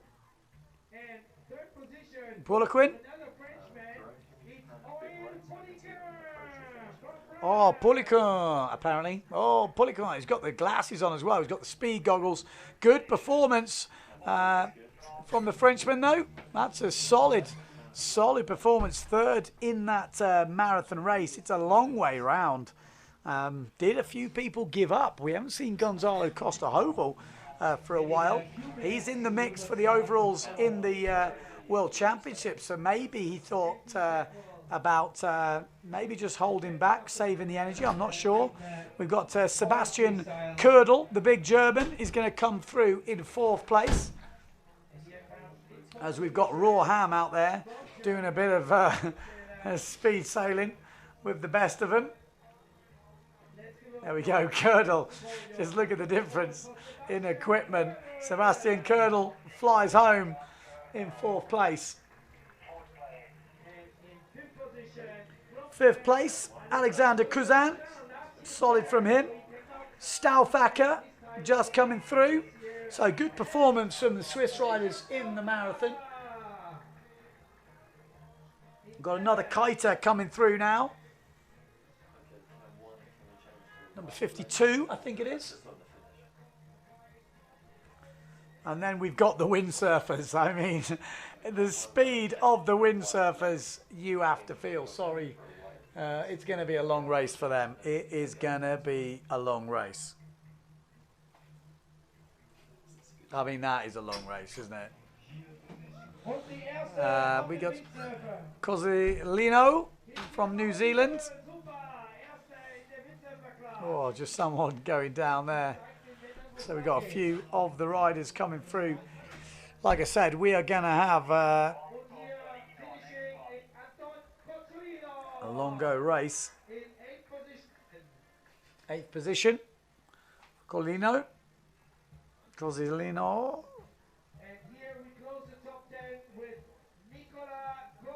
So Nicolas Goya coming in 10th place. Nothing to be sniffed at that.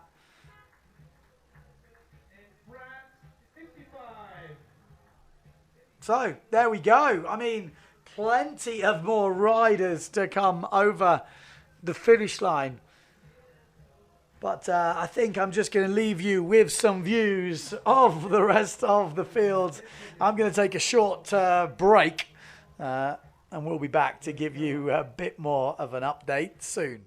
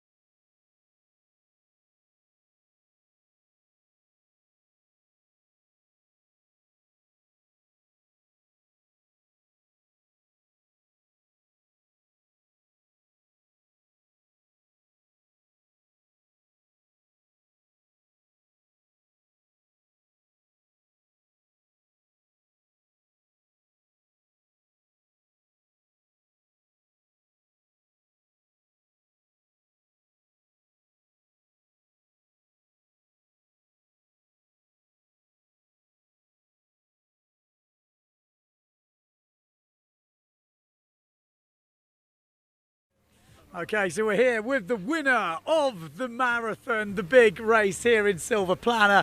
Julian, well, you pretty much owned that right from the beginning. Talk us through that race and how it kind of felt. Yeah, I took a good start, very good start on the pin end, and I fight a lot to keep my position on the top, on the port, and it was actually really close with Gonza and a few guys on the top mark there. But I managed to. I wanted to pass first because I knew when you pass first, it's more clear after to race clearly. So I could do that, and after I just tried to keep my place and try to continue. A couple of guys coming back at you. Colombo as well. I mean, I saw him pretty close on the last one. It looks like you were just covering him all the way up that last beat. No, it was not my. I didn't want to do that, you know. But it's kind of the game that you just check where are the guys behind. Actually, it's not very easy because there are a lot of sails on water, so you're not sure who is who exactly. So yeah, Elia was really fast, and as well Joel was really fast up in the French guy. The French guy. I was really surprised to see him fast like this. So it's nice for the French. So it's good, and no, really good race, really fun. Okay, well, obviously you're also doing pretty well in the overalls of the World Championships. We've got obviously the rest of today when the foil races finishes, because obviously we've got to wait for the real windsurfer class to finish. I mean, how long are they going to take? Yeah, I don't know, but no, they were laughing big time when we just crossed them, and they say, "Hey!" They just said us, "Hey guys, go!" They were just here, so but it was funny to compete with everybody, like all the classes here, surfer, kite, mort. So it's all the time nice. I was here last year. It's still very nice conditions to compete together. How did you get on last year? I don't remember. Okay, yeah, so it's much better this year then. And obviously, I've got to say, you're sailing on your 10 metre in that marathon race. Yeah, exactly. We reduced a little bit the length of the loop because of the FK measurements, but I was on the 10 today. Okay, perfect. Well, it seems to be making a difference. Two Pride boys up in the top two then. Obviously, like I said, the IFCA World Championship will carry on this afternoon. That's the plan, as long as we finish this race. You're sitting in second place. What's your feeling on that? Yeah, I'm very happy about my race. For the moment, it's nice. It's good. I won 2 races actually, so which is good. Luke is the Dutch guy is very fast as well, so he's a bit in front now. But it's long, so I think we still have a lot of races to do. So it's okay. I keep my focus on my race, and as well Gonza and Steve are not very far. It's very close on point for the moment. So, but we'll see. Just do race by race, and we'll see at the end. So you're still using your 9 in the IFCA, or you've adapted your 10 now, or? No, I used the first day. I used the 9. Okay. So I did the fifth racing on the 9, and yesterday I did the four races on the 10. Okay. So what have you done? You've had to move up the bottom, or how has it worked? No, we just put the top of the mast a little bit lower, okay, with the sailmaker and Como, and now it's okay. The loop is okay, so the measurer is okay, so I can use it. Perfect. So all the Pride guys done that? Not all, I think, but all the guys using the 10 now, they are allowed to, this 10 modified, they are allowed to use and compete. Okay, interesting stuff. Okay, we look forward to that. Cheers, Julian. Okay, so that's it. The winner of the marathon, that was the big race. It's been going 42 years, yeah. So impressive stuff. We are going to get, who else are we going to get in? Yeah, we're going to get the next rider in. Let's bring him in. Yes, let's bring him in. He's a new face for me. He's got the Olympic top on. Introduce yourself. Yeah, I'm Republica. I used to race in RS6 in Olympic board, and I'm here for training and have fun in foil, so it's good. It was a good race? Yeah, a good race. I have a good start, and then everything went good, so... You were pretty solid in second for a while. We were thinking, and then Colombo came through. Yeah, but I have bad fourth downwind, I think. And I jibe and I lose the foil, and then he pass, and I can't do anything. So Julian said you were going really well on the upwind legs. Yeah, it was good. It was good. I don't know. Nothing else to say, I'll tell you what. But you come back, you got from an RSX background, so you've got the length. Do you think foiling is going to get into the Olympics, or you think RSX is going to stay? I don't know. For the moment, I still race in RSX, but if it goes to foil, I will race in foil. So. Okay, you don't mind. You just want to get to the Olympics. Yeah. Okay. Well, if it's upwind downwind, it's okay. I don't like breaching, but it's upwind upwind downwind, it's good. Yeah. Okay. Well, good luck you're obviously in the World Championships as well, so good luck this afternoon. Let's hope to see you in the top 10. Yeah, thank you. No worries. So there we go, new kid on the block, third in the marathon. Solid performance from all the boys. Obviously we had the kiters. I don't know the kiters, I won't lie to you, so we won't be doing any interviews with them. We've still got the old windsurfers out there somewhere. We've got the foil freestylers out there putting on a show. And I think we're gonna go back to the studio because it's getting a bit cold out here, and hopefully we're going to get back to racing pretty soon. Congratulations for your victory and leaving quite a bit of the men's lead behind there.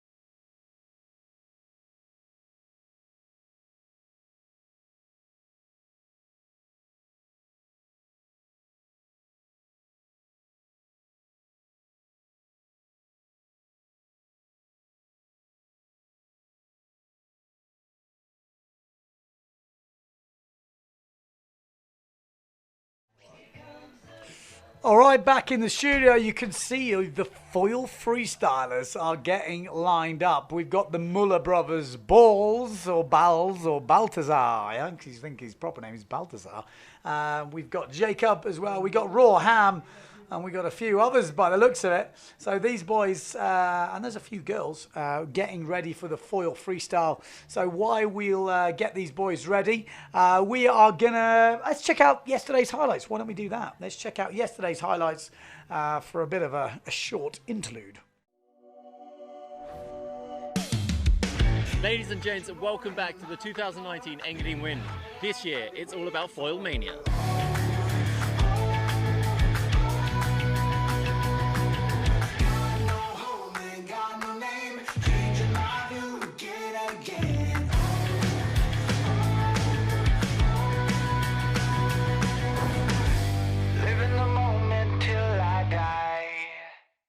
I'm gonna chase it, and I'm gonna chase it. I know we can't ignore it, no matter how hard we try. And I'm gonna chase it. The morning provided glassy conditions, the perfect opportunity for tow-in freestyle. So the best in the world took to the winch and threw down huge moves. Fire in the veins, I fight to gain, breaking all the rules to keep me sane.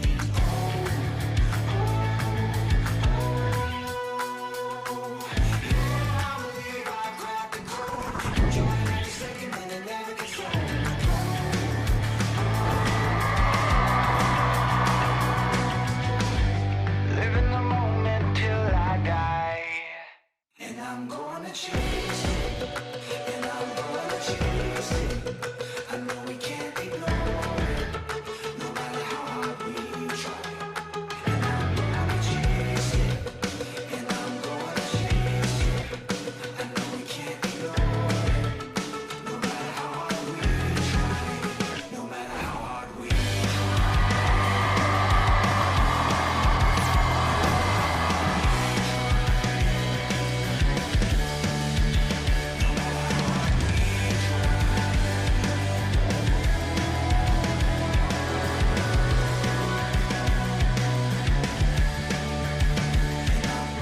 insane action gave way to some incredible windsurfing, as those experienced on the foil took to the water for some high-flying tactical racing.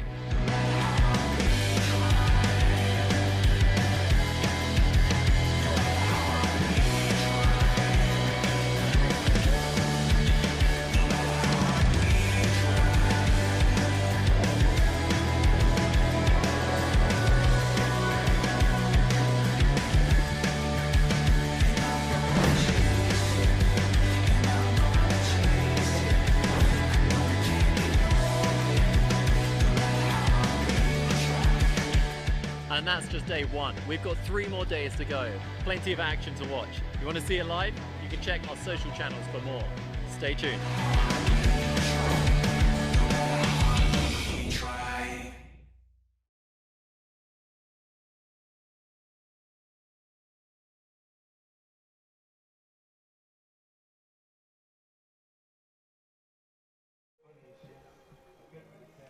Okay, so the plan is to do a bit of foil freestyle. Who have we got out there? Well, we've got Leonard Neubauer out there. What's he got? Oh, wants the shove-it shaka thing. Looks dangerous. It looks dangerous, doesn't it? I don't know why. It looks dangerous when anyone else does it, apart from Balls Muller. Everyone else, it looks scary. Here he is, Bowles. What's he got? Oh, he's going to go off. No, he's not. He's going to go for the old burner. I mean, that's pretty sick, isn't it? You can't fault that.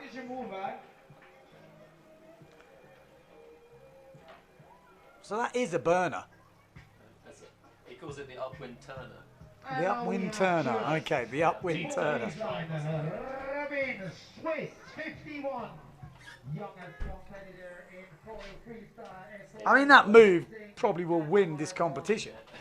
He's just busted it out in the few opening seconds of this.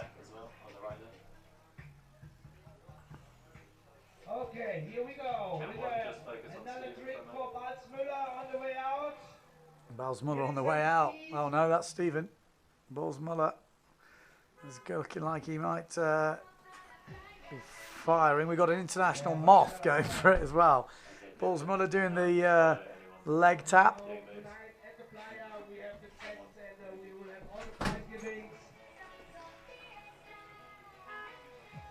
Still got the original windsurfers out there. Do we have Brian Talmer back yet?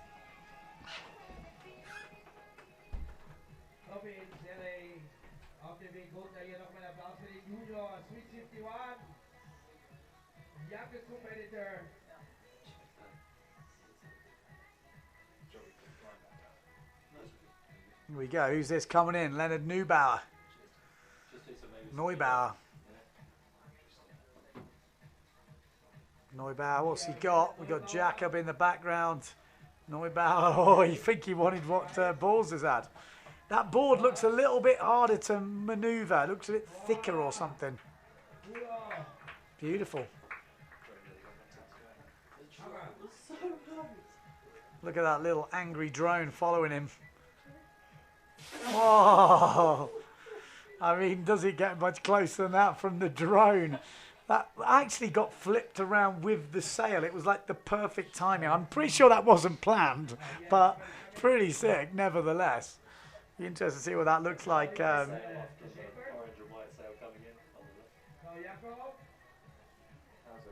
There he is. This is Muller's brother, Jacob Muller. What's he got for us? Shaka. Nice. He's not happy with it though. He shakes his head at the end. That was a solid shaka. Didn't probably get the pop he wanted to spin it all the way round, but solid.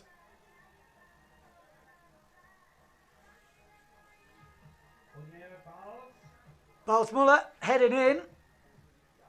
What's left in his bag of tricks? Oh, the old duck jibe, no hander. Nice, keep it on the foil. Giving it the old leg dip.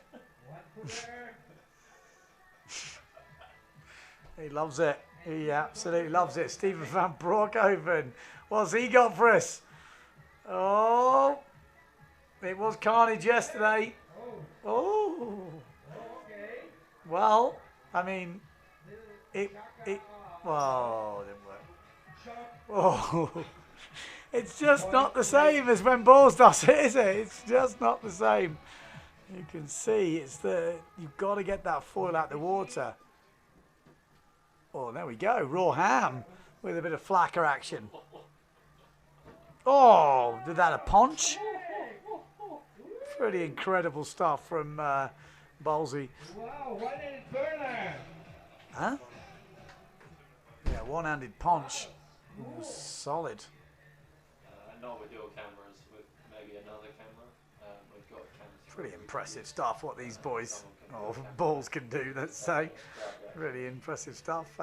No, this is, just to answer the question on YouTube, this is Lake Silver Plana in Switzerland. Yes.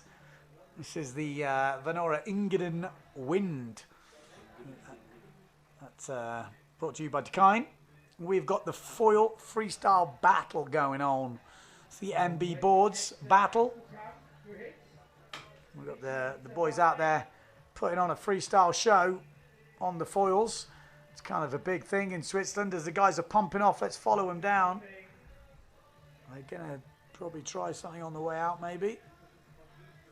There we go. That's kind of what the view we've got. Spectators on the beach, we've got the waterfalls coming down. We've got snow on the top of the mountains. Beautiful, man. Bloody beautiful. We've got a bit of après-ski music going on by the sounds of it. I've never done much après-ski, but apparently this is the music they play. It's always a bit of fun. Maybe you have to come for the winter event then. I'm too busy.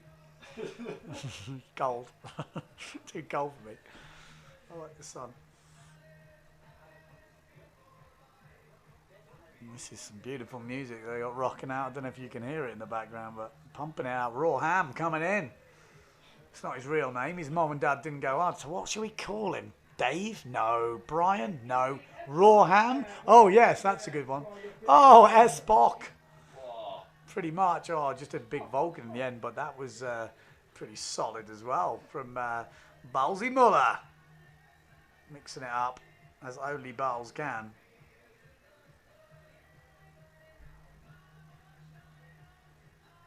Okay, so the next time Balls comes by, we have to make a lot of noise. Here we go. Leonard Neubauer wants the little jump. Steve van Broekhoven, what's he got? The Belgian powerhouse. Oh, no, Stephen. No, it doesn't look right when that foil doesn't come out the water. It just looks carnage. Jacob Muller wants the punch. Bomb. Doesn't get it.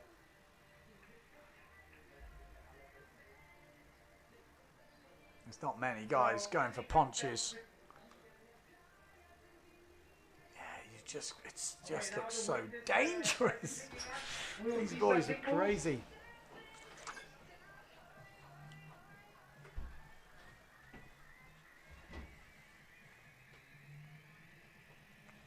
Carnage, as they say.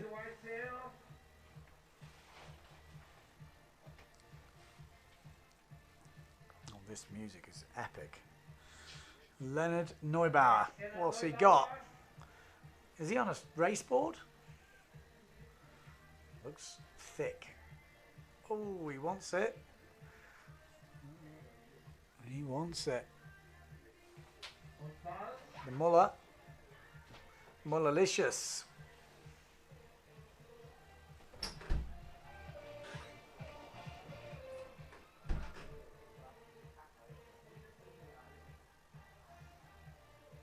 Just a little jibe. Even makes the jibe look cool, doesn't he? What's he got? Damn, he's got the speed. He's got the lift. Oh, he switched stance.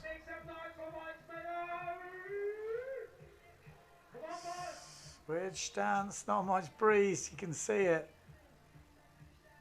He's just going to give up on that one. Meanwhile, the guys racing around the race course just trying to jibe. They're thinking that's like good enough, you know. He's doing all this crazy stuff. Got Raw Ham pumping his way into a frenzy. You know, put the pumps in. And that's the thing, people say foiling's expensive, but if you can use the same board for windsurfing as well as foiling, and then you don't need to buy bigger sails, you can just use your 4.8. As they are on 4.8s right now, you got to remember that. They're not on big sails at all. It's all about just getting a bit of momentum, getting going. We've got Steven van Broekhoven pumping his way. What's he got? Is he going to get us a move? Oh, it just looks scary when Steven van Broekhoven does it.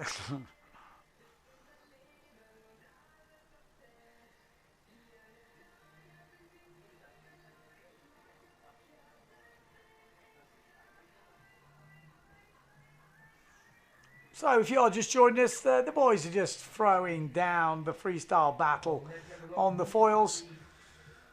Got a lot of local riders in the mix here, giving it a go, trying to entertain the crowds while we, I think, get ready for more foil race action in that EFCA World Championships.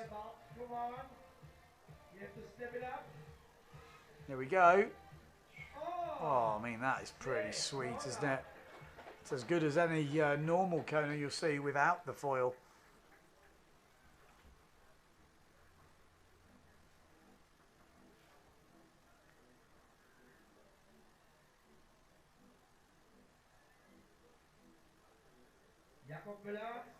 Jakob Muller, here he goes.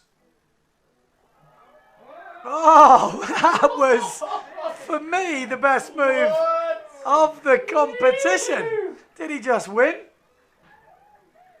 What? Can we keep that replay? How can we save that? Did anyone record that? The racetrack got it really good, huh? I mean, that, just let's put that online because that was insane. Was it no, what was it? No-handed cooler. Yeah. What was it? No-handed kind of, yeah, flat spin cooler. That's Jack's style of doing the cooler on the foils. It's kind of more flat spin. I'm going to have another look at Yeah, the it's read. really I'm like, sick. going back on YouTube, that's the good thing with this YouTube player. We can just nip back on it. Here he is. Here's the move. I thought it looked like a Spock. I got totally... Crazy. Leonard Neubauer coming in. Greek-German. Neubauer, what's he got for us? He wants that upwind. Oh, we like that. Oi.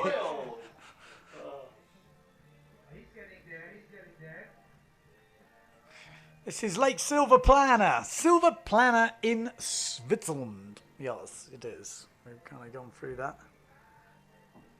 I mean, how was that? I'm liking that. I'm going to have another look at it. It's definitely odd.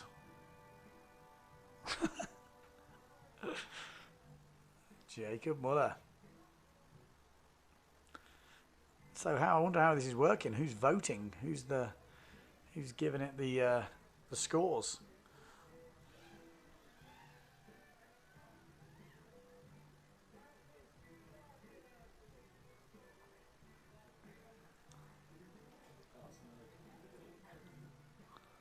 We got August saying Muller brothers look like they're in a different level.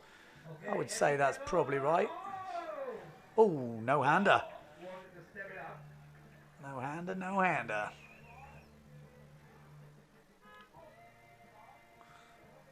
A few people just finishing. Still, we've still got those windsurfers. We're going to have to probably, maybe the leading windsurfer coming round now. You enjoy this MD battle, and maybe next year you're gonna join too. Yeah, it's really cool what you guys are doing on the foil. You know, it's like next level freestyle. Probably like. Here we go, Jakob Muller. I know it's Raw Ham. He loves that upwind flacker. A little bit more pop, you can push it to a fast scope. Yeah, he's on it. I think once you start to train, it will probably feel more natural. Oh, Look at the participant with the with the wing foil. The only participant with the wing foil. It's the marathon.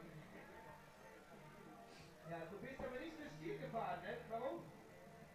Why you didn't go to the It's finish impressive line? how light winds they can do these power moves in. Used to be all about doing power moves in 25, 30 knots, and now it's able to do them in 10 to 12 knots. Yeah, totally. So, I like all these young kids like out there. Like what Ball said. He says in Switzerland they're getting 60% more days on the water. That's a massive deal, isn't it? You don't have to buy bigger sails. You just need a foil. And then actually you don't need bigger sails, and you're getting more time in the water, and you're going faster. So there's a lot to be said. I mean, it depends where you are in the world. You know, people in the Canaries are probably thinking, well, what's the point? But when this is your strongest wind, Brian Talma's just going round for his last lap. Big fight between Brian Talma and Alois Mühlegger. Is he leading? Talmanator is leading. You see the difference between the old school windsurfers and the future of windsurfing. Foil freestyling here during the MB battle. Here we go. What's he got? Neubauer wants that upwind 3. He's trying to get it. That's like a kind of switch Kona upwind. I think he wants it, doesn't he? He wants that switch. He turns up into the wind and is trying for the switch Kona. I think he has to go around a bit further. Okay, Bob is coming. I don't know. Here we go. Balzi.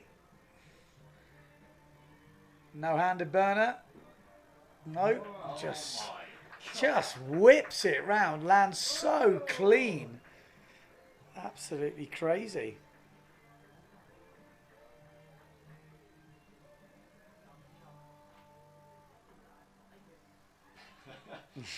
Rocket, huh? Van Broekhoven's got a bit of work to do, I think, if he's going to catch the Muller brothers. The Rocket Man of today, huh?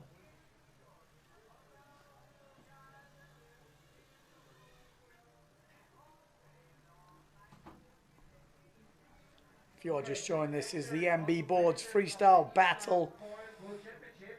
Day number 3 of the Vanora Engadinwind, brought to you by Dakine. It will take approximately 40 minutes to finish here. So approximately 40 minutes, just to give you a rough idea. So be aware that we will, after that, go with more racing in the foil championship. So just make sure that you are the regulator. Yeah. Planing helitax. Planing helitax on the foil, that's the way to go. Balls Muller coming in with a bit of speed, coming in hot. Is he going to mix it up? Big old shove it.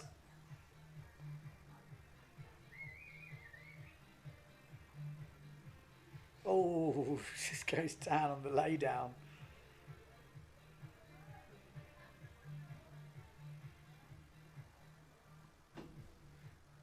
Well, I think we're going to have a long day because it sounds like they're racing in 40 minutes time. Okay, sounds like we won't be covering the racing at the end of the day today. There is a bit of breeze coming on though.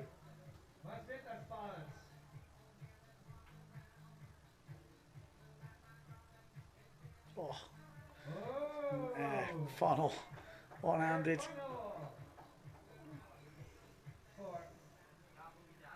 So these boys make this look pretty solid, you gotta say. These are the best guys in the world at foil freestyle. They might even be the only guys in the world at foil freestyle.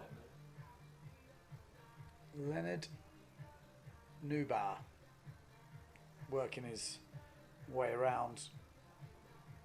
Okay, yeah, Leonard Neubauer with his first final experiences here. You guys want a bigger camera?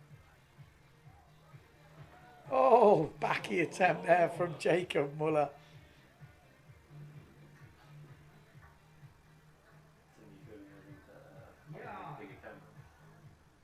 Oh, he was actually back-winded, so maybe it wasn't a back loop, but he was definitely trying something extreme. Big hole there. Flacker from Raw Ham.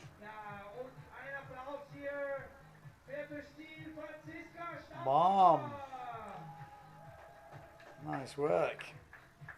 Like I say, the Swiss boys are pushing the level in the foil freestyle. Not easy, that is for sure. Oh, it's a, oh God, that would look like a shifty attempt off flat water. That could be pretty nasty, or it was pretty nasty. Oh. This is Jacob Muller. Little shove it. I think he wanted the shaka.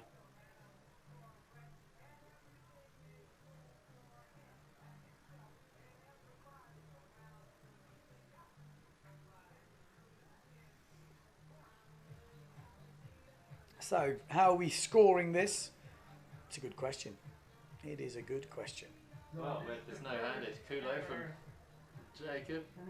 It's probably one of the sickest moves we saw. Yeah.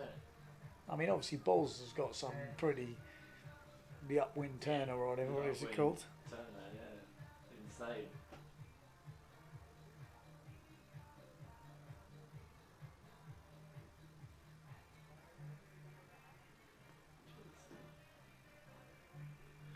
Bit more width now. The boys are going out. Okay, official information for the 2019 Foil World Championship. We're gonna have some races very, very soon. So we're gonna put AP next to the official notice board. As soon take AP down, 20 minutes. How windy we've got it out there. Starting sequence. So Yeah, it's like 12, 14 knots, I'd guess. But it's lighter air up here, so probably equivalent to 8 knots, I'd guess. But they are pumping around. Not a lot of wind. It's obviously at 1,800 meters, so the air is pretty thin. Here we go. Both Muller brothers. Are we going to see synchronized shakas? Are we going to see synchronized anything? Or are we just going to see some big moves getting thrown down? Bulls Muller on the left, Jacob on the right. Synchronized shakas or slightly unsynchronized, but pretty sick. That will look pretty good.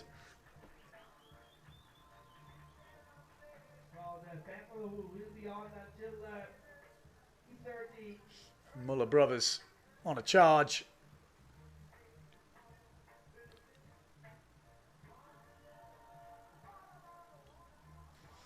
So far, to me, it's between the Muller brothers and Raw Ham in third place. It looks like the podium has been decided just in what order. Is it off one move or is it overall impression? Exactly. If it's one move, I kind of like that weird no-handed Kulo. That's crazy. With the foil. Yeah. I mean, no-handed Kulo anyway is not the easiest.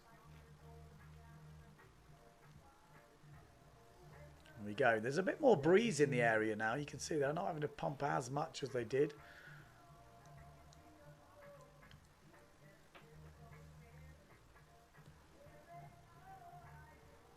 And this is a typical day, I guess, here on Lake Silver Planet. Not loads of wind, but there's definitely enough for the foiling.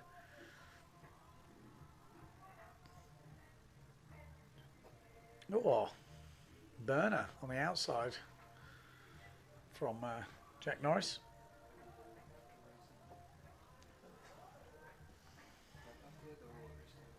So as far as I know, these boys are going to be out there throwing down the moves for quite some time.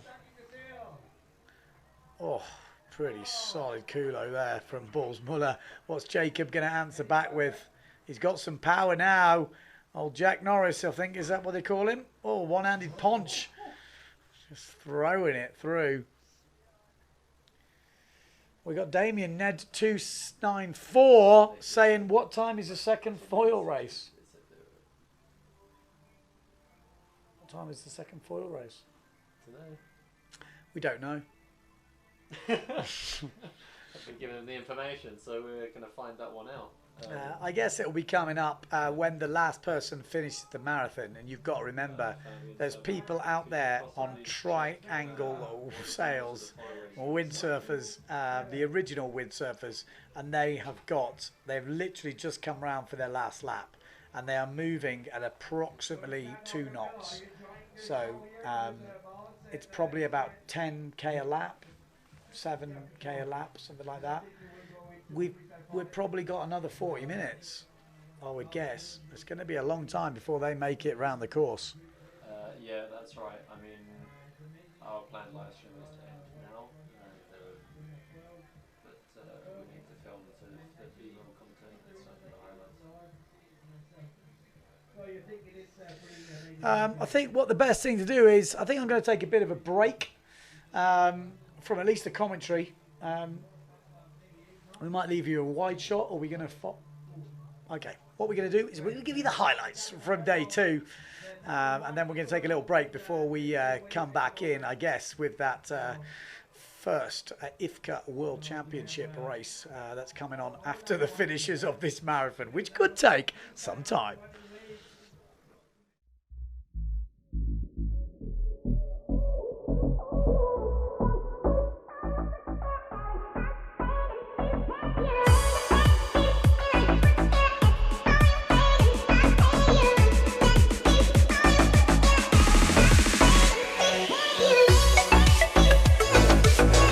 Clouds gave way, Riccardo Campello also arrived in time for the big swell tomorrow. Nevertheless, the conditions were perfect for towing, and so we kicked off with an absolute scent fest.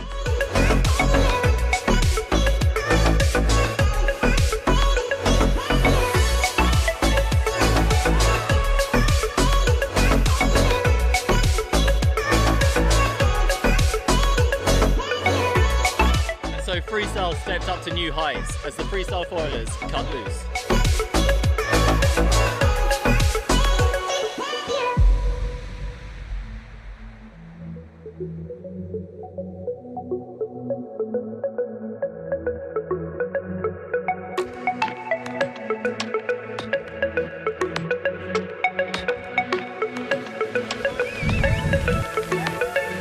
Freestyle over, it was on to the foil racing. Let's head on over to Ben Profit for the full racing debrief.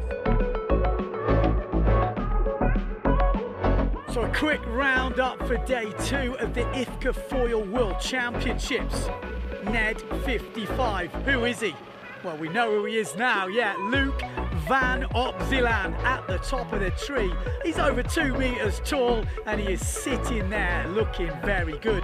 4 races today, he had 2 bullets, but either side of that had a couple of wobbles. In one race, he's actually in the protest room now going for redress, so we'll have to have an update on them scores. But for whatever happens, he'll be still leading this world title race going into day 3. Number 2 in the charts, who is it?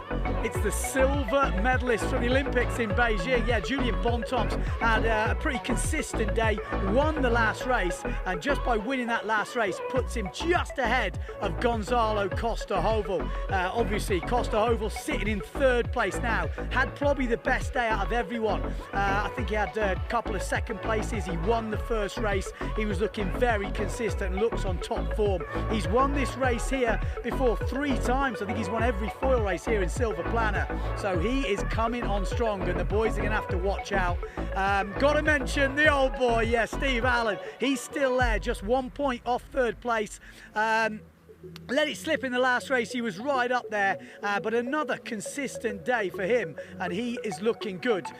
We've got to give a special shout out Nicholas Goya. He had an awesome day today. He nearly won the 3rd race. It came down to a close finish, him and Opzilan going down the last reach, but in the end he just couldn't hang on to it and went in the drink. Managed to get up and survive in 3rd, but he had a couple of wobbles as well, but he's right up there in the rankings.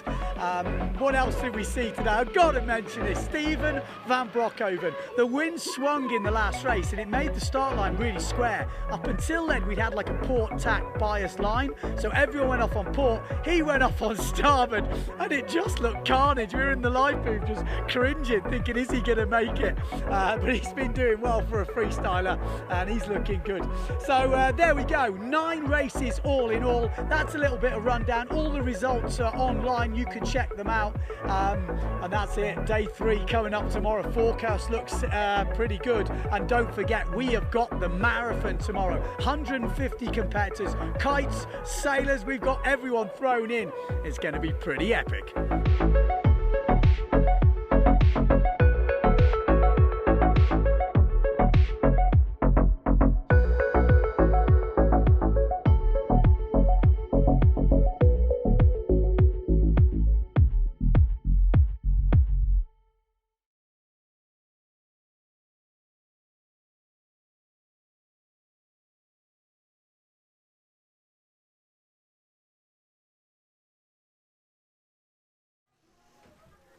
Okay, so that is, I think, going to be it for the live stream today. We are wrapping up day number 3. We're going to be following all the action. It's going to be in the highlight reel for day number 3. We're going to obviously have, I think it sounds like we're going to have some racing after this. But it's not going to be on the live stream. So apologies for that, but that is how we're rolling. So thanks for tuning in and join us tomorrow for the last day, the final day, day number 4, here for the Venora Engadinwind, brought to you by Dekine. And like I say, thanks for everyone tuning in.